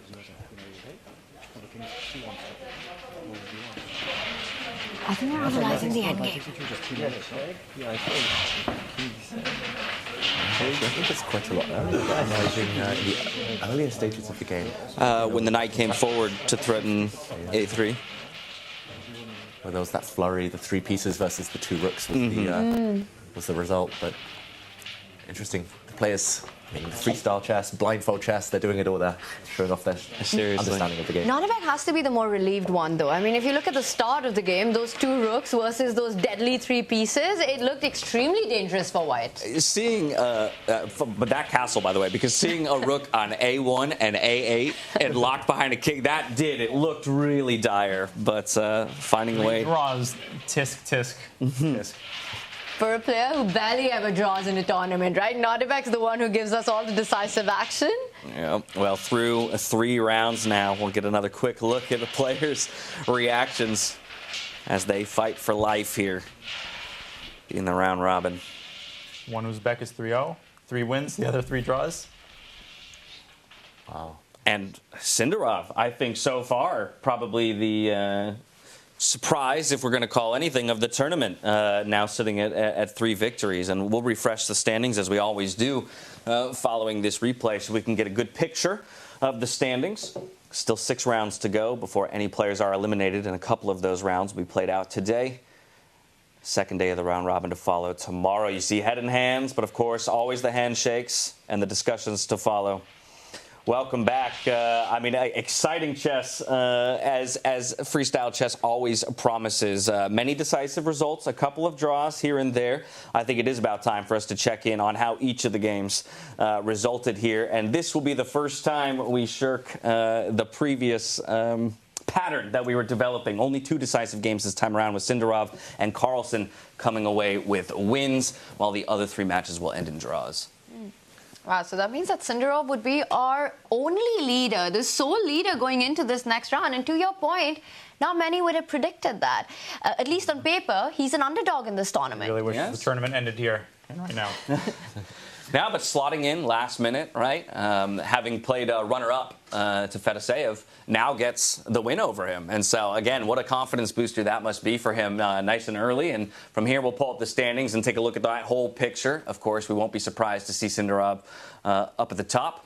And then you can see Fabiano and Alireza at 2.5 before Magnus rounds out the top 4.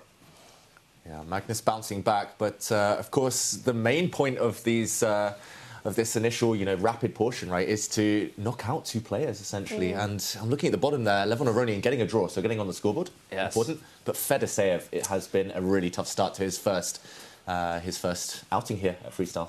Yeah, an unfortunate start for him, especially considering, just from my conversations over the last couple of days, a lot of people talking about, how much of a power player he is considered within, the Chess 960 format. One of the guys who has been a fan of the format long before, these last couple of years. Fischer was alive when he heard about it. I mean, he's and justly so. Not Wesley so, but we'll see how he reacts. But now is the age of comebacks. Like lots of amazing tournament comebacks that I remember in commentating, like Vaishali and the women's candidates 5 in a row. Eric Icey, he took that tournament out of. It's not going to be one of his best, but he beats Gukesh in the last round. Lots of amazing stories written in the second half of a tournament, but it's going to take a lot of willpower, and he's going to have to play better. Sometimes we forget to mention that, like, the moves have to be better. He has to win, and it's really, really hard. You feel for him. Lots of chess left to be played. Yeah, absolutely. Freestyle, Fischer, random. There's a reason why Fedosiev is called Big Fish. There it is. On Chess.com, but I think now is the time. It's really gone beyond that moment. He has to not only stop the bleeding by a solid draw, but I think he has to win a game. It's also really important for your confidence boost, This is a tournament where no round is going to be easy. So there's no breather at all. He has to score a point in the next one to have any hopes at all. He can do it. He had a fantastic run at Tata Steel. Coming into that tournament once again as perhaps one of the underdog, and what a finish he had.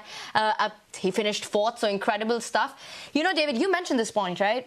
2 eliminated going into the knockout stage. That's the big aim, to get into top 8. But there's also a lot of incentive to finish at the top of the leaderboard, because those finishing in top 4 will get to pick their opponents for the quarterfinals. So you want to not only fight to make it to the knockouts, but also finish at the top. Yes. Yeah. They all got different goals. Like I said, win a game, win the tournament. It's like, don't draw all my games if you're Nodirbek. Well, and I think while that, of course, is the end goal in the round robin, right? Finish in the top 3 where you at least have some say in your opponent, because the 4th person will just get whoever remains. Yes. At the end of the day, I think you still have to put it together one step at a time. When I'm looking at somebody who's sitting at the bottom of the leaderboard, I'm trying to think how they can get themselves into a state of mental clarity, return to their fundamentals, and retain the confidence that they should have coming into this tournament. And with that, I believe our lottery is already taking place here for our 4th position of the day. That is my cue to use the loose, so I will leave it in the capable hands. The wheel. 200, position 200. Oh, 200. That's quite far away from everything that we've had. So it's going to be a very different position that's going to come up. And now we have it. I saw the queen at the corner of the board. Please deliberate on that I'm riveted side, by and the black, action. I almost can't. Thank you so much. It'll still be happening when you get back. I think I'll make it for the game start. And just while we wait for the position to be shown to us, this is game 4, right? Sindarov on 3 out of 3. If he wins this next one, he's pretty much guaranteed he's in the quarterfinals. I think 4 points out of 9 games. Even if he loses the rest, there's no chance you get in the bottom 2. Yeah, so, I will tentatively say that that's a guarantee, yes. Because, again, all you're looking for is top 8 in terms of qualification. Yes, you want to push for more. But, again, what a weight off the shoulders that would be for, one of our youngest players in the field here.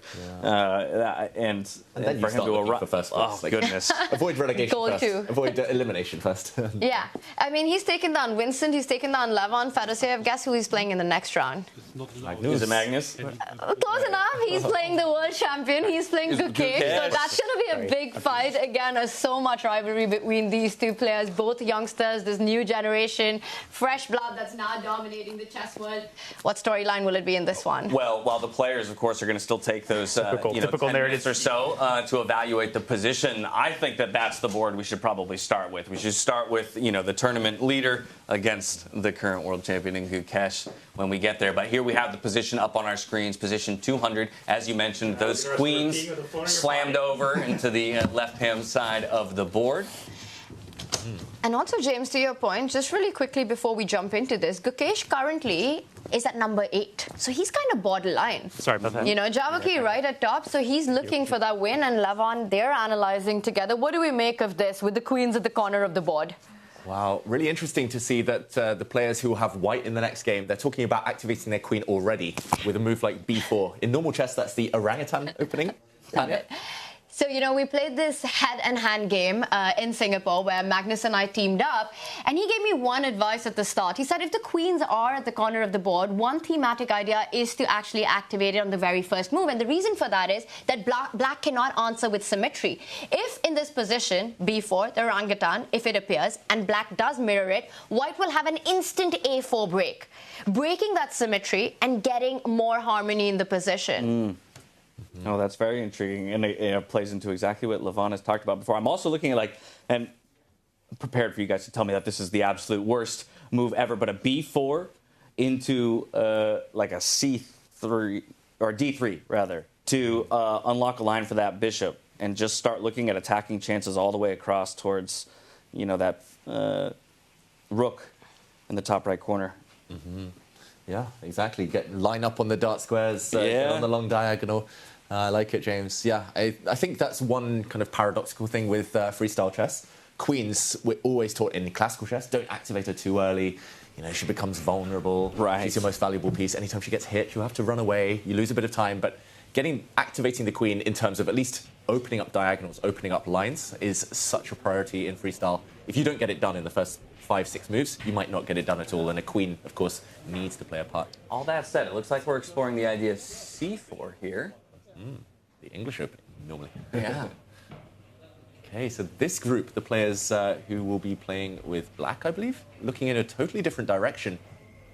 Okay, until this move, pawn to b4, eventually getting the queen out. There you go. Sooner rather than later. Well, they're playing white, actually. Oh, they're playing white? Javokhir and Hikaru will start with the white pieces. Okay. So Magnus and his group actually predicting what the opponents are going to do against them. Interesting here. And normally chess is about the center. Here it might be a bit of wing play first and then a switch towards the center of the board. Hikaru found something there too that all of them agreed they didn't like in a response from black, so now they're looking at other ways to control the center here with the pawns. I love how the symmetry doesn't last too long. It lasted for 2 moves here. Some of the other games in the last round, it lasted like 5-6 moves, and then it's broken, and then it's chaos. But Now, and that's the beauty of the format, as we talked about, right? Very quickly, you can get yourself into a sticky situation. And then conversely, yes, you could go 20 moves with perfect symmetry, and nobody's worse. Yeah. We're going to see b4 on one of these boards at least.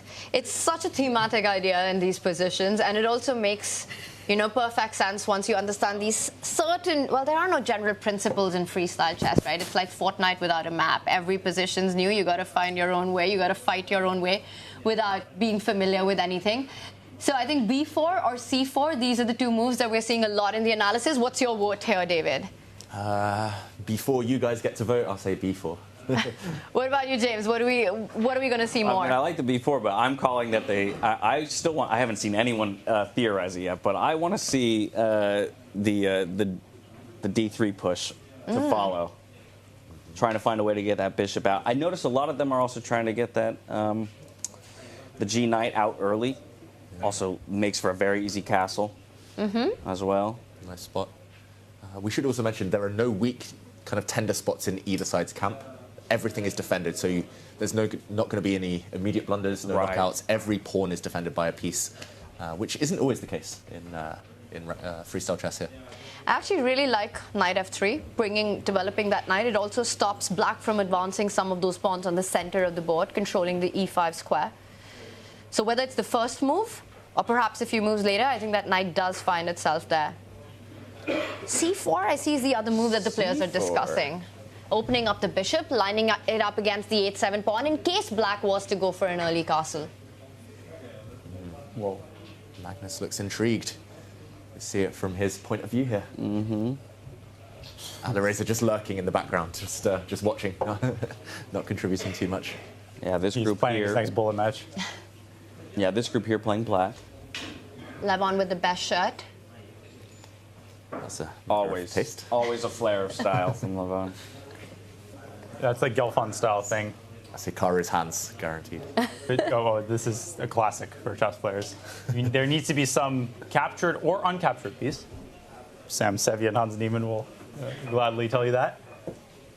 A different approach here with the c pawn moving forward and to activate the queen with the b pawn one step ahead. Sorry, they were both. Whoa, that knight suddenly like appeared. Sindarov, I don't know where I would want to sit. Probably on this sofa, actually. Just pick Javokhir's mind. Whatever he's doing, it's just... something's working. The player stole my earpiece. I think it was Alireza. That's why he has that guilty look at his face. Yeah, and for those who are just joining us, Chess 960, as this is also popularly known as Fisher Random Freestyle Chess. Here, we don't have 960 positions. It starts with 959, removing the standard chess position, which isn't position number 1. It's position 518. Exactly. So that has been taken off the cards. Yeah. Or the shuffling as well as each position that we've played prior. Yeah, interesting because, this position 200 is going to be totally different from the others we've seen. We've seen a couple in the 900s now. We saw one... a double digit. Double digit, 55 or something like that. So this is going to be completely fresh. I'll be honest, I find it quite amazing that they're even getting this far into a theorized game. No, it's insane. Before you know it, they're on move 10. And then suddenly they're on move 1 again. It's like there's multiple realities, like Memento, there are flashbacks and... I mean, look at that. Just one person. Right, yeah, and now we're back. And I love how they decide who's moving so smoothly. Like, one person is the designated mover. There's the guy sitting in the background, kind of like mob boss. Like, yep. I was going to say, the one thing they seem to all agree on is that knight is coming to F3 pretty early. Who's that guy with the white? Never seen it before. The one thing I will say is I've played quite a lot of Fisher Random, Chess 960, freestyle chess, whatever you call it, but especially in rapid formats, it's an advantage to start with black if you haven't analysed like this. That's why the players are sitting there analysing, because often as white, the pressure's on you to choose the pawn structure, to choose where you put your pieces. Black, you just react. So rather than kind of the clock starting and the player with the white pieces sit there for 5 minutes trying to navigate, where giving the presentation first, it's like... Yeah. Exactly. Exploring D4, D5 now. Bishop B4. This one looks too dry. I don't think the players will like it. They take it back immediately. They don't explore it further beyond move 1. It's like wine taste. It's like wood. Aronian's like, Cabernet, the Pinot Noir. Not D4. No. Too bitter. I love that in freestyle. You don't block the center. You leave the center open as the battleground for later. So queen on A1, very important. You need to get the queen into the game, and there's 2 ways to do it, A4 or B3. Or B4. Move 1. What do you call that opening? How did you learn? Do you know what 1B4 is called? We were just discussing that. Really? Standard 518, it's the orangutan. Okay, in like the Russian-speaking world, it's Sokolsky. Because Alexei Sokolsky, I have his book on he wrote a book on 1B4. There was a crazy person once named Sokolsky. Okay, go on. There's a story, right, why it's called the orangutan. David, a player going to a zoo before a game. Can't remember which player? Yeah, maybe it was it Nimzowitz's story? I'm not sure, but a player it's always Nimzowitz. It possibly goes to the zoo right before a game and wondering what he's going to start with, and apparently an orangutan appeared and said, go B4. Wow. He went B4 and he won the game. Do we know what the official rating of that orangutan was? Wait. Say that again? It was the Bronx Zoo. Well, the players are up from their couches and getting into position, which means we're just about into the next round. I think we're going to want to start with the Sindarov game up against Gukesh, right? We have our undefeated player up against the world champion. Feels like a good place for us to start. Feisty matchup. Should be fun. Not argue with that. No, not this one. And if you had to break down their styles, I mean, Gukesh we've seen so much of. I think Sindarov still not a household name, right? Like some of the other players here. How would you describe Sindarov's style? I mean, first of all, he's just very impressive, very universal. All the top players are. They're good at everything. I would say Javokhir, he kind of blends the calculation with a bit more kind of bravery, instinctiveness than some of the other young players. I've only played him a few times online. I've never played him in classical chess. Oh, I had a very long game with him in World Rapid. E4, E5, knight F3, knight C6, knight C3, knight F6, D4. No, I think draw there. Bishop B5, draw. So I got a great sense of his style there. But he, by nature, is accelerated dragon and King's Indian are his main openings. Well, we have the C4, like we saw a that's number. What you're pointing at. Sorry. No, I was going to say, well, we have C4 like we saw a number of the players working through earlier. And then, of course, quickly, the knights come out onto F3, F6. Wow. But immediately fighting for control of the center now. This is exactly what was happening on the players' boards when they were discussing, breaking things down. And you can see Javokhir looking away I'm trying to remember which set of groups kind of were discussing this. I don't remember Gukesh being too involved in the discussion so far today at all, I should mention. So he's the first to take a long think here. And Gukesh is also here with his second and long-time trainer, Guy Whiskey. I wonder if the players are allowed in between. I think they can only discuss with each other. They're not allowed to have any outside assistance between the games. Now, one of the things I noticed about the c-pawn moving forward, we've been talking about the theme of putting the knights behind the pawn. It also means that white bishop on e1, the dark squared bishop, can land on c3 and at some point line up in a beautiful diagonal with the queen on a1 once the b-pawn moves forward. Yeah. You know what's interesting? There's no styles, and there was a question I saw. Is there? Does your style carry over to freestyle? Not for now. I think for now there's bigger priorities on the pyramid. You know, like survival, which makes it really interesting. Yeah. Sorry to derail the bishop b4. Yeah, completely agree. It kicks in maybe move 30 onwards. Like if it gets slower, then the positional players come to the fore. But it's more like Chinese chess. Someone mentioned Chinese chess earlier. It's like tactics at the beginning. It's just like pure calculation, just survival mode, yeah, looks like a head-to-head, head-on battle here in the center of the board. And also when it comes to standard chess, right, we've got these styles, right? I'm an e4 player, I'm a d4 player, I like to bring the knight out. By the way, a big move right now at the center of the board. To me, that looks like a pawn sacrifice, but setting up a massive trap. What if e5? But first, let's show what happens. Let's show that. Discover checks happen early and often. Can I castle? No, I mean, even if you could, it would even make things even worse. That's a check. That's a rook. And, yeah, bad. Tears. Found an undefended piece. There you have it. These pieces drop off. But sometimes these ideas can be annoying, like e5 and d4 driving that wedge in. Gotta watch for the check on b4. Yeah, and for the eagle-eyed viewers from earlier, this actually did appear on the players' boards when they were discussing it. So this isn't just kind of over-the-board inspiration necessarily from Sindarov. This is something that they were breaking down earlier, but Gukesh was not involved in those. I was going to say, did it appear on both sets of boards? I don't. Or only one? We didn't see Gukesh analyzing. It was Sindarov, right? Sindarov. It definitely happened on his board where he was. That's a tactical idea, right? Gukesh doesn't analyze the position analyzes Gukesh. Wow, this is the first big question that Javokhir is asking Gukesh right now, because it comes with a big threat. The d5 pawn, it can't capture either way, right, because of the discovered attack on the d line, winning the rook. e5, allowing a check on b4 also looks really scary. The white knight jumping on to f5 next. How do you respond to this? It's scary, I've got to say. Being attacked on move, what is it, 5 here?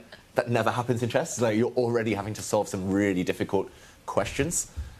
Just to you were looking at bishop a4 there? I kind of like the options for Gukesh. I mean, even knight takes e4, I briefly considered, because the f file would open. But e5 would be my default option, but there's like bishop a4. You can sack the pawn on d5 and try to get a development advantage. Like bishop b8 somewhere, let's say to f4. Or short castles, just let him take your pawn, get that development advantage. I've lost a lot of games like this, like ed and then b5. And the pieces come out of the woodwork, like zombies out of the grave. That's very instinctive, though, Danya. He feels like, okay, he actually plays it. Wow. Very impressed. I was going to say, he loves to calculate his way through problems, and that feels like still so many choices. But I think it's safe. Like, you're only sacking a pawn and you get a huge initiative. To me, it feels like it's very easy for white to lose control of the game. Sindarov does have 4 out of 4. This is true. How many games today? 5. Wait, so this is the... This is game 4. Oh, this is game 4. So 5 games today, 4 tomorrow, and then we've got our top 8. Yeah, okay. He takes with the side pawn towards the center of the board. He takes D. That makes a lot of sense. Okay. It's the more instinctive capture. You need to e6 or something, break that thing down? A6, bishop a7? The compensation to me for that pawn is not so obvious in this position. Yeah. It's a big pawn. It's a central pawn. Yeah, to me, this looks like a beautiful position for white. When he's black, he wins because he's Gukesh. Yeah, if white gets one more move, if white just castles, I mean, no compensation, extra pawn, beautiful center, beautiful knight in the middle of the board. Yeah. So there's this like narrow window of opportunity. It's like now for Gukesh, and he, wow, blocks it up. Positional. When it comes to d6, I'm on board. I'm on the train completely with Gukesh's play. I understand the train could derail. Now this is where... But I'm loving this. Everybody at my level is thinking, en passant. It's for Streamer's favorite move. Let's show that on the board. Just Firstly, because we need to remind ourselves of the rules. One, that Freestyle it chess. exists. Yeah, one, that you can do it if you really wanted to. But two, how does it actually affect the game at hand? Can we deliver a schach? Check. Don't we just take that with the knight? No? You most certainly, more than help yourself. But then the rook falls, and we saw the same tactic reversed. Because, yes, discovered. I wasn't even sure the rook was hanging, but now you can take e6, and this is what I was talking about. Pieces are hanging. I don't know. It's very complicated, and he didn't play it. He didn't, because he wants to keep the file closed, but he does allow the bind, right? Now Gukesh's knight on d6 is just a stunning piece. It stops, it's blocking the d pawn from moving forward. It's hitting that pawn on e4. The black bishop's going to come to that b5 square. So yeah, double attack on the pawn, only defended by the bishop currently. Do you go f3, or do you put your knight on c3? Two attractive options. Or g3? Or is that just... This is like King's Indian, but dream that I'd never have, because this bishop is going to get really good very fast. Like a5, bishop a7, or bishop c7, bishop e6, especially if white plays f3. If you go knight c3, I send these pawns down the board. Knight g3, h5. Where do I go? Well, f3, I was hoping that white might be in time to put that bishop to f2, which also looks like a nice square, but I do like your idea of trading the dark squared bishops once those weaknesses have been created. Actually, you know, I'm going to eat my words. I thought that there's no compensation for this. What is Gukesh thinking? He's given a central pawn, but things are falling into place. Yeah. I'm just very impressed by Gukesh. This is an instinctive sacrifice. It's like a long-term thing. There's no immediate reward. It's like a gambit. But it's almost like he played the King's Indian at some point, and he did, which people don't realize. Gukesh was a King's Indian player when he was in the 2600s. Now, F3, which we had talked about, it does give us our lovely Connect 4, but to me this goes against, again, a lot of like chess fundamentals in the sense that, you know, if we wanted to slide our king over, we now have an open diagonal onto that G-square. Can you go bishop h4 and try to destroy black's king side? By all means, but I'd love that, because then I'll play f5, fuel for the fire. Like, white has too many things to do. It's like you have this long to-do list, and you've only got a couple of hours. It's like, you've got a castle, you've got to get your queen out, which he's trying to do now with his last move, b3. But you've got to get castled at some point. Look at white's pieces. You've only moved one of them. Black has already castled, got two knights out. The bishop's about to land on the dark square. It's like a pawn, but for time. It's that eternal battle. Are you ready to give a second pawn? I was going to say, that pawn is... You give one, you give all. Like bishop a7, then bishop b5, and you want white to take on e5. One too many looks to me. I'm going bishop a7 here. You got to play in the spirit of the position. But how do you even defend it if you wanted to? I mean, you've got to move that knight and keep that bishop at a very bad square. I don't want to move that knight. I don't want that bishop to become a defender of that pawn on e5. So I are we might on agree board? with you. All right. Bishop Join a7. me. Are we going to see a second pawn sacrifice by Gukesh? Queen e5 looks losing to me somehow. After bishop a7? Yeah. Oof. Daniel, can we have the arrows just pointing out what we're talking about? Bishop a7, queen e5. Like if I go bishop b5, and then there's going to be some sack on e. All my pieces are playing, and none of white's pieces are playing. My Soviet old school coaches once taught me that something good is going to ensue from that, and they were wrong. Okay, queen e5. Can't we go knight to c4, discovered attack on the queen, and then the knight jumps in with a fork on the rook and the king? Yeah. I mean, that's a great idea. If the black bishop doesn't move, the problem is Which it doesn't have to. Dark square bishop, if that moves, then white grabs the pawn. I think it's too brave to capture while the black bishop's still at home. So, James, you're exactly your idea now. He keeps the black bishop where it is, the dark square bishop on b8, just daring white to take the pawn, which I think would backfire massively right now. So first opening up lines, that's also a great move. It's like a scene in Game of Thrones. The battering ram is hitting the walls of the castle, and eventually it's going to crack. We've had one piece move off the back rank, by the way, for white. Obviously, it's only two on the other side, so both players playing largely a... Two on the other side, but also getting a castle in. Yes, true. So you definitely get the feeling that, you know, Gukesh giving up a pawn has a lead in development. He's got more pieces active. And look at this last move. Again, just bringing it on the other side of the board apart from the central pressure. Can't take queen takes pawn. I think James' idea is just too strong. Knight takes pawn, hitting that queen at the center. You don't want to allow that. I think castles might... You got to choose the lesser evil in these situations, but everything's very evil. Yeah, I would castle.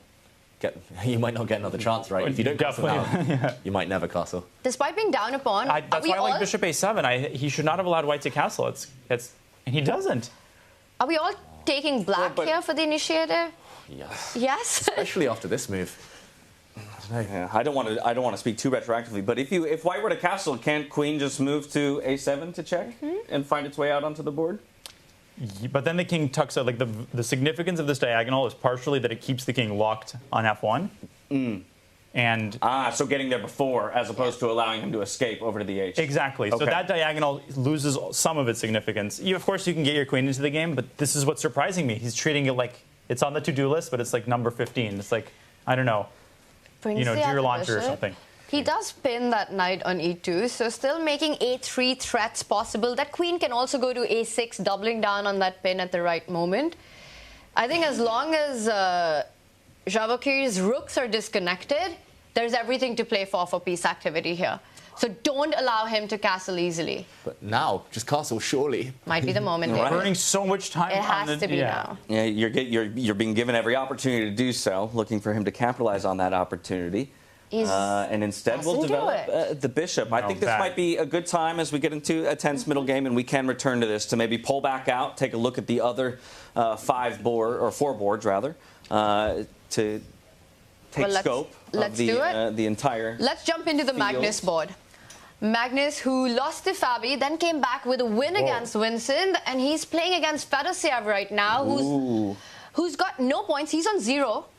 Magnus wanting to win, and I saw a rook that's landed on the first rank. Also, Magnus doesn't have a queen. Whoa! Sacrificed his queen. David, I didn't even realize that. Wow, so a winless Fedoseev. That's a very solid advantage here. That's the top center board. Solid advantage. The bar says he's completely crushing. Wait, but I'm still counting the pieces here, so let's. And we got to do an action We're replay. We're going to dive into Fedoseev versus Carlsen, please. I think I understand why. Yeah, Magnus's queen is not on the board. It's gone. But he's got. Can we just see how it got here really quickly? Oh my God! Yeah, something terrible happened. Let me just start. I can't start from here. I can't even start from here. Magnus is trying to play Grunfeld, but like he wasn't. Okay, this just does not look good. This is Magnus trying to be creative, we should mention, but taking massive risks in the process. Oh, look at this move! Knight v2. Oh, skewer. Skewer, or a kebab, as one streamer calls it. Yeah, and then out of the danger zone, into the fire. This is really bad for Magnus Carlsen. We should mention he has a rook and a knight for the queen, but I mean, that bishop, the dark square bishop's hanging, the white piece is no longer pinned. Trying to trick Fedoseev. Queen b8, ef, and then some knight b6 might slice the queen off from the bishop, but too much time for Fedoseev. He's going to find his way out of this. Do you think Magnus just missed the knight retreating move in that moment? Maybe just a quick kind of replay of that one moment, the skewer, Dania, just to show on the d-file that Magnus, because he wasn't castled yet, because his rook is hanging at the top of the board, that keeps recurring. Clearly, position number 200, it's about these loose rooks on the d-file. And knight b2. Beautiful Look at this, the geometry of this move, the aesthetic effect. You block the queen temporarily, but you win the enemy queen. And knight retreats are the hardest moves to spot and so easily missed by chess players. And look at this. He's setting up the piece and then castling, and everything is perfectly placed. It's gorgeous. That's exactly where the bishop came from in the starting position, right? So now Back what? to e1. How do you win? Can't we just... Is there a way we can trap this rook by retreating the knight to d2? Nice call. It's there. And now bishop c2 ideas, Exactly. so watch out. And then we trade the bishops. Queen's now on c2. And... I mean, rook, escapes to a1? I say escape in air quotes. Unfortunately, when you capture Magnus's pieces, they also leave the board. Right. And we should mention that missed opportunity. Well, not missed opportunity. That blunder from Magnus. I'll call it what it is. Knight b2. There, Magnus only blunders to knight retreats. Like it's just this pattern. I don't know why. I don't know how. It's always these knight moves. That's the one kind of Achilles heel, the blind spot he has. Yeah. Well, and in this case, right, it was coupled with one of the things earlier we talked about how in classical chess, usually you wait and delay to get that powerful piece of the queen on the board, and he took that risk by bringing it out early, and what happens? It gets attacked. Need to set up those knight retreat in my next match against Magnus then, I guess. Daniel, you play so much against him online all the time. Now you know what you got to do to get your wins. Okay, so I'll play knight f3, then back to g1. It's got to come with a threat, Daniel. You got to bring the knight so far forward that later they retreat. I was just about to challenge him tonight, and with the strategy in mind. You got to set the trap first. Okay. James, I love your idea. Bishop c2. Right. Keep it safe. There is a pawn hanging, though. I wonder whether he... Oh, it looks risky. Fedoseev beat Magnus of the Black in the Olympiad, let's not forget. True. For Team Slovenia, played a fantastic... And then lost to Gukesh in the last round. But when you beat Magnus, that's it. This is something you tell your grandkids about in a classical game. The top players just in the last few months alone. Fedoseev, he's beaten... The 2800 Slayer. Exactly. Caruana, Erigaisi as well. Fabi in the same... No, not in the Olympiad, but in some tournament. So he's going to go for that pawn. Wait. Yeah, he grabs the pawn. But wait. Good move. What's wrong with this? It does allow a knight c4 jump at some point, right? First, you have to resolve the situation between the knight tension. So you trade. Do you double up on the D line? It feels like Magnus's pieces are coming out. It's not as easy. It feels like he's made a few moves in a row. Yes. And White's still stuck on that first rank. White's pieces, yeah, in a row. It's like we have to trade the knights here as black, though, right? Because we don't want to lose the pawn in front of our, or remove the pawn. Flimsy, but everything's defended. Like I don't know. He could jump away with the knight and avoid the trade like knight altogether. But you're right. He's most likely going to move the knight. It's like baseline tennis for White. It's like you're literally just fixed on your very back rank here. I'm just looking. It's all working out. Magnus struggling to find compensation for this. I can report breaking news. Sindarov did castle in that game. He did. Ooh. That's all I have to say. He got away. He managed to get it out. Should we switch? I have Daniel Naroditsky and Weissenhaus. Back to you, David. Well, okay, so the knight trade will come through, which was our question. Happen, and we go into our bird's eye. Let's just do a quick overview. David, can you tell us what's happening on each of the boards before we deep dive into one? Yeah, so on the top left there, between Nakamura and Aronian, it looks like a small advantage, maybe, for Nakamura, but very blocked. Fedoseev, we saw him with the extra queen against the rook and knight there. Big advantage against Magnus Carlsen. The other games mostly looking level. Apart from Sindarov against Gukesh, we were there earlier. Sindarov has consolidated his extra pawn. It looks like he's got some advantage, but Gukesh just trying to strike back. It looks like the two games we focused on, by far the most dramatic. Yeah, the two that are looking to be decisive. That's the bottom right board. Should we jump into that one? Because a break has just happened at that center. F-pawn moving 2 steps forward, so more pressure on. Yeah, Fedoseev's got everything under control. If something crazy happens, we'll go there. But this game has been crazy from the beginning. Okay. Very complex. And what's the clock situation? Javokhir with almost a 2-minute advantage. Yeah. A minute and a half. I'm stunned that, I'll be just completely honest here, that there were so many opportunities for White to castle, then for Black to stop it. It's just strange to me. Now, everything's perfect for Javokhir. He's got an extra pawn. Look at that beautiful white knight. Can never, ever be challenged in the center. The white king's super safe. I mean, even if you put a black pawn on d6 and say level material, this looks like a big advantage for white. Can you try to play on the dark squares with Gukesh sliding that bishop behind the queen and trying to get the knight in? Finally. Yeah. Finally. Bishop a7. About 10 moves too late, but it does get there. And $10 short. White will likely just put a rook on e1, you would think, just to cover the one hole in his camp. Knight to e3 threatened. Yep, very good. There we go. Centralize rook on an open file. He's done the hard work. He's won a pawn, Javokhir. It's just about keeping everything else clean, tidy, protected. It's still not over. That queen can also slide at the right moment to the king side, right? To the right side of the board. I can now call it king side now that both kings are on that Finally. flank.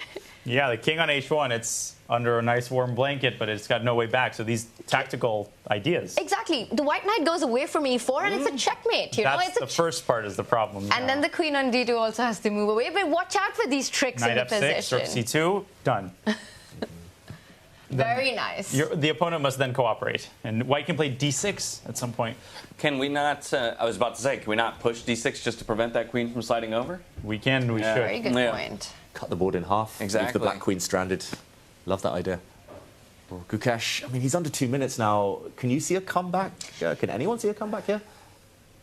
Yes. Okay.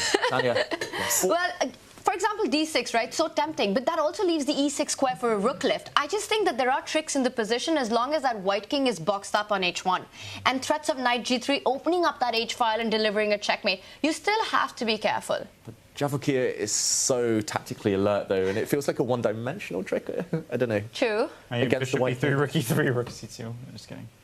Oh, yeah? Okay, he's trying something. Okay, that's a great move. That's a very Nice, satisfying move, just annoying the opponent. Plant it right in front of your eyes. It's an underrated defensive strategy, even when you seem dead lost, to do nothing, do no harm, and it can be everything's in the right place. You still have to win the game. The knight on d7 is blocking that d pawn. There's knight on e4 is not going to d6, as Taresh once said. Insert Taresh aphorism. A good piece doesn't win the game. But, good move wins the game, or whatever. Yeah. Good pieces don't win the game. As the good Dr. Taresh once said. Yeah. It's a beautiful bishop in d4. So, okay, how do we get our D rook onto the C file? Are we okay with that trade? The queen slides back to C1, is now threatening the pawn on A3 along with the bishop. I think he made a big move right now. He's getting very active with the queen hitting that knight on f5. Anytime that queen moves, we get worried about knight g3, but for now it's under control. Yeah, I liked your idea too, James, but I think he's just being more dynamic right now. And still technically available, right? We're still on that diagonal where the queen can always come back and recapture on C1. There's such a thing as win procrastination. My coach talked about this. I always thought this was a valuable idea. It's like when you're winning, there's a tendency to let's rest on our laurels, let's improve. The faster you grab that win, sometimes the easier. When you miss the first opportunity, it gets harder and harder. Can't let the game drag out if you see a clear opportunity. Can't be lazy, you need to calculate, and Javokhir has been a killer. If he wins this game, he's 4-4. And quick update, Magnus Carlsen has just resigned. The first game to finish in this round for Fedoseev. Wow. Talking of killer, he was a killer in this round despite losing his first 3 games. So big shock in that one. Gets his first win, and it's against the world #1. It's against Magnus. What a way to start, a tournament that didn't go his way. But now suddenly, back with a lot of confidence. Yeah, if there's any way to breathe new life into your tournament run, that's one way to do it. Can we check Fabiano Caruana really quickly? Is that okay? Yeah, we'll pull back out and kind of get another scope of the whole tournament and check in on the other boards as well, just to see if anything crazy has happened, and then we can dive into that game that you're asking for. We can already see, of course, the resulted game. Top center there, Fedoseev over Carlsen. And that was a one-move blunder, right? Walking into knight b2 and no coming back from that. And in case anyone in chat missed it, definitely take a look at that tactics. And in the meantime, this game, just a quick pawn count, because I'm very materialistic. I love it. In life and chess.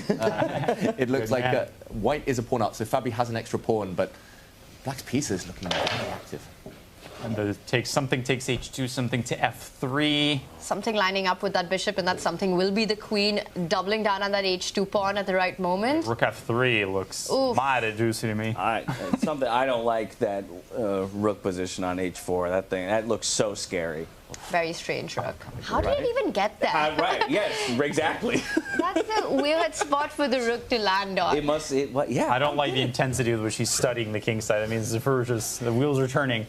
Remember, those rooks started on d1, so it literally came up the board, across, then he locked it in, closed the door behind, threw away the key. And no coming out of that door. This is a Firouzja type of position as well. He loves the initiative, he loves to attack, so he's got. I wouldn't mind it either, but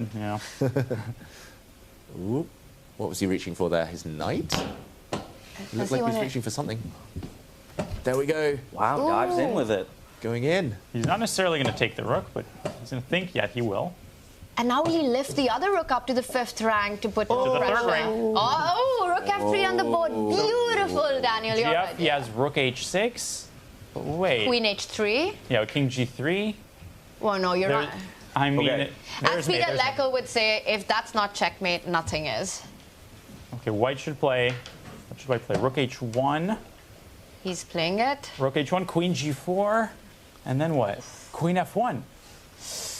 Oh, my lands. And I think Fabi spotted it, because you don't play rook h1 if you haven't seen the queen retreat to f1 to connect it to that g2 spot. Insanity. He does only have 15 seconds to work with. Okay, so I should just... With arrows, the problem with taking is the rook will transition to the h file, the queen comes in. This is a deflection. You're deflecting the g pawn so it doesn't control the h3 square. Exactly. Yes. And Fabi with 2 seconds to defend this position. Great. Lovely. It's very reminiscent. He moved. He did. He moved. This is Fischer random chess, freestyle chess, but it's reminiscent of Fischer versus Benko, putting a rook on In that game, it was f6. Here, f3, blocking, kind of stopping the white queen from coming over across, stopping the white bishop from ever joining the defense. Really instructive. Yeah. And to avoid any confusion for viewers at home, if you look in the bottom right, that's the live position. So while the clock says 0 for Fabi here, he had made a move. Let's just have that on our analysis board as well. Black can play rook h3, gh, and then there's a potential en passant with mate. But the problem is, white doesn't have to take the rook. Oh, wow. That's so beautiful. And here I would try some trick like queen g5 to threaten rook h3 maybe. Wow, that is devilish, Daniel. Maybe can we show that? Because that's really stunning. You want to give a check on e5? The previous one? How do you come up with these ideas? I don't understand, Daniel. Which bullet? Rook h3, I'll show that this was a possibility. The king drops back. This is why he didn't play it. But he might have considered this in a 30-second game because en passant would be checkmate on the next move. However, it's not checkers, as my grandfather used to say. Don't have to take king g1. Miraculously, white might even be better. Let's go back to the game. Firouzja needs a way to continue the attack. Because he's not down too much material, but white has got 2 pieces for a rook. It's still sort of in the balance. The knight's coming into d4. How is Fabi doing this? This is crazy. The white queen literally started in the other corner on a1. The white rook started somewhere else. And now he's just set up his pieces again. That's the legendary triple stack. Does he do g3 or does he go rook h2 to defend the pawn? Even better, I think.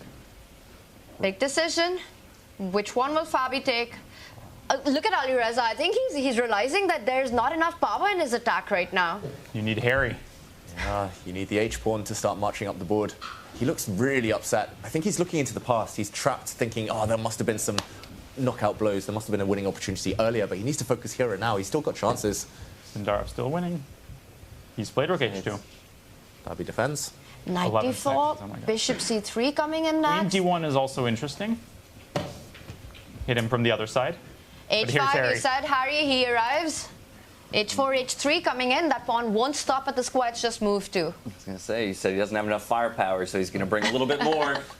Could be the hero pawn. But could backfire if white plays g3. Could be mate. Oof. Yeah, he's gone all in with that last move. You could also go c5 as white here. Okay, I was about to ask, do we have time to get our knight involved? Yes, you do. Fabiano believes so. F something? F4? F3? Hits the knight. Drop back to E2 here. Yeah. And then push the H-pawn. Or pawn F3. Get everything open? No. He drops back. Never mind. James predicting everything inside Fabiano's head here. I'm bound to get a couple things right over the course of 8 days. Many things. Still terrifying. Oof. And look at this. Every move a bit of an inaccuracy. That F3 square, it's like, I want to turn 2. You rode the roller coaster. The queen's like, me too. Queen F3. If black just had a knight anywhere, it's there's so many holes in the white position, but queens and rooks alone cannot really use holes. They're long-range pieces. They can't use outposts. What does Fabi want if Alireza continues pushing the H-pawn? Just block it. Ooh. He plays rook h6, preparing it. But H3, G3 is the fundamental problem. Block the attack. He's cooked up some trick, has Alireza. Okay. And now the C-pawn's coming as well. Looking. Say that's a... And see, it doesn't find it. 10 seconds? Whoa, you gotta make a move. He's slipping from the ledge, like every finger is being pried away right now. But can Fabi move his queen from F1? Is now the time. He's reaching for it, he does it, he defends, he's assisting that C-pawn to move ahead. G3? What's the move after G3? It looks so incredibly scary on the king side, but that rook on H2. Rook on E4. Cold-blooded. Wow, queen defends. It's defended by the knight, offering a trade. Gotta move the queen back. You can't trade that. Yeah, just to create tricks on the board. But Alireza's attack, it's falling apart. Look at him on the camera. He looks really upset. I was going to say, our body language expert needs to come back in. You can see the nerves. Still anyone's game. It's like you're always one blunder away in such a position. Especially when you're playing on seconds on the clock, right? And all the mages are on the board. Your king in line of fire. It's frustrating when you're almost there. You know that as Fabi, and you just can't find that last resource. And now the C-pawn's fallen as well. And he wanted to fork on E4 with the knight. Wow. Whoa, that was a they changed places. Sneaky trap. And importantly, the knight captures the rook with a check. That's King G6. This is Sparta. That's an incredible play. Wow. Alireza resigns. Oh, that's, yeah, you can see it on his face there. We've got to go to Gukesh immediately. It's a time scramble. Let's go to Gukesh. Sorry, guys. No worries, no worries. From one board to another. While Alireza is left wondering what went wrong there. We're going to find our way over to Gukesh. And Sindarov will, where this earlier felt like a very decisive winning position here for Sindarov. Yeah, something has shifted. Well, let's jump straight into that one. Let's bring up Sindarov, the leader so far in our round robin against Gukesh. It's an endgame. Rook, knight. There we have count it. Is equal. Count is equal. And the first question to me was like, can the white pawn step forward, fork the two black knights? But one of them jumps in with a check and saving himself there. We're headed towards a rook endgame. It feels like. Can you give the knight out on f5 or something? Ooh. No. And the white knight can also move forward. The e-pawn is also tender. Are we heading towards a draw in this one? Feels that way. Knight f1. Knights will get traded. Actually, knight f1 do we is offer not the such a trade bad on move. e4? That's actually a fantastic move. I love it. Knight Oh, no, f1. we might see just it. kidding. Trying to be We fancy. put ourselves in check if we do that. But he might play it. Might play it. Knight f1, guys. Because I want to fork the Very two pawns. tricky. I think all roads lead to. Rome is draw right now. And the black rook will go behind the white pawn on the queen side here, or go chase it down. It'll be 3 pawns versus 3 pawns. I won't be able to draw the arrows. There we go. Javokhir was like making a 3-pawn salute there. He's like, I've only got 3 left. It's going to be a draw. Yeah. Even without black's pawn there on the queen side, which is now marching, this game is straightforward draw. Puts In it a on strong the position. I wonder then if we have time, can we go back to see where the game turned? There's also, I just want a full disclosure, Keymer Abdusattorov's going on.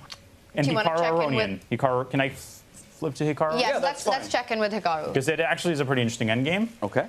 Or I'm not sure if it's an interesting endgame. Just looks very blocked, Danya. But here, white is the exchange down, so it's rook for bishop. But in return, white does have 2 pawns. The structure of white's pawns, though, looks so nice. Everything on the light squares. Yep. The color of the white bishop. Full domination and control of the board. The rooks are only as strong as the open lines they have, and guess what? No open lines for those rooks. It's like he's playing checkers, everything on light squares. This is like Nimzovic's pipe dream. It's like, this is the position I never had. So in a position like this, how does either player ultimately look to break things open? B4 is a break that you could be thinking about. Okay. Because I guess from White's perspective, I would be happy to shuffle this rook around Yeah. on the second I think that's going to rank happen. the whole time. You just enjoy the position for a bit. You savor the moment, and then Hikaru will break through for sure. Yeah. With But F4 when and or where? B4. We get also G5, but then FG. There's some skewers. It's more complicated than it appears. So is Hikaru playing for the win here, David? Yes. We should mention Levon Aronian. Like, if Hikaru does nothing, Levon never ever wins this. White has a perfect blockade. Black can never get through. So it's very much Hikaru trying to win. I think Gary. I think he's going for Gary. He's going for the G pawn push. It's one of those pawns. You just need to open up lines for the white rook. The white bishop and white king are maximized. They cannot be improved, so it's just the white rook. The time is now. Well, he does defend that E5 central pawn, so prophylaxis. A rook lines up now against C4. Hikaru also does this, right? He keeps shuffling around and putting that incremental pressure on the opponent before he goes in for the kill. He'll wait till Levon's down at like 5-10 seconds left, and then he'll be like Torture. It's like that torture device where like the drop falls in your head, but you don't know when. You're like, oh, well, just make the breakthrough already. Rip the Band-Aid off. And give that decision to your opponent when you've got no time on the clock to actually find your way. So that's really smart strategy. I would do it. No, not now. Not yet. It might be a combination, like 2 flanks. Like you push b4, you bring the rook round, g5 quickly, while black's still trying to organize the defense. Is he worried he might lose, or is he just trying to perfect the moment? Bit of both, maybe. Rearrange king to h4. Ooh. Which is an amazing idea, by the way, I should say. And then g5 looks fantastic. Yeah, the white king is, actually not necessary. I'm just so attracted to centralized kings in an endgame when the queens are off. The white king can actually go either flank as well, support the pawn breaks. It's the perfect example of being down material but fully dominating and controlling the board. That bishop on d5 defended by that c4 pawn is such a hero in the position, right? Just denying all activity, all pawn breaks for Levon. And f4, finally we get one in. I'm Abdusattorov, complicated endgame, but this is the one to watch because they're both, well, virtually under a minute. Right, and if we have takes, now the rook owns that file. You forgot another take. Why are you smiling?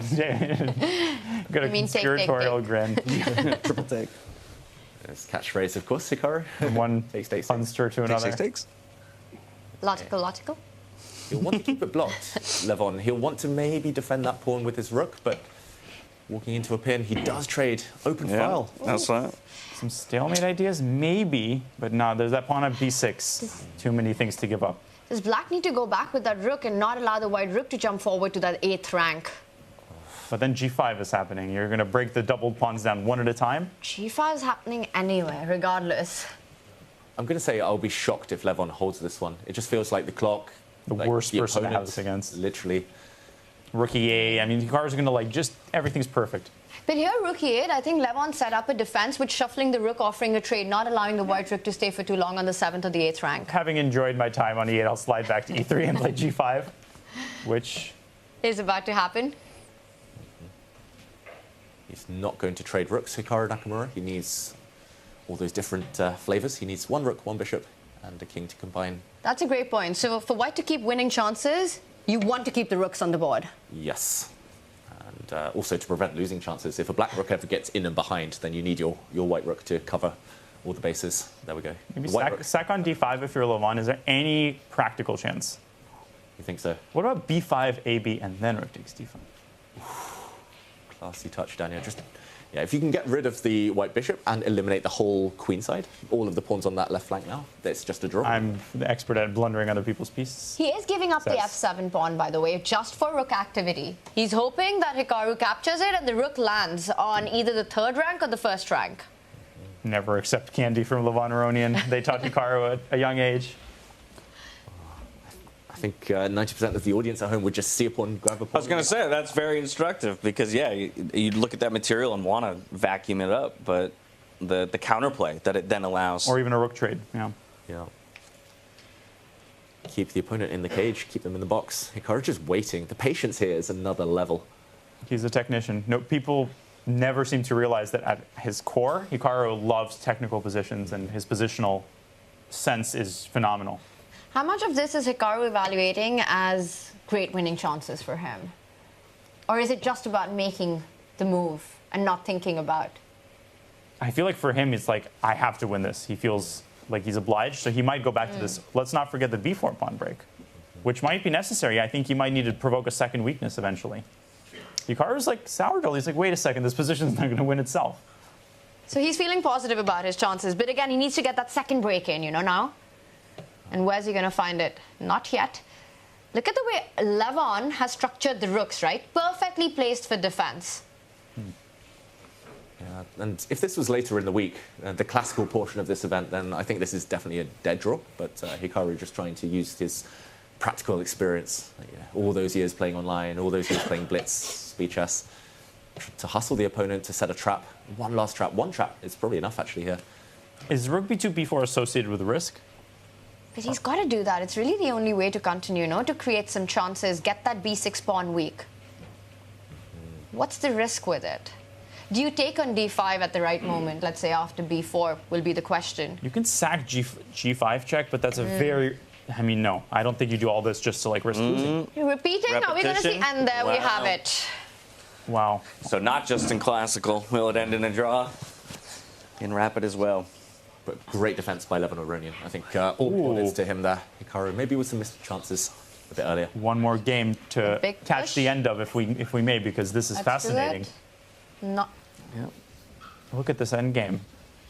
And we're looking at the top right. That's Vincent Keymer. Is still playing. Okay, but that's a draw.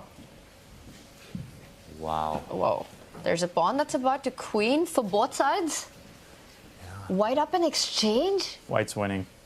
The white rook's just in time to come behind some checks. Also, you can stop the e-pawn. And so e2, rook a3 check is the problem. You just force the king back and stop the pawn. King f2. Wow. Nodirbek, one tempo short. Yeah. Wow.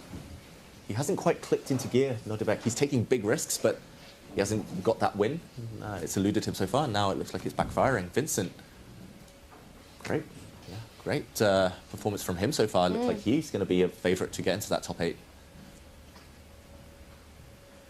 Yeah, rook simply better than the bishop. Too many checks. Yeah. Resigned. Brave There's king no on moves. G1, holding the line too, not afraid of the pressure that's coming towards him because of that tempo. Whoa. What you aiming for there? It's a queen. It's White's a also queen. got this little soldier on A2. And the rook's going to stop the e-pawn. And that's it. He resigns. Nodirbek not even waiting for Vincent's move there. He knows that anything was winning. He does that to He people. does that occasionally, yeah. Hikaru has drawn, yes? Yes, they handshook. Okay, so are we... What about Gukesh? We got to rush back to that if He that's the lost draw. this... No. What? Yes? No. This one was a draw. I think they left the playing hall a while ago without putting the kings in the middle, without confirming for us. Now, as far as I'm aware, that concludes our 4th round of the first day of the round robin, which gives us an opportunity to take a look back at all of the players.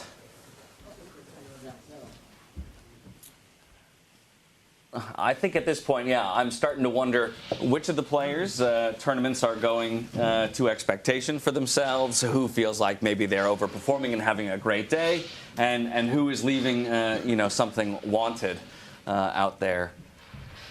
I'm not leaving any dried apricots in here.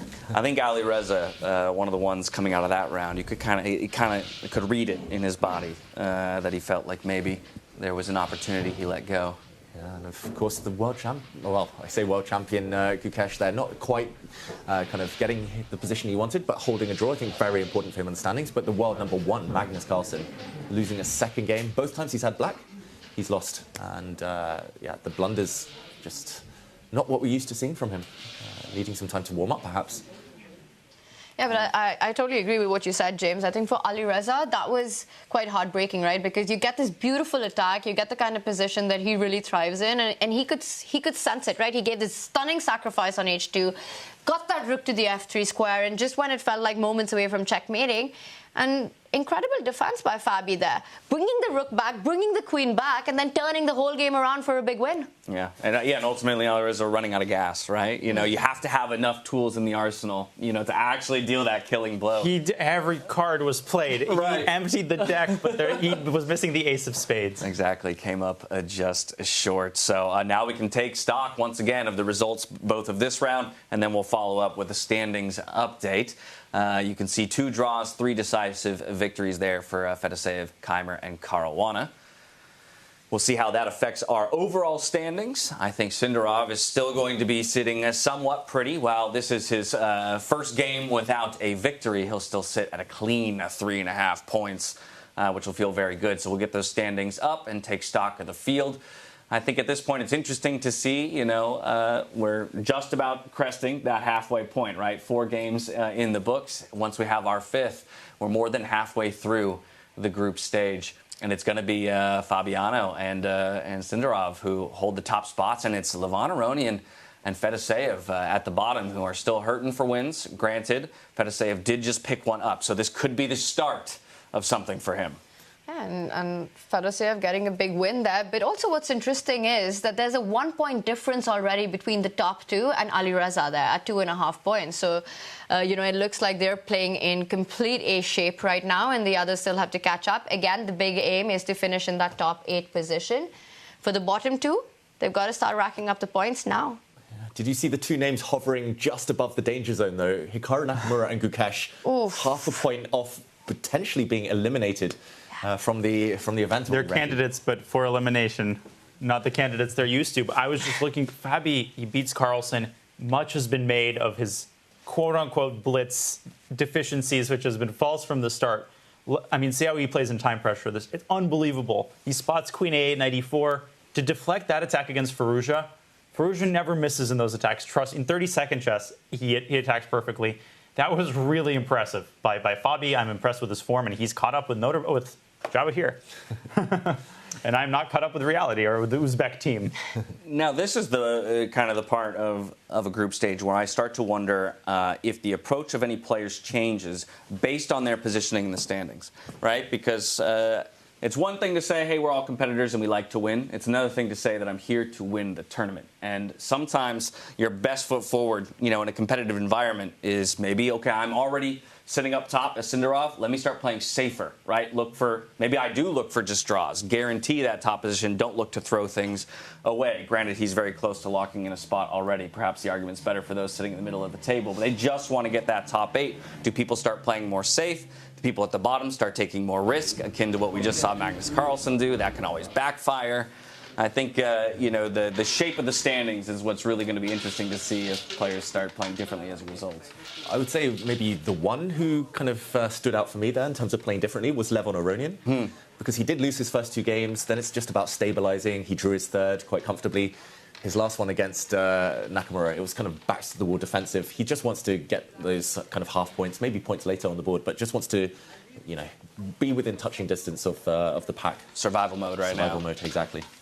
Yeah, and you pointed out for Hikaru and Gukesh as well, they're on borderline right now. And for Gukesh, well, tomorrow we know the final round will be against Magnus. He wants to make sure that he's feeling safe. We all want to see these 2 players enter into the quarterfinals. It's going to be really interesting because now we go into this final round of the day. How much gas do they have left? About as much as we do. We saw Nodirbek getting his chips in. So it's so much about the energy because the first few moves in freestyle chess just dictate what's going to happen very early on. It could be a difference between getting a position that's playable and being completely lost. 2 very quick points. First, shout out to Fedoseev. You're losing the first couple games. I saw him consulting with his coach. It sucks. And then you play Magnus and you win. I mean, I'm really happy for him. Obviously, I'm his friend, but it's great to see that kind of resilience. And I hope he gets out of the hole. So many narratives are written. We focus on the leaders as we should, but there's so many things going on. There's the spoilers. There's the single results. There's the draw that can be impactful. A lot to unpack. And as we fall asleep tonight, we'll be thinking about the cross table and all the results and the could have beens. That's a good point. We have one more round to go today, but then we have some time to ruminate on the standings of all the players, and they'll have to do the same as well, right, and devise strategies for tomorrow. But I think you're exactly right that our focus now shifts away from those at the top of the table. We're still very interested in how they perform, but now it becomes about jockeying for those final positions and who's on the borderline of being knocked out. And so you can hear, I think, behind us all of the bingo balls being loaded back in as we're awaiting the reveal of our 5th position They're of the day. jockeying for position. The bingo balls are. As well, yeah. Yeah, imagine tomorrow, round 9, the final round of the day, and Magnus, Gukesh, imagine neither of them are safe. Oof. One of them has to survive, one of them has to knock the other one out. Could that, Magnus not in top form, Gukesh just hovering there, just in, 8th place? Right. Just, they can split or steal? Hikaru. Have you heard of that? Do you know the British game? I do know it. I don't. Was just wondering. Ticket to Ride, split or steal, my guy. Yeah, I think and also every chess player wants to finish the day on a high, right? You don't want to go back to your rooms after this long day of chess and not have a great last game. There's the standings at stake as well here. Energy will be a big factor. It's going to be really interesting to see, and also what kind of position we get. Are we going to get something that's easier to handle with white? And just to finish this point, we might even see playoffs tomorrow for that final 8th spot. That might happen. If players are tied for that one decision, it goes down to blitz games. Anything can happen. Bring it on. More chess. More chess. Down to the wire. Armageddon, man. Yeah. That's all anyone can ask for here. I'm sure each of these players too, right? As much as it's a lovely setup, and we're treated very well here, every player wants to play for as many days as possible. It's not New York. Can we actually just talk about the setup? Because I've never seen anything like this at a chess tournament. We've got this beautiful, stunning playing hall inside where you've got this stellar star cast of 10 players. You've got the biggest streamers here at Weissenhaus. They've got their own booths, by the way, where you can watch all the action they're streaming. You've got the Botes sisters. You've got Anna here. You've got Sagar from Chess Base India. Levy, who's still out shoe shopping, by the way. Should be back soon. They have really pulled no punches in setting up this event, both for the players and all of us as broadcasters. Few things to debug, but yeah. Now that said, we do have our final position just about to be revealed, so we'll dive inside to that gorgeous player hall to get the final position. Predictions, what number is it going to be? 137. 384. In the 400s. Predicting about 100. That's a cop-out. Give me an exact number. 453. Okay. What are the odds? Peter Doggers, as I'm always. It's not Doggers. Every time it's like a landmine. It's like Doggers. Whoa. Ooh, Sagar from Chess Space India. First Let's there go. was light. Okay. Oh, I think he was simultaneously posting a video to YouTube there.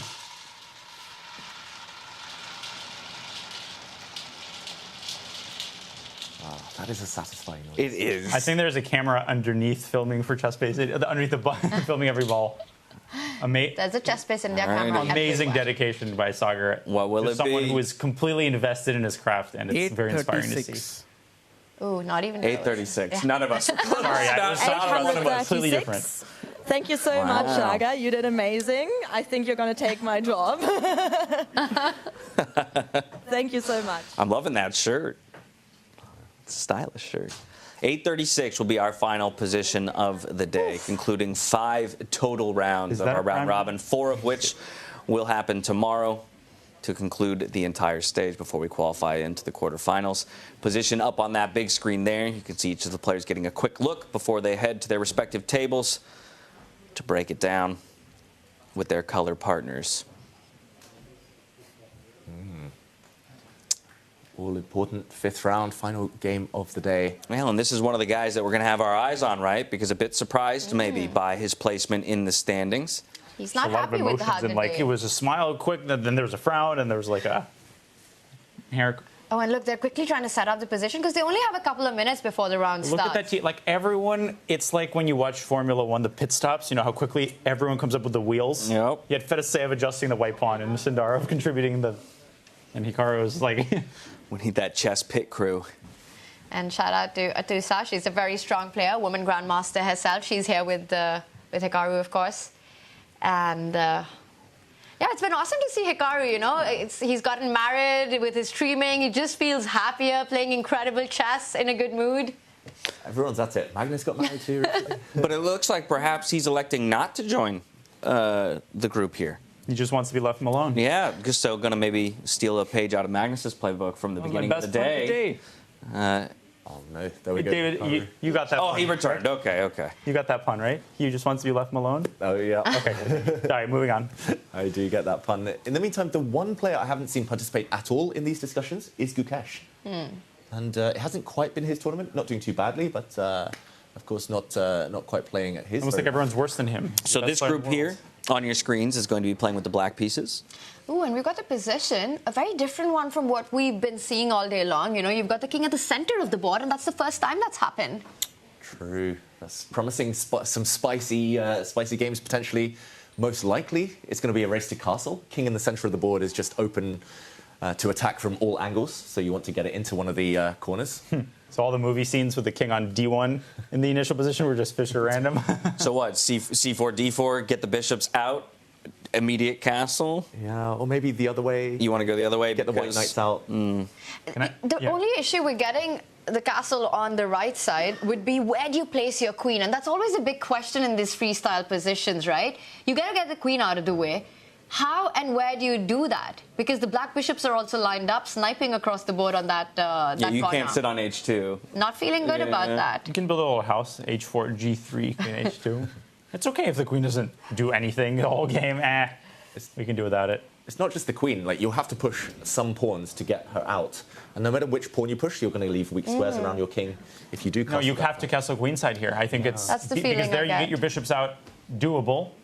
But it's surprising me nothing has been hanging today on move 1. Well, Tanya, sorry, go ahead. No, to your point, I think one plan could be push that pawn in front of the king, go d4, bring the bishop out, put the knight behind that pawn, push that a pawn, develop the bishop, and go castle. Just trying to understand what harmony. Interesting. Yeah, I was thinking you had to go C4 to get the bishop out, but... I would consider A3, bishop A2 first move. Yeah. Fedoseev sometimes likes to go A4, like way back when in 2014-15, we did some training in Fischer Random, and he made this interesting point that, like, starting with the flank moves and getting the bishops out, as you said, sniping, very good strategy. Sometimes the enemy. You can say that in Russian, by the way, to refer to the opponent. The adversary overpresses by grabbing too much of the center. That can be a bad thing in freestyle. Man, Aronian is like solving for my equation. I mean, It's really interesting. Levon, every time we pan to him, when he's got white, he's looking at c4. The other board, they're always looking at e4. It's just, I don't know what it is, preference style. Here we see Magnus all looking by himself. I was going to say the English against the French, but no, the English against the King's Pawn opening. They say it's lonely at the top, and Magnus here, he goes back to just trying to figure it out on his own. David, but to your point, where is Gukesh? We don't even have a camera on him. Just to understand what he's doing right now. Is he on the board? In the room? Yeah, is he there? That's my bet. Meditating. You don't get time in rapid chess to meditate. We know he likes to do it during his classical encounters. And here we see Hikaru again. It's the e4 board. E4. That is surprising. E4 feels odd to me because crazy. Doesn't develop. Oh, bishop, finally queen. we have him. There we go. Okay. Mystery solved. By himself. Yeah, what is the logic with e4? I can't. I love how it's the most undramatic solution to where Gukesh, he's sitting at his board. He's just sitting at his board. Yeah, so it's only him and Magnus who are trying to figure it out by themselves. Yeah. Like, where's everyone else? They have something in common, those two. Yeah. Think of a couple of things. Pure concentration mode from Gukesh. Meanwhile, yeah, that is the hand of Levon Aronian. Very recognizable. It's always c4 or f4. It just feels like he wants It's to... some flamboyant, he's just... Can I make an aside very quickly about Gukesh? And just to reiterate how much of an honor it was to commentate the World Championship. I wish it were moved to a more friendly time zone. It's just a friendly suggestion. But it was incredible seeing those moments. And Gukesh's reactions after his losses, like the press conferences, there's always a snarky comment, not from him. It's just perfect professionalism the whole way. And it was great to see. I mean, just amazing to see, very inspiring. And the final moment, you had goosebumps. Like Peter and I, we didn't exchange any words. We just didn't say anything because you got to let those moments speak for themselves. What's interesting to me is I haven't seen Gukesh move a single piece. It's all visualization. Yeah. Right? It's incredible. I mean, it's rare to see someone so focused, so professional, like Daniel said, just at any age, let alone 18, and he's just so disciplined. Like you said, James, barely touching. He hasn't touched it this whole time. He has not touched the piece. But is he allowed to move the board pieces? That's a... Wait, I will walk in and Gukesh, you're messing with the DGT. Sorry, this is not the analysis board. But it's a choice. He's choosing to sit here and not touch pieces. He could sit elsewhere and move the pieces. Yeah, move the pieces. You could sit alone at an analysis board, but no. Same story with Magnus. He's on the board. 2 world champions. Indeed. Not touching a single piece. It's all in their head. And it definitely feels, I mean, talking about the position again itself, like castling to the right here for white just takes too long. There's too many pitfalls along the way. The white queen is the main problem there, getting in the way. Gotta go to the west. Yeah, you got to go west. And everything covered, like you said, Daniel. That's always the first thing to look for in freestyle chess. All your pawns are protected, so you don't need to worry immediately about any tactics. It's going to be when the center explodes. It's not any... We're going to see some B3. B3 makes sense here. Yeah. Levon would play B4. It has to be. It has to have that edge. But the moment you go B4, then you're kind of making your own, your own king safety on that left side not so easy, right? B4, C5. There is a potential rook trap. You have to be very careful. One rook is in the corner. Sorry. Yeah, this is quite a big group of players who are discussing, right? And it's interesting because not all of them will play with one color. The leader, the mafia boss, the observer. It's 5 players? Yeah, that was 5 of them. Yeah. All 5 playing with the black pieces there. And Magnus Gukesh playing with the white pieces. Right, which leaves 3 in the camp of remaining white piece players. I feel like A3 and D4 are the big pawn moves for white. Firouzja getting more involved instead of watching from afar, as he has been doing. It's also a good way to kind of get rid of all the memories from the last game, right? It's a more, social aspect. You can discuss the position, just get ready for the next one, and leave what's happened in round 4 behind against this guy. Just nice to play with some pieces, to touch some pieces after you've just come off a loss, so it doesn't feel like that's the most recent thing in your mind. Okay, this looks like a D4 opening, a Dutch defense, we would normally say in classical chess. What do you guys think about naming conventions? Should we give, within position 836, should we give all the opening moves names? Dear Lord, no. You know what it reminds me of? I'm friends on Facebook with some individuals from Uzbekistan and Mongolia, even Tajikistan. It uses the Cyrillic alphabet. So sometimes I'll see a post and I'll recognize a player. Oh, this is a post about, Farukh Amunatov from Tajikistan's only GM. and I'll start reading, but the words are not, like, I don't understand any words because the Tajik language is actually the Persian language, essentially, but in Cyrillic alphabet, fun fact. And I'll start, like, total nonsense, but in an alphabet I can understand.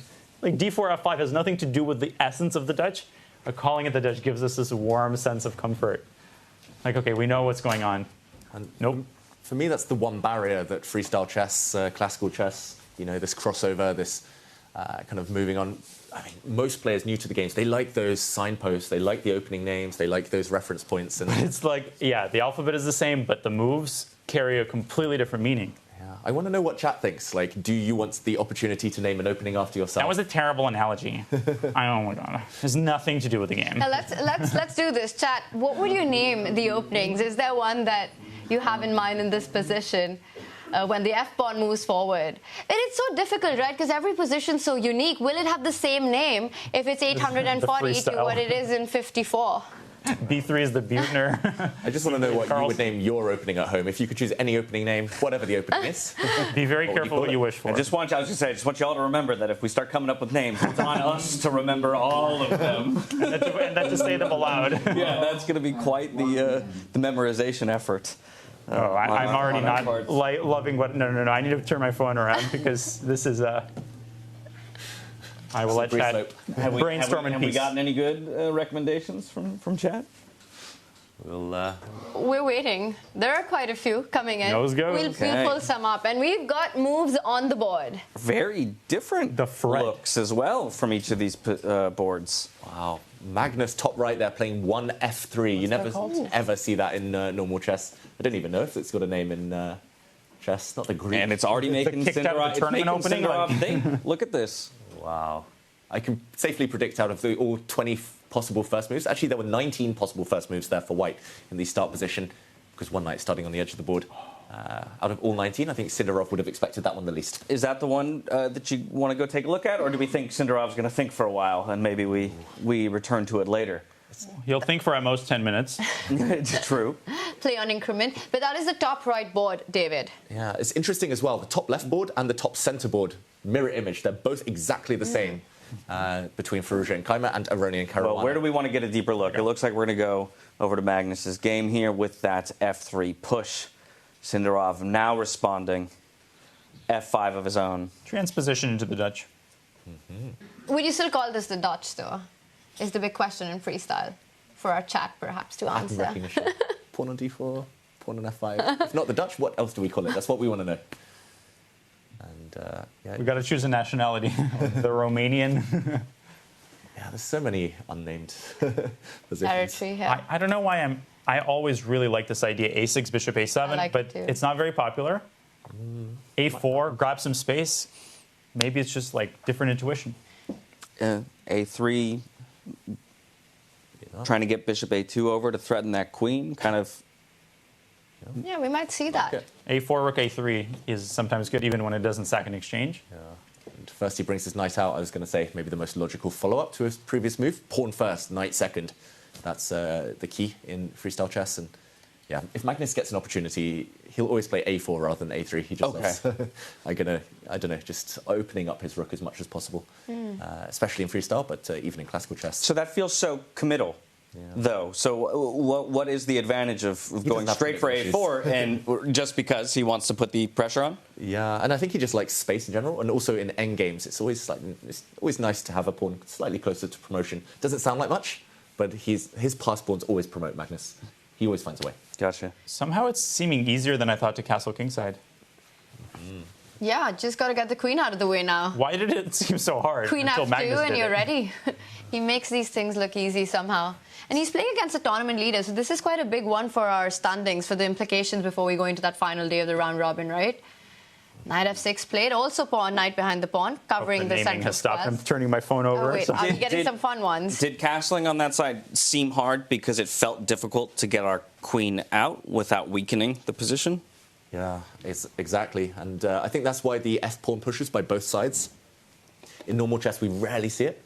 So we weren't even thinking about it. It wasn't on our radar. But now it suddenly looks like the white queen could just slide one square to f2. Then you're castled. Job done. Yeah. I mean, chess maybe is that simple. I want to just repeat again, like this is how I like looking at old chess books. first opening books, this is how they felt. And this is how they were. They just don't know. Like Staunton, Philidor, they're theorizing. They're climbing on, the first steps of the ladder. We stand on the shoulders of giants. Absolutely. These giants. They knew a ton about it. All right, so night out. We'll see which side Magnus gets his king to. Should we zoom out, get our multi-board view in? Because I did notice a pawn sacrifice early on the other boards.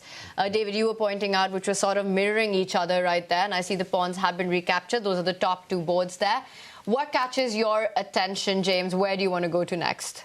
I think I want to go over to Gukesh and Nakamura. They were two of the players that we had our eyes on just in terms of the standings, and this is their final game of the day, both wanting to exit the first day of the round robin on a high note. And so let's go ahead and hop into that game. That's a great call, because whoever loses here, if this is a decisive game, is in big trouble heading into tomorrow. They were in 7th and 8th place heading into this round, and that bishop a2 maneuver. Bishop a2, and we were mentioning we talked about a4. Pawn's already on a5 at this point. Spicy. Okay, big hit. The black queen attacked from afar. Yeah, the pawn on a5 or likewise h5. That's linked to AlphaZero, of course, neural network. But feels wildly aggressive though from the white position. And to the degree that if your attack doesn't work, I worry that you've exposed too many openings, right? In terms of how many pawns you push forward, your king feels rather weak if your attack isn't successful. Yeah, look at that white king. If you could swap the white king and queen around, that would be perfect. Much better. But, okay, he's going forward even more. Full frontal assault here with the pawn. I mean, a6 is a trump card because bishop takes a6, bishop d5, but you want to press that button at the right moment. And I don't know if that moment is now. He first trades the knight. Maybe GF to halt the avalanche. Do we offer a rook lift here, though? Or do you take with the pawn? Levy, I just heard his voice saying rook a3, rook g3.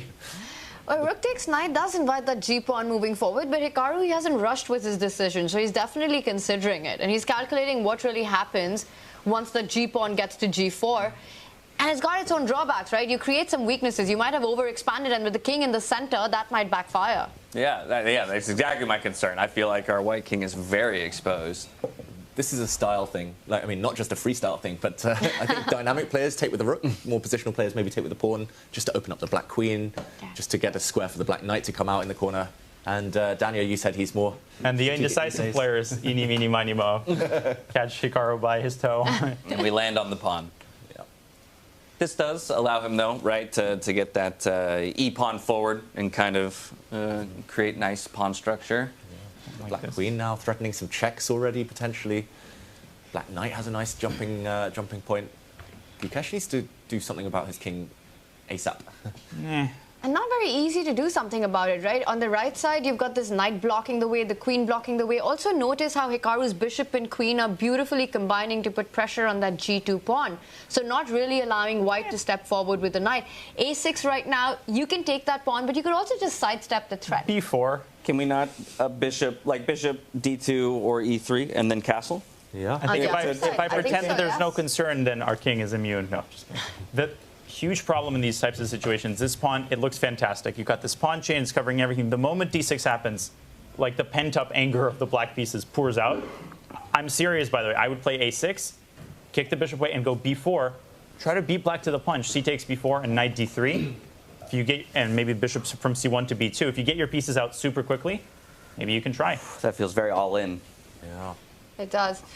But also to your idea, maybe you should show Daniel, and he didn't go for a6. I was going to say that it's not very in Gukesh's style to get that b4, and he wants to develop the pieces. I think what you mentioned, James, is about to happen. He's going to find safety for the king on the left side. Preparing that castle.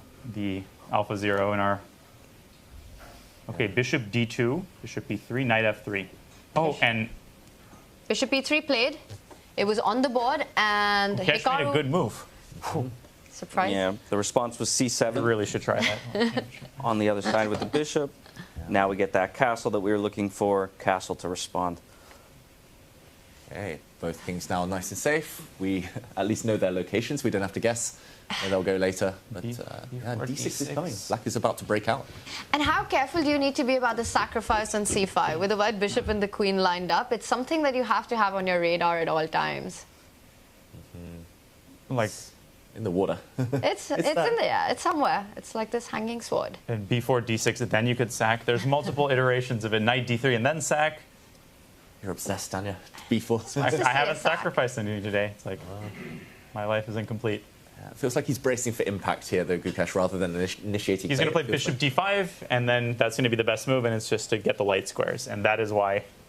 I like it. I like it too.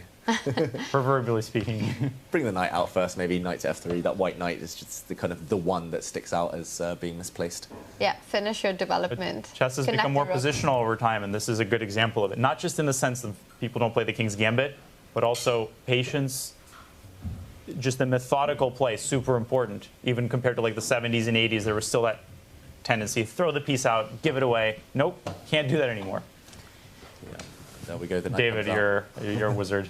But I think now your idea, now that the rooks are connected, because you really want to try to trade off that bishop, right? Bishop d5, and if the queen eventually was to attack that rook at the center, you can double down on the d line. I'm in court. I cannot stop looking at bishop takes c5. You don't understand. It's a condition, congenital, I promise. But the queen has got nothing assisting it. But what do you do after queen takes c5? You just sidestep the king. Bishop d5 and then? Oh gosh, are we going to see a sacrifice at this moment? That looks winning to me. I don't know. It just looks. It looks winning. Well, okay, I'm checking. Slow that down. Show that. Let's put it on the board. Yeah, let's see. I can do that. Let's see. He's gonna. I will turn the engine on. Takes the pawn. Takes the bishop. It is very good. Queen takes c5. Ooh. Sacrifice. Best move is queen g6, but who plays that? King b8 and bishop d5. And oh my God, bishop takes d5 and you don't recapture. What? What? You just check? For a second, it said knight d4. Oh wow. Oh. Yeah, but rook takes bishop, right? Every single human on the planet is playing if that. If knight d4 is played, everything is stopped. Arbiter, all of the arbiters just emerge from the shadows. FBI. Metal detectors come out. No, this is, again, matter of taste. It's different approaches. You have multiple good moves. So Bishop d5 is the best move. Bishop takes c5 is a valid option to go for that sacrifice. But it's not a Gukesh move, I feel. Bishop d5 really feels like his kind of chess. I don't know if this Michael Tull once told me that everyone was able to sacrifice a bishop at the right time. Also, you'd be asking, again, a player who's in somewhat precarious position to make a risky move, right? Without having that computer evaluation to know that it's right. Yes. So it is, it's a great point. Against a direct rival as well. Exactly. For those yeah, shots. if he's sitting at the top of the table, maybe he's considering that a bit more. It's something that he has the leeway to go for, but I don't think so this time around. Here's someone in love with his position. It's his risk appetite right now, and given the standings, completely agree with you, James. How much all in? His eyes were looking over that side. Like the more they look over to the right side of the board, the more he's looking at that queen side. Oh. Is he going to do it? He reaches out. He does it. Bishop takes pawn on the board. I mean, he gets 2 pawns for the piece and a massive attack that looks crushing, I think. Okay. Yeah, this is no holds barred chess by Gukesh against Hikaru. That too. Well, in a lot of ways, we say it's a risk, but it's also a bit of a haymaker. Michael Jordan, right? Because he is vying for that position up against Hikaru, and if he knocks him down 1-0 here, he creates that separation. That could be what saves him and guarantees him a spot in the top 8. So it's a risk to say the least, but it could pay off tenfold. We'll only know in hindsight, right? Was this the moment that decided the standings, or was this too much risk right now? And he's got to prove this sacrifice. It's just getting started. Yeah. Is it reckless? 4 minutes only on the clock. It's about to become so messy, so complicated. It's one of those do or die. It's the power, though. It's when you don't sacrifice often. When you do, it creates the super powerful impression. Yeah. I mean, this is extra impressive considering he had a nice, kind of safe alternative, but no, he's going for it. He's reinventing himself before our very eyes. Is there an option not to take this and just can you just take like a5, for example, and just be like, fine, you can have that pawn, but I'm not gonna give your queen the opportunity to. I don't know. The white bishop can go grab a pawn on a7. The white queen's still lined up. You're giving up another pawn. I really want to. What I want to do is check out on Hikaru, and there we have it, because he's one of the most expressive players, right? What is his reaction seeing this sacrifice on the board? He's like, poker face, keep the poker face. He calculates an insane volume of variations, looking for the most practical defense. There's one thing for sure, he might lose. He's not going down without an absolute dogfight. Yeah. You can hang your hat on that. But that's set your watch to that.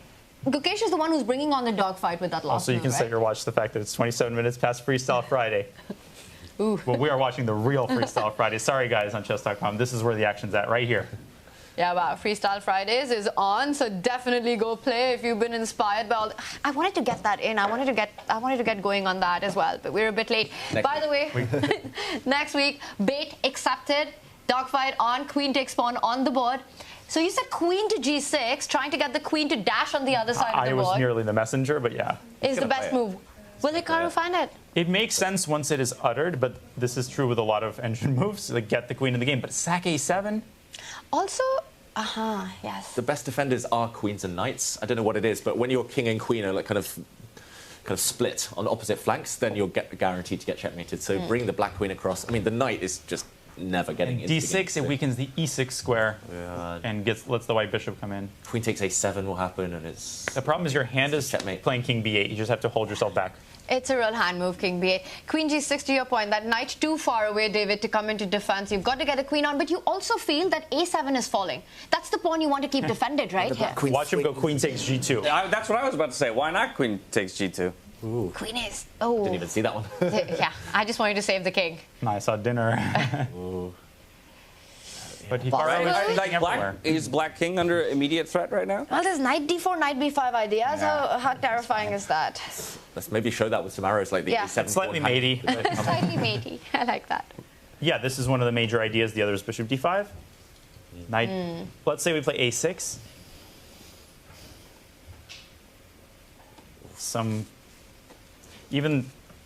No. The queen could slide in. There's a lot of tempting moves. Gukesh under 5 minutes. It's easy for us to sit here and say, the move exists. He's down a piece. He's down a piece. He's got a couple of pawns and a lot of threats against the black king. Hikaru still hasn't made a decision. Queen g6 is the best move. Will he spot it? He hasn't played king b8. That's an achievement. It means he understands this is a critical moment. Yeah, but the thing with queen g6, you're also hanging the e7 pawn. You're hanging the a7 pawn. From a human perspective, tough move. Yeah, so again, help me understand. Why is g6 so great? Because to me, it doesn't look to achieve too much, other than allowing the queen to slide over in defense along the sixth rank. That's exactly the point. Okay, so it's just a preparation move. You want to get your queen closer to the king. Gotcha. Essentially, the board is cut in half. White's central pawn on e5 just kind of prevents black's rooks coming down and across, prevents the black knight from ever kind of switching sides. And black pretty much has 3 defensive pieces, the king and 2 bishops. Right. Often if white gets 3 attacking pieces, I'm assuming the white queen, the white knight, the white bishop maybe, then it's just going to be pretty kind of attack versus defense. You need that extra 1 defender to... And we have no option to go knight to g6 either, right? Because then we just push pawn to protect the hanging pawn on the f-file. Yeah, and you're just locked out, essentially, that that black knight. Gotcha. Okay, well, while these two players are locked in, trying to maneuver their way to a victory here, we are going to say goodbye to David, who is going to get in position for a player interview in just a bit. So thank you so much for joining us here. Pleasure, guys. And help break it all down. Myself, Tanya, and Daniel are going to remain, of course, to continue breaking down the games. And so, yeah, we will stick here on Gukesh Hikaru because it is a game that means so much for the standings. And he has found it. Queen g6. And this is why he is considered the most resourceful player on the planet, with just excellent defense on king b. You know, traditionally, Daniel, Hikaru was always looked as this beast when it comes to attack. But over the last few years, he's really proven I'm okay. how strong he is when it comes to defending difficult positions. He is a technician. He takes care of the small stuff. And then there's this whole Hikaru magic idea. How does it happen? When you actually look at it carefully, it's because he finds moves like this. This is where the magic happens.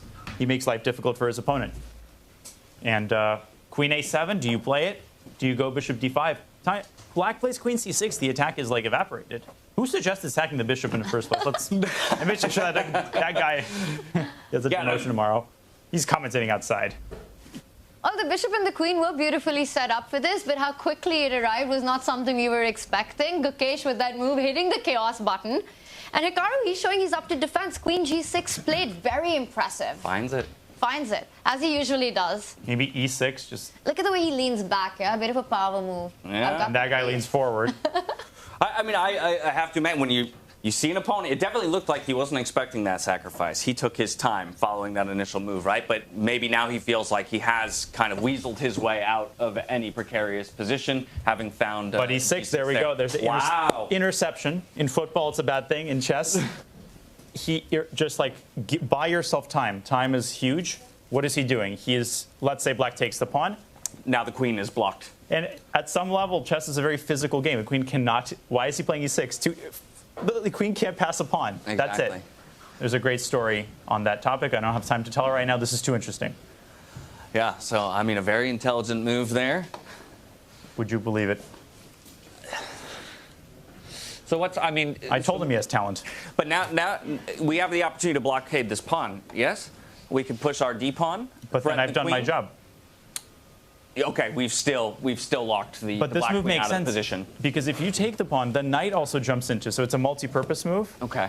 It's like the best moves. The longer you look at the good movies, you watch them twice, you see things you never saw before. It's like e6. Oh, he's blocking the queen. Wait, he's also letting the knight into the attack. Lovely. There's art. Right. So when this happens, how are you thinking to refute this? I mean, do you have to try and find a way to brute force through this, or are we going back to an idea like the G2 take and finding another way to get the queen Monopoly involved? might be the game to play in my next life. King B8 actually still, to me, is I think now more sensible. But King B8, knight easy for me to say, but knight E5, there's a weird line. King B8, knight E5, maybe there. Dashes move D6. And Hikaru has 2 minutes. I'm sitting here slowly crafting my sentences. Yeah. The change of sitting position, that's a good, it rolls up the sleeves. You can't make this up. That's what moves like e6 do to you, right? Out of nowhere. And suddenly you're not only looking at the knight jumping to d4, but to e5 as well, hitting that queen, which is now vulnerable right now. And look at Hikaru. He was just leaning back after he found queen to g6. Now suddenly you've got the spinner on the board with that e-pawn moving forward. And it's a brand new position, like a ton of brand new problems to deal with. Knight e5 arrives, and that's absolutely deadly. Does Hikaru accept the bait? He's panicking a little bit. Yeah, this is very frustrating looking position, so he does find that B8. Again, he I think there's this very cool line, because this knight on h8, It could become important. any piece could turn into a hero instantly. Really? Because currently that looks like the most useless piece on If the there's board. like queen-ageddon and both queens disappear, at the end, the knight could capture a knight on g6. Minor pieces are important. I have a feeling he might be cooking this up. And maybe Gukesh just says, I'm cashing in my chips, taking d7. Maybe he puts a bishop on d5. Do we have a hanging pawn on e7? Yeah, and f4 and g2 and... Hanging pawns all over the board, but Gukesh already has 2 pawns for a piece, right? And once that pawn arrives on d7, the drawback of that is that you're relying the black queen to dash through to the other side and actually defend and offer some queen trades. How ready are you? The drawback of that is you just play this move to avoid the thing you're doing on the next one. Exactly. Well, Gukesh has got a couple of extra minutes, 1 to be precise, to work that out. The knight does jump forward. It's like he won 1 game in a row. Takes that off and blocks the center. No more trades now. That looks more in control, right? d6, not allowing, the queen will slide and pin that bishop on b7. I'm expecting queen to b5. Okay. Yeah, but now my e6 pawn doesn't feel so Wow, that queen Beautiful retreat. sliding through the alleys, the narrow alleys, you know. Queen e8, just in time, preventing a6. The queen, if it stays on the b file, black buys himself time. King a8 or a6. He always does this, man. Always. And every time he finds a great defense, he leans back like everything's sorted and life is good. Yeah, not a feeling I've experienced much in my chess games. But okay, now the king getting tucked all the way away. Yeah, Hikaru can smell blood right now. And he knows a6 he's is up just a like piece. bishop c6 is an empty bullet. And that knight, which is a dead piece on h6, is going to jump to g6, right? It's going to try and find its way into the game. Once that happens, the attack's over. So Gukesh only has a couple of moves to make the most of this. The black rook can slide to the b file, line itself against the white queen. Okay, so then we have to craft a formidable attack, which just tells me, right, we have to get these rooks off of our back rank. I think you got to play rook f3 here with white. You need some infusion of energy in the attack. Nice. And try to get rid of this bishop at all costs. I would so we're go rook looking f3. at f3 over to b3 to just... But you're also sacking the rook, technically. Like, the bishop could capture the rook, but that bishop is the most valuable. That bishop is worth its weight in. No, What's never more giving valuable that than up. gold? I don't My know. fellow commentators. That Only bishop's think a eggs right diamond. now. A platinum piece in black's position. But no, you don't give up that bishop for the rook and then open yourself up to the checks on the light squares. I love your idea, James, of going rook to f3, rook lift, get that into the attack. But Hikaru's going to do the same, right? All his majors, one by one, will slide over closer to the black king. Yeah. Rook coming to b8, the queen going to c6. Okay, so Hikaru also wants to play on the b file, or does he wants to play on the c? Well, both of them. Well, look at this. And Gukesh knows time is of the essence. He goes a6. Frustration move. It's because he just procrastinates, and this makes things worse. Now rook b8, and Hikaru's going to turn this attack around on Gukesh. Hikaru says, the queen side is mine now. He's got the open files. I wouldn't be surprised if, you know, he's like Master Yoda. He collects all the lightning and then sends it back. Right, rook b8. Now the queen has to move again. You know, and the bar is somewhat level, right? Saying that the position's close to equal. But down a pace, I think it's Hikaru who's feeling that he's the one who's pushing here. Yeah. And not Gukesh. Yeah. Because, yes, the computer can continue finding these ideas and these tricks. But how does Gukesh do it with 30 seconds on the clock? I'm just looking at the other games. Very tough. In the small screen here, just to see if anything crazy has happened. Abdusattorov has beaten Fedoseev. What are you thinking, James? That's it. In my head, I'm thinking rook b8. The queen has to move, and then we slide our bishop to hit the pawn and the rooks at the same time, right? Bishop to b5. You skewer the two rooks, but the only thing is the white bishop jumps to that center square. Notice how the king on a8 is boxed up. So you have to watch out for ideas it's like the black ball in pool. You cannot move it from this diagonal. Okay. It's the crowning jewel in black's position. And I think he wants to sacrifice this rook for that bishop, you know, just bring that other rook to the d line, give up your rook, and plant your bishop to d5. We might be in for a couple more sacrifices in this game. Hikaru's like 3-4 moves away, but he needs to be precise in those. Maybe take g2 even. Oof, but what a risky. Oh no! I mean, I would never. Now g2 Bob, we've been staring at that thing all It's like giving advice. Like I wouldn't do such a thing, but you can consider it. Right. Let me know how it goes. And do you think Hikaru knows he's better in this position? So there's evaluation, and then there's a trend of the game, which can be totally different. The position's approximately equal, but the trend of the game is like Hikaru ++. He has the upper hand. Things have been moving in his direction. It's like when the Atlanta was tied with the Patriots, but you knew when they blew that lead, yeah, game is tied, but you know who's winning. Right, right. This feels a little bit like that, but not quite yet. Yeah, I think not quite yet. Winning might be pushing it right now because there's still complications, but Hikaru is sensing that he can try to create something here. Plus Gukesh is Tom Brady in this analogy because Matt Ryan doesn't have any rings. Yeah, he's just going to lock that bishop on that diagonal. Does improve its position up to e4. I'm not getting my passport in Atlanta again. And he might start chasing that bishop, right? He goes with his own bishop forward to c4. Drop it back down to d3 and try and look for... And I was also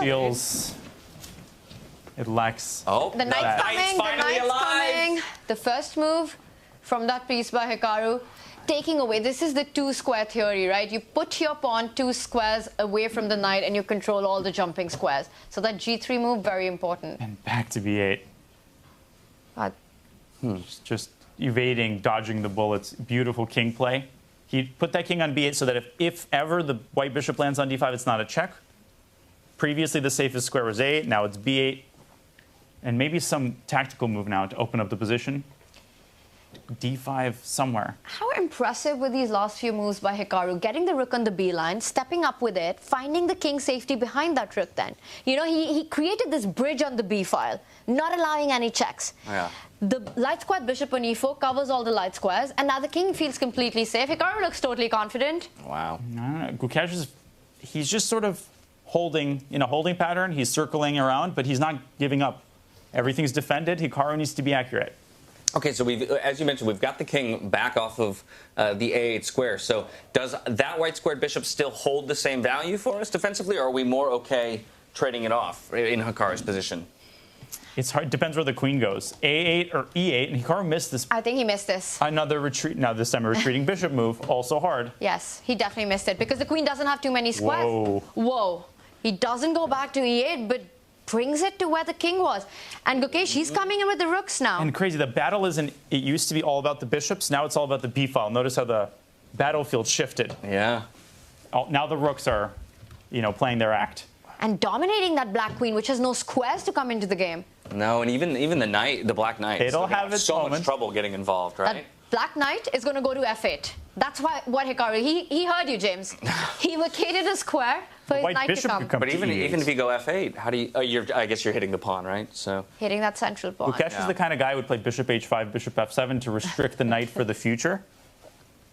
That's the plan.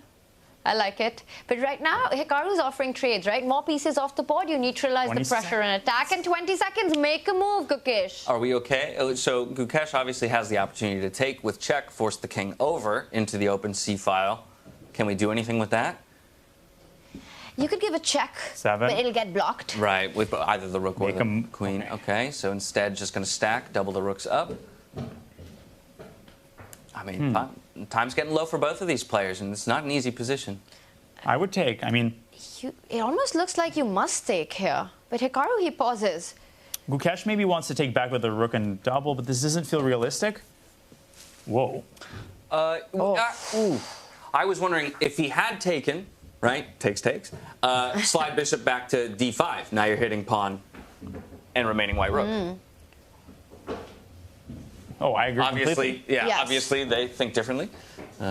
But suddenly, look at this. Rook c6. Suddenly, Gukesh has all these threats. He's got a mate threat. f5 can hang. Ooh. This is getting very tricky. And now he should have taken on the last move. And now that d5 square is also covered by the queen. Your idea not possible anymore. Queen c3 is possible. Look at all these avenues. Oh. Bishop d5, what does he want? It's still possible. The queen on a8, which I completely forgot about and blanked on. Okay, so now the question becomes, do you want? He's going to offer the trade. But he does it. Queen c3, queen takes e6, queen a4 goes to e8. And now both. He's the master navigator. Wow. Do we just gobble up the rook now? No one wants to trade. Hikaru begging for the trade. Gukesh wants to keep as many pieces on the board as possible. Sliding and slipping. They could repeat moves. Are they going to do it? Hikaru looks away. I think Hikaru's ready for repetition. He's thinking about Gukesh hates repetition. Dinner now, but Gukesh, he didn't take a repetition in a position that was like 50 times worse than this, but he had 50 times more time. Look at Hikaru. He almost seems so angry that he's allowed this. I was going to say, I think both players are thinking that at some point during this game, it was theirs. And if this is going to end in a draw, how disappointing that would be. Fair result, but I hate hearing that when I'm like the one disappointed, right? Which is both players. And Gukesh running out of time to make a decision. But there's no way to avoid it for Hikaru. That queen gives a check. It's also checkmating. Well, he changes the position. And zags and goes to c3. Will he go to c3 or will he go back to a4? The problem with queen c3 is just Hikaru takes that pawn on e6. I think neither player is ready to risk at this point yet. It's just it's up to Gukesh, right? Whether or not he wants the draw. And I want to point out, rook c6 is very crucial because that queen from a4 was entering on the e8 square. So Hikaru has only moves. Shuffle the rook on b6, c6. This is like me choosing a dish in a restaurant before closing. There we go. Draw offer.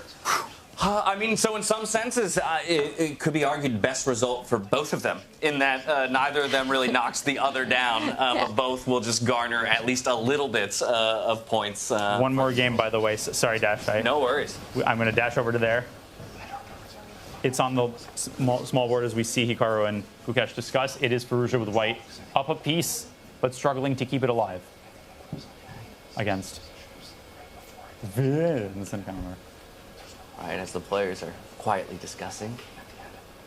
Yeah, because it was such a complex game, right? And like you said, incredible attack, gives the sacrifice. Hikaru so resourceful. Yeah. And then it feels like a fair result. What did Magnus do? From here, we jump back out to the overview. And We've got a Magnus couple is completely lost against Sindarov. Winning. Has he already won? We actually have all of the games remaining are very but the favored. Seats, they're not on their seats. No, Sindarov's won. Sindarov has won. But let's go to Levon versus Fabi. Levon versus Fabi. Let's do it. I like it particularly because Levon has been hurting. Wait, this is unbelievable. Sindarov just beat Carlsen with black to end the day on 4.5 out of 5. Let that sink in. Wild. Unreal. What a score. Yeah, finishing runner-up to Fedoseev. Snags the final spot at this event and now leads the pack. That is and both of them beat Carlsen. That's wild. But this is an all-important matchup as well, particularly for a player in Levon Aronian who is hurting for points right now.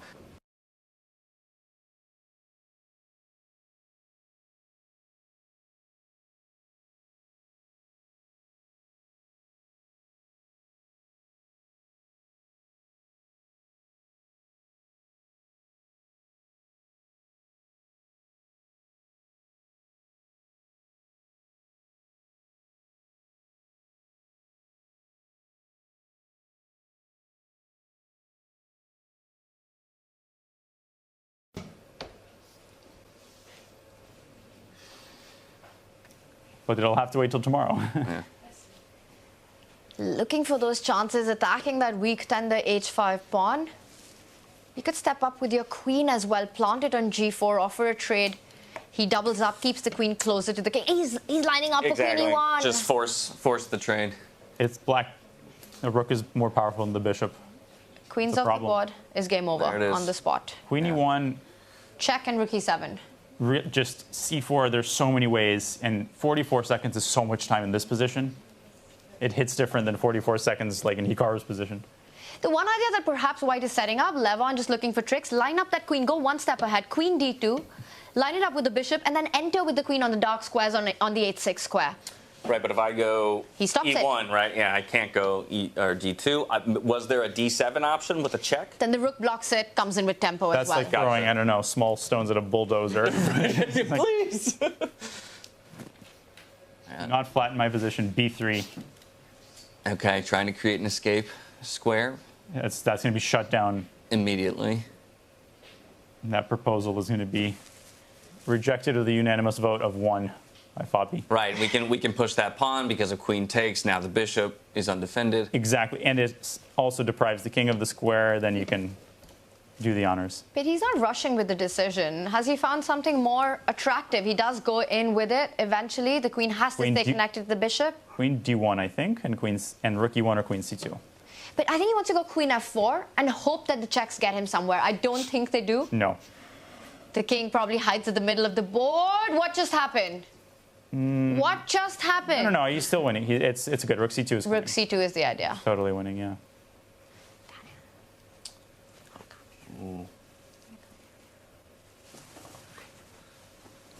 It's winning, but it's a little scary. Queen c5 to queen a7. This is how games can be screwed up, exactly like this. But he finds. He wants to go into h6, but I think Levon, it's always scary. C2. Always scary. You never know. That queen, it's coming on that square, Daniel. Queen h6 check. I believe in the king's ability to run into the center, but you never know. Where are you hiding? And he ignores it. He picks up the pawn. He better have calculated this. Rook to the defense at some point. I am putting my faith in him. How do these guys never die? They just keep playing. It is. Rook g1, queen h6 again. He's reaching out for it. But queen h6, I think there's a way to run. You hide the king on e6. King f7, king e6. Queen. I was gonna, yeah. He stops it. He doesn't allow it. Professional approach. Don't give any counterplay. G5, no more checks available. Love it. Yeah, the authorities will find you wherever. Like Liam Neeson, I will find you. Man. Yeah, for Levon, it's been a tough day. Very tough day. And he's optimistic. He's an upbeat guy. I was going to say. But everyone has a break. He's like, oh, come on, let me catch a break. Right. Yeah. Normally the player that I'd be the least concerned with, mentally, in terms of going down and facing adversity. But there is a point mathematically where you start to see your chances slim, and that will creep in, no matter how strong a person you are. A great equalizer in chess. Everyone hates losing. Yep. Or excluding the one person who likes losing. So how do we actually drop the hammer here? Because the engine's, it's one game. So when it comes, we have to force the off Can you just push the h? Just go h4. Death by hand. I think you can just push the h pawn. If white takes the h pawn, you give a check and win the bishop.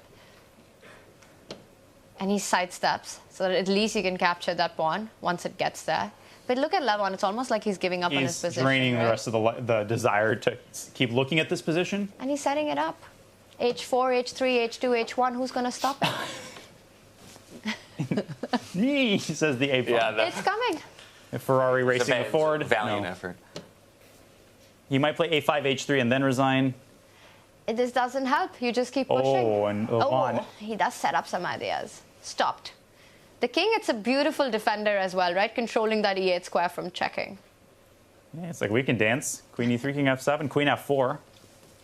But the king will then hide on g6.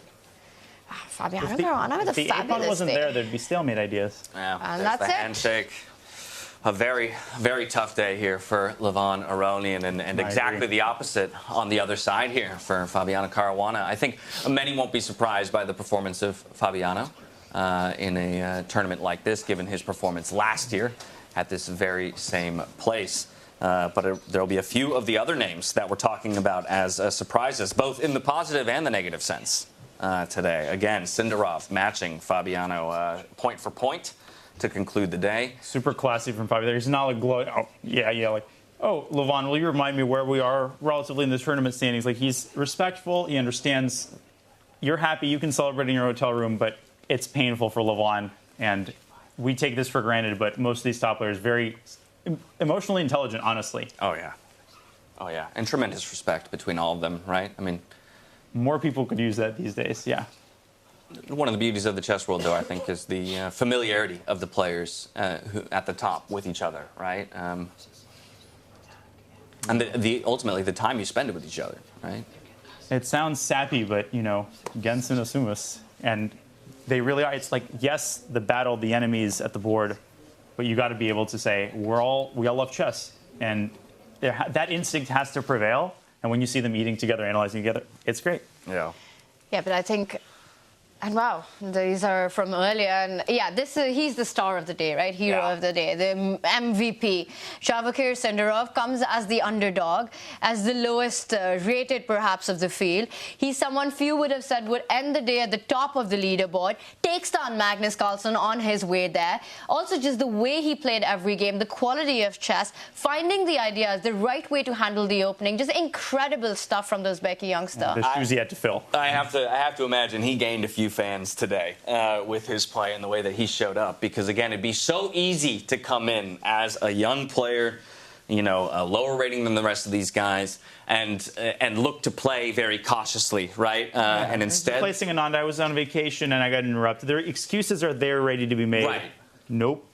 I'm leading the tournament. Yeah, on the flip side, there are far fewer excuses for a number of our players who we have high expectations for. And once again, our fifth and final round of the day did deliver a number of decisive matches. That's the benefit of freestyle chess. That's why we love to be here. And that's why we're supporting the format. The only draw to come in this round between Gukesh and Nakamura. Again, two of those guys sitting just above the elimination line. And so while, you know, maybe they're happy to come away with at least half a point, neither of them made large gains, right? While others were finding ways to get points on the board. And James, no one would have predicted that end to day one. Having the world champion and having the world number 2, Hikaru, just at the top right there, playing for survival on the last day, right? On the borderline of elimination right now. And I think fans want to see both of them qualify, but I think this very well could come down to the wire. We could see a playoff the way our leaderboard set up. 4 decisive games. Gukesh versus Hikaru ends in a draw. Yeah, perhaps we can take a look at the overall standings as well, as we get a beautiful look at the trophy. Of course, players' names engraved on that as well when they manage to find Grand Slam Tour wins. But there you have it. The two up top, a whole point lead over Alireza Firouzja in third is Fabiano Caruana, and of course, Javokhir Sindarov.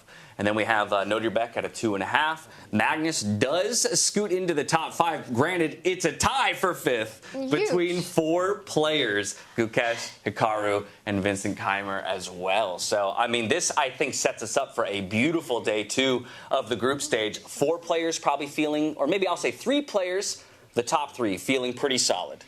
And just to explain the rules to everyone, if the round-robin stage ended right now, Magnus, Gukesh, Hikaru, Vincent would make it through. But if you add one more player to the list, they're all going to playoffs, you know, with the same points. It doesn't matter. If you have the same number of points, you could be 4th or 5th. You still have to play it on. Yeah, and Vladimir, he won 1 game against Magnus Carlsen. There has to be an asterisk there. And he's going to analyze his mistakes. You know, the players are going to come tomorrow, having done the quantitative analysis, ready to demonstrate their best selves. 4 games tomorrow. It's going to be awesome. Yeah. Fabi, Sindarov, what stars today? Yeah, just incredible. Yeah, and again, though, it is not, no one's dead in the water, right? So while things might look dire, you're staring at this screen, your favorite player is at the bottom of the table. By no means are they out of it, because once again, it's just that 8th position that they have to sneak into, and you've essentially given yourself a fresh start, right? Yes, you'll be playing as the bottom, seed up against perhaps a very strong player, but you've at least kind of reset yourself going into the quarterfinals if you can manage to get that. So most of these players are going to spend the evening trying to mentally steady themselves, I think. Well, the evenings at Weissenhaus are pretty nice. There's some great food, great conversation, and I think for Fedosiev, Levon, it's so important to get into that good mindset coming in tomorrow, because right now, if this ended, they're out. They need to get on the points table. They need to get a couple of wins, and only 4 more rounds remaining. You know, finish line in sight in the round robin. Finish line in sight. I mean, yeah, exactly. We still have 7 days of play. No, I think they just voted to play 4 games later tonight. Oh my goodness! Can you imagine? Now that would be a marathon. Knowing chess players, I mean, they're probably capable of it. They haven't had enough chess for today. But their seconds have already voted for them.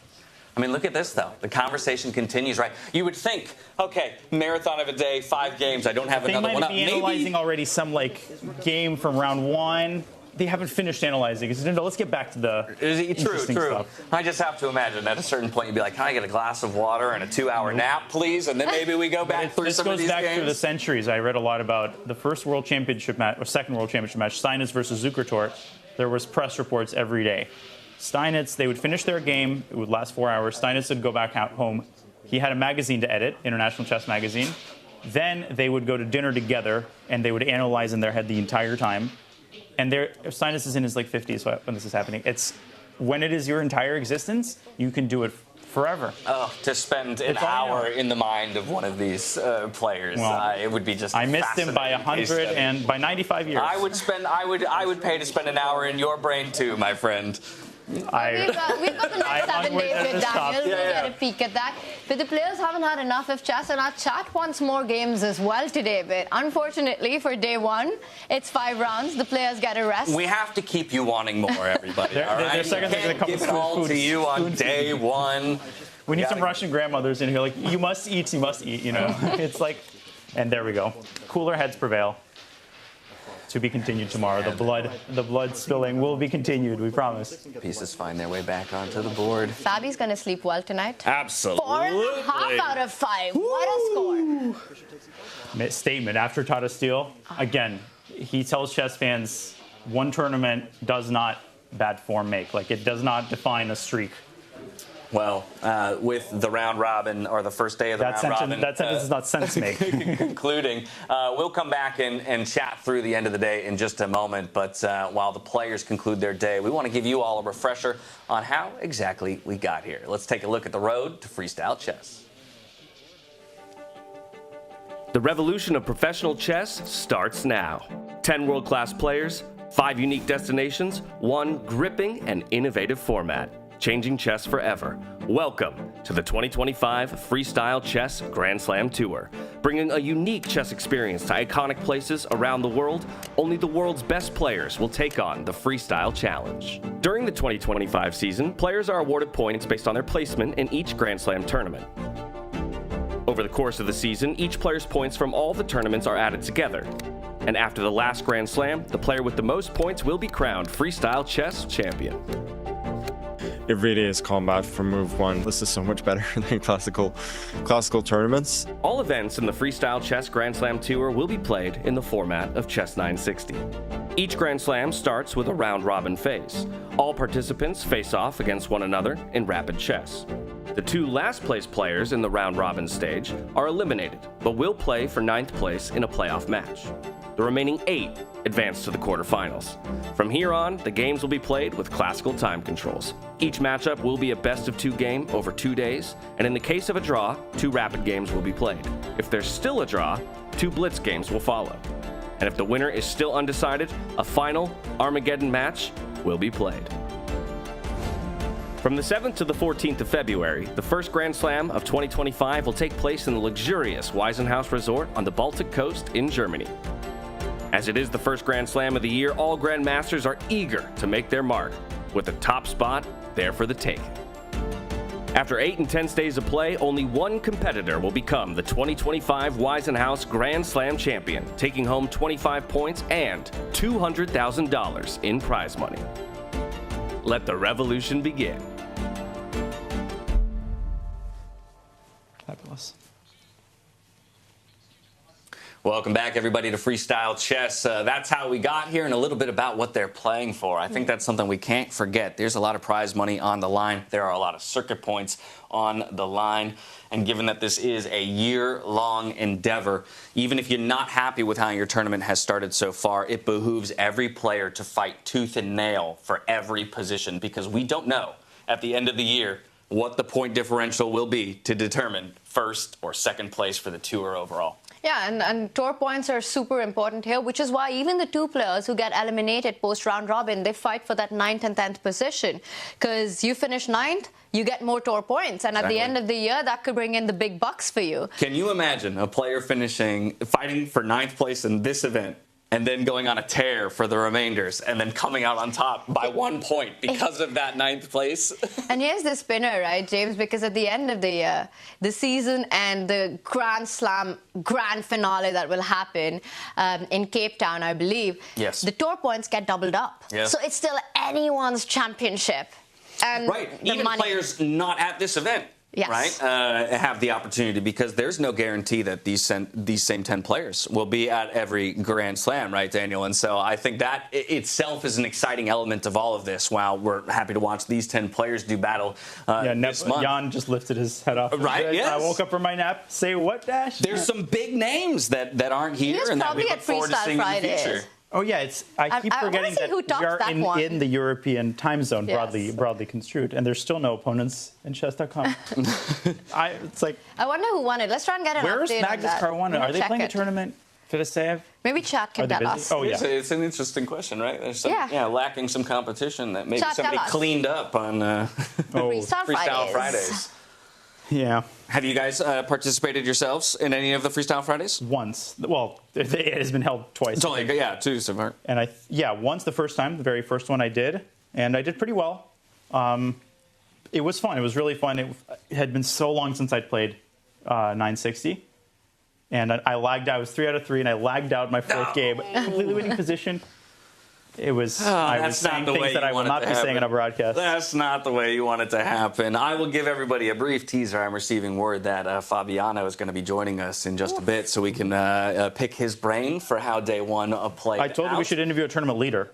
Right, well, hey, then there you have it. As well, though, we're curious to hear from all of you in chat who you think the MVP of the day was. I've got 2 names in my... Well, really, I have 1 name in my mind. Yeah, but I think we all have the same name. I don't want to sway the vote too much. We got to ask our chat and our community to send in questions for Fabi. So once he joins us, we get some fabulous idea. Questions in. Fire away on those questions. But I think, as I'm sure plenty of people are typing away for the players that they think deserves MVP, you've got to look at Sindarov. Yes. Just because it just shirks all expectation, right? We have high hopes for the kid coming in, but I don't think by any means anyone would have predicted a 4.5 point day one. That's absolute destruction by him. Man of the moment, man of the hour. That's what he did in the qualifier. I mean, just super sharp play. You feel the energy in his play, the desire. He's carried that over here.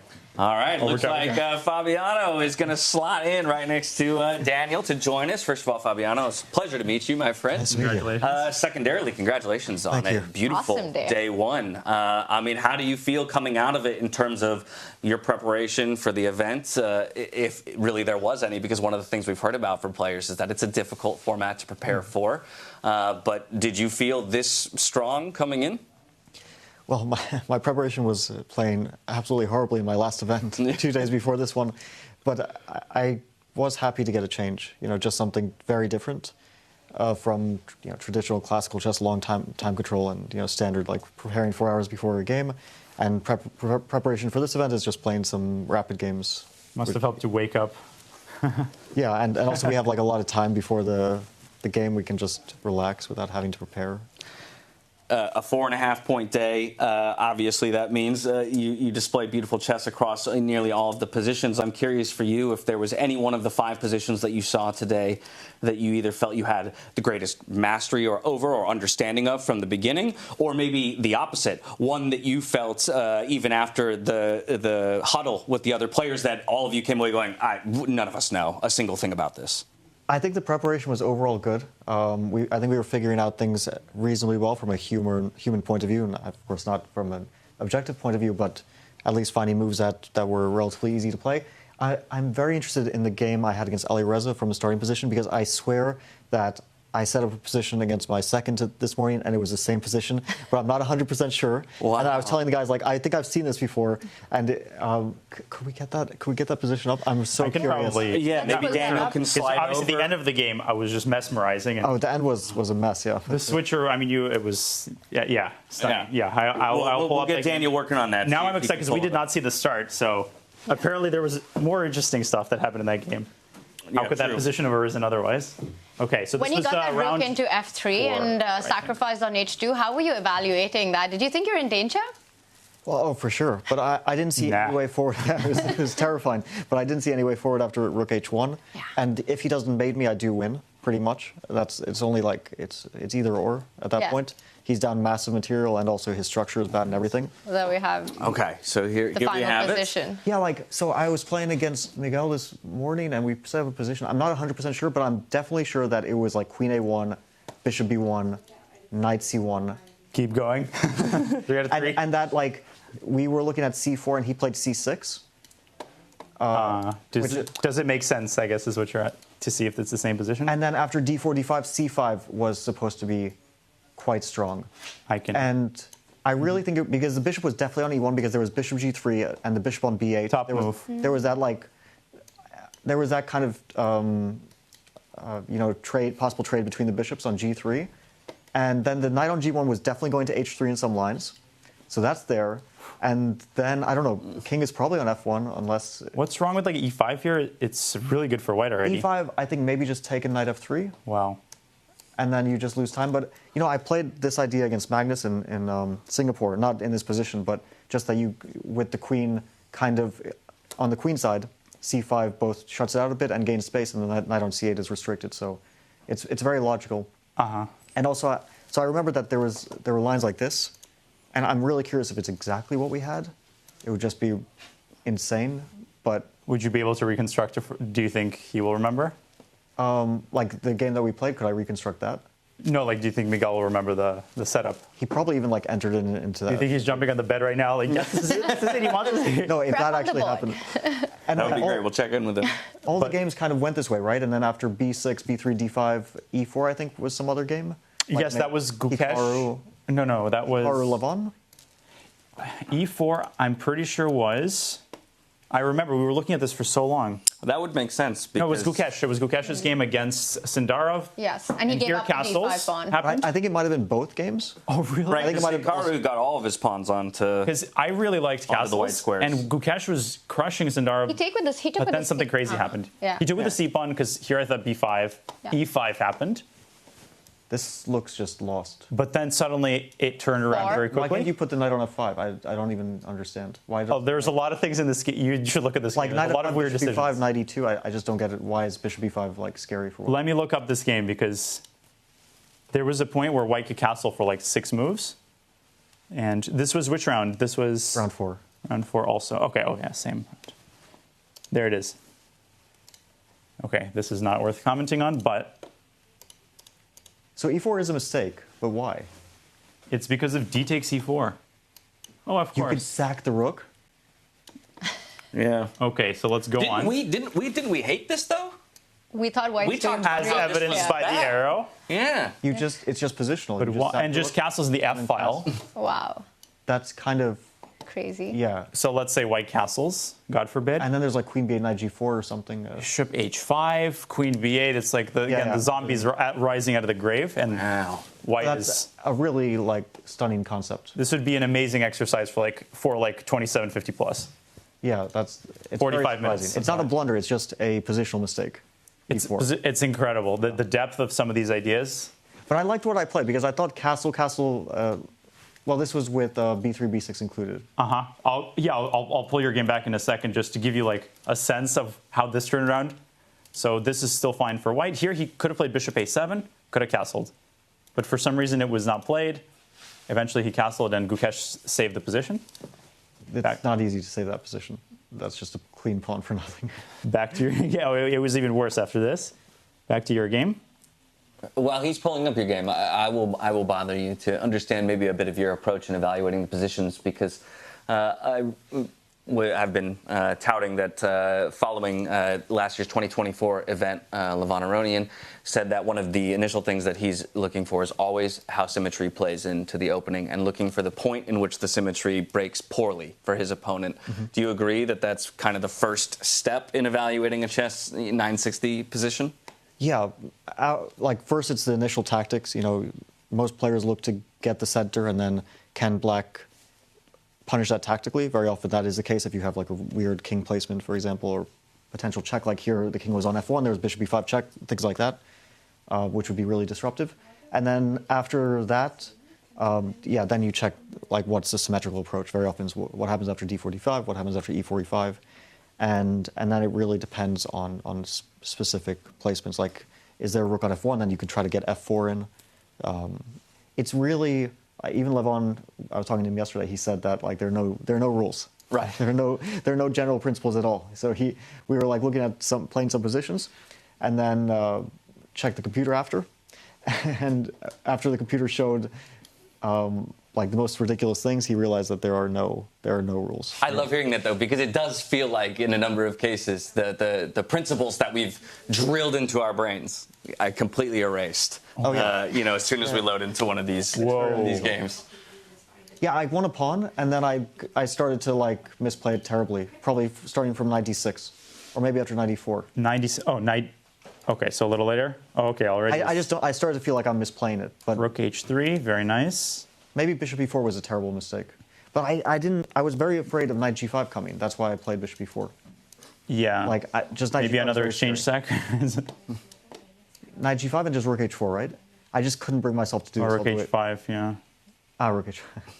And then the usual just random maneuvers, queen c1. Well, I'm trying to get f3 in, yeah, and I need to cover the e3 square. So that's... So you eliminate, remove the tumor? Yeah. I thought that basically I would get everything coordinated here, and then he is losing. He's like tempo for tempo.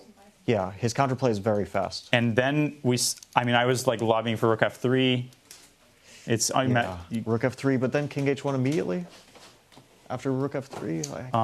Wait. Then he sacks on h2. And I probably can't. Yeah, maybe then sack on h2. Yeah, is that transposition? Knight h2, gf3. Wait, knight h2, gf3, not rook h2. But rook h2 is just a tempo down. But then knight f3. Can we have those lines on the board? Yeah, I'll turn the engine off. You're trusting my visualization skills too much right now. No, yeah, I have a feeling knight f3 is winning there. Yeah, but it's easy to king h1, knight h2. Yeah, gf3, knight f3 is probably just winning. Yeah, but then what if rook h2 here? But then it's a tempo up, taking rook g2 is winning. Yeah. Improved Firouzja variation. So this was, he thought he like couldn't find the win, got nervous. He took. Here there were some incredible lines. Rook h1 was awesome. There was some line that we were looking at with rook h3.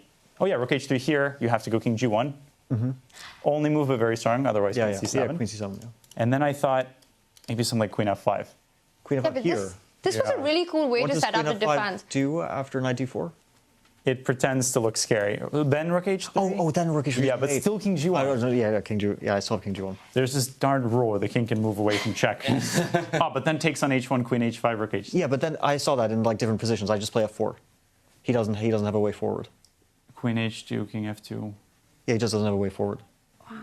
Man, it is scary. Yeah, it's like he has some remnants, but you defended this just like rook h2, and then at the right moment you played c5, feeling that when you take over the initiative. Because after defending for so long. Queen c4 is coming. I was very happy to get c4. Y'all, I am just giddy ping-pong in my head back and forth listening to the two of you. And then you spotted this just like, whoop. Yeah, if he doesn't take, I still have to prove it, but it is winning. But yeah, of course, he shouldn't take on c5. Well, now, we don't want to take too much of your time at the end of a long day, but I was saying I don't think too many people are going to be surprised to see you in a 4.5-point position, but I am really quickly curious on your opinion of Sindarov's performance, matching you and tying at the top of the table as the guy who slid in as the 10th and final player here at this event. Yeah, well, of course, it's a surprise for anyone to get 4.5, but when I played him, it was already about a year and a bit ago. Not in freestyle, but in standard chess. I was very impressed. He's a really, really talented player, really strong player. Of course, 4.5 is a bit overperforming for anyone here. Right. I mean, pretty much anyone would be happy with any plus score, I think. Basically, any plus score after the first day is a good result. Yeah. So 4.5 is exceptional. Without a doubt, exceptional. It was really awesome day of chess. And Fabi, you know, when you've got a standard chess tournament, usually days look like a lot of preparation before the round. You're checking on openings, and we all know how that goes. What's it like here when you've got no idea what's coming up? How are you guys spending your time in the morning? Must be horrible, right? Yeah, it's awful. All this free time. No, I go to the gym. Yeah, have breakfast for like 2 hours. You had a position where castles on the first move was legal. I was losing my mind. So you've got a trainer and a second here with you. You've got Miguel here, but there's very little to actually prepare before the game. Well, we play some training games. We check some like standard openings when I'm playing. There's not much preparation to do, but we can play training games, and it's not a bad way to practice. Fun. Not at all. No. When you get 4.5 out of 5 in, how do you spend the evening then? Well, it's a bit late, so I guess I'll probably just relax. Normally, if there's more time, I'd go to the... No, you're going to late join Freestyle Friday around 7. Oh, it's Friday? It's a great spot. It is Friday. And We're kicking off the tournament on Freestyle Friday. No better way to do it. Deep Radava's 5 out of 5. No, I'm definitely not playing more chess. But I'll probably relax before dinner, just chill. Yeah. Well, things are looking good for you leading into tomorrow. I don't know if you took a look at the standings. We got 5 players tied at 2 points right now to round out the top 8. Weird standings. It's going to be quite the battle tomorrow, while 3 of you are kind of sitting a little bit prettier up top. Who else is on plus? So it's 2 at 4.5, and then remind me who's sitting at 3.5. Alireza. We're going to bring up our standings. I'm going to bring them up here as well. It's Alireza and then Magnus. No, this is not. How can this? Alireza makes sense on 3.5. Yeah, but and then Magnus is -1, just like after the first day. Here we go. There we go. Yeah, so it is Alireza. Nodirbek at 2.5, and then the 5 players, or I guess and then the scrubs. 4 Magnus rather at 2. Yeah, a lot of people are potentially at risk. I would guess that Nodirbek will not be at risk, but everyone below that should be careful. Yeah, I think it's going to be very interesting to see how this just shapes strategically the way players go into things. It's not so much a question. Let me find it here. Right, given that you are playing for the top 8, and in essence, kind of a reset if you just squeeze into that top 8. So for a lot of these players, it becomes a question of where do I play for the draw? Where do I have to take the risk and play for the win? I think will be something very, very interesting to look out for tomorrow in the matchups. Yeah, like the last 2 rounds will be a lot of calculations by my players, and it'll be pretty interesting. We'll see what happens. Well, with that, I want to let you go, rest up, and prepare for tomorrow. Congrats again on a beautiful day 1, and we look forward to seeing what you have on the chessboard tomorrow. Thank you. Appreciate you. That'll give us a quick opportunity as we let Fabiano slide out of here to kind of wrap up the day and give our final thoughts. Feel free, Fabi. Feel free.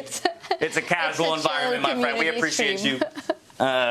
And I do believe we are prepping a move of the day as well. But for the time being, I think exactly like you said, it's going to be quite interesting, Tanya, as he said, the calculations that the players are running, not just on the chessboard, but off the chessboard for jockeying a position tomorrow. Probably not happening from game 1, but in those final couple games. Absolutely, that will be in play, because goal number 1, get yourself on top 8.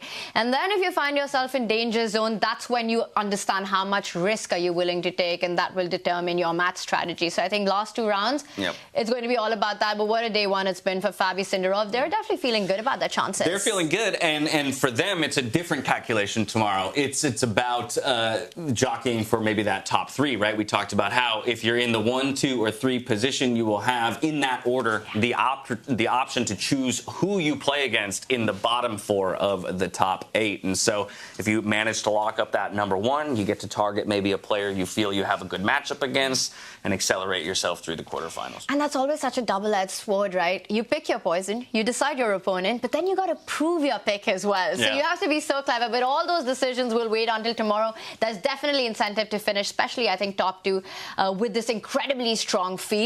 Having the option to actually pick who you're playing in the quarterfinals, it's a big one. We had many incredible plays today as each of the players jockeyed for position and trying to understand these incredibly difficult 960 positions, but we have tasked Daniel with deciding on one play to top all the rest. One move, the move of the day, I have a wrinkle. All right, a wrinkle. The best move, the move of the day, and I know Fabi, every player will agree with this, I can give you a guarantee, is one that was not played.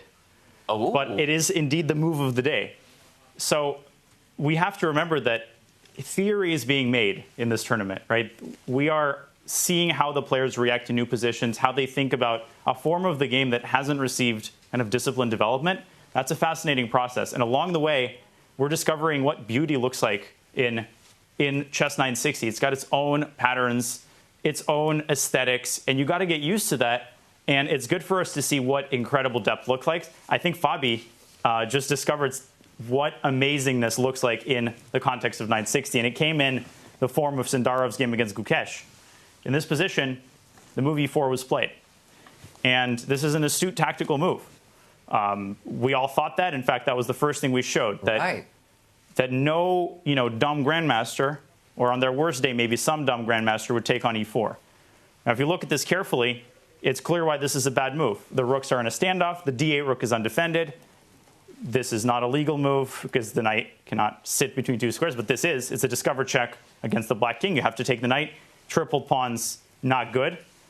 And then, yes, and then rook takes rook, pick up the loot, up in exchange. You're taking all the pieces on the 8th rank. So why is e4 a mistake?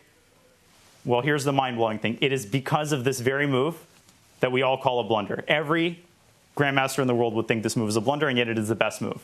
Because if you extend the line a little bit further, well, the only piece that's hanging is the knight. And you can defend that while kicking the rook away with bishop c7. So people should be thinking, okay, the rook moves back. But now suddenly, if you look at all white's pieces, they're clustered on the queen side. Black castles, and look at black's pieces. The bishop is aiming at h2. The rook on f8 occupying the open file. The white king nowhere near being able to castle to the west, has to stay on the east.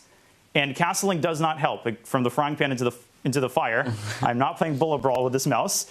Nope. I think you have to put the king on the rook. Okay. So castles. There we go. And queen a8 to b8. It's like, in the Thriller video by Michael Jackson, all the rising out of their graves. Yeah. And after queen b8, I would encourage people to analyze this on your own. Like the people thinking, I don't get this. Sit down to the computer, look at it for 10, 15 minutes. Black is almost winning in this position because all the pieces converge on white's king, which is all alone, if you look at it.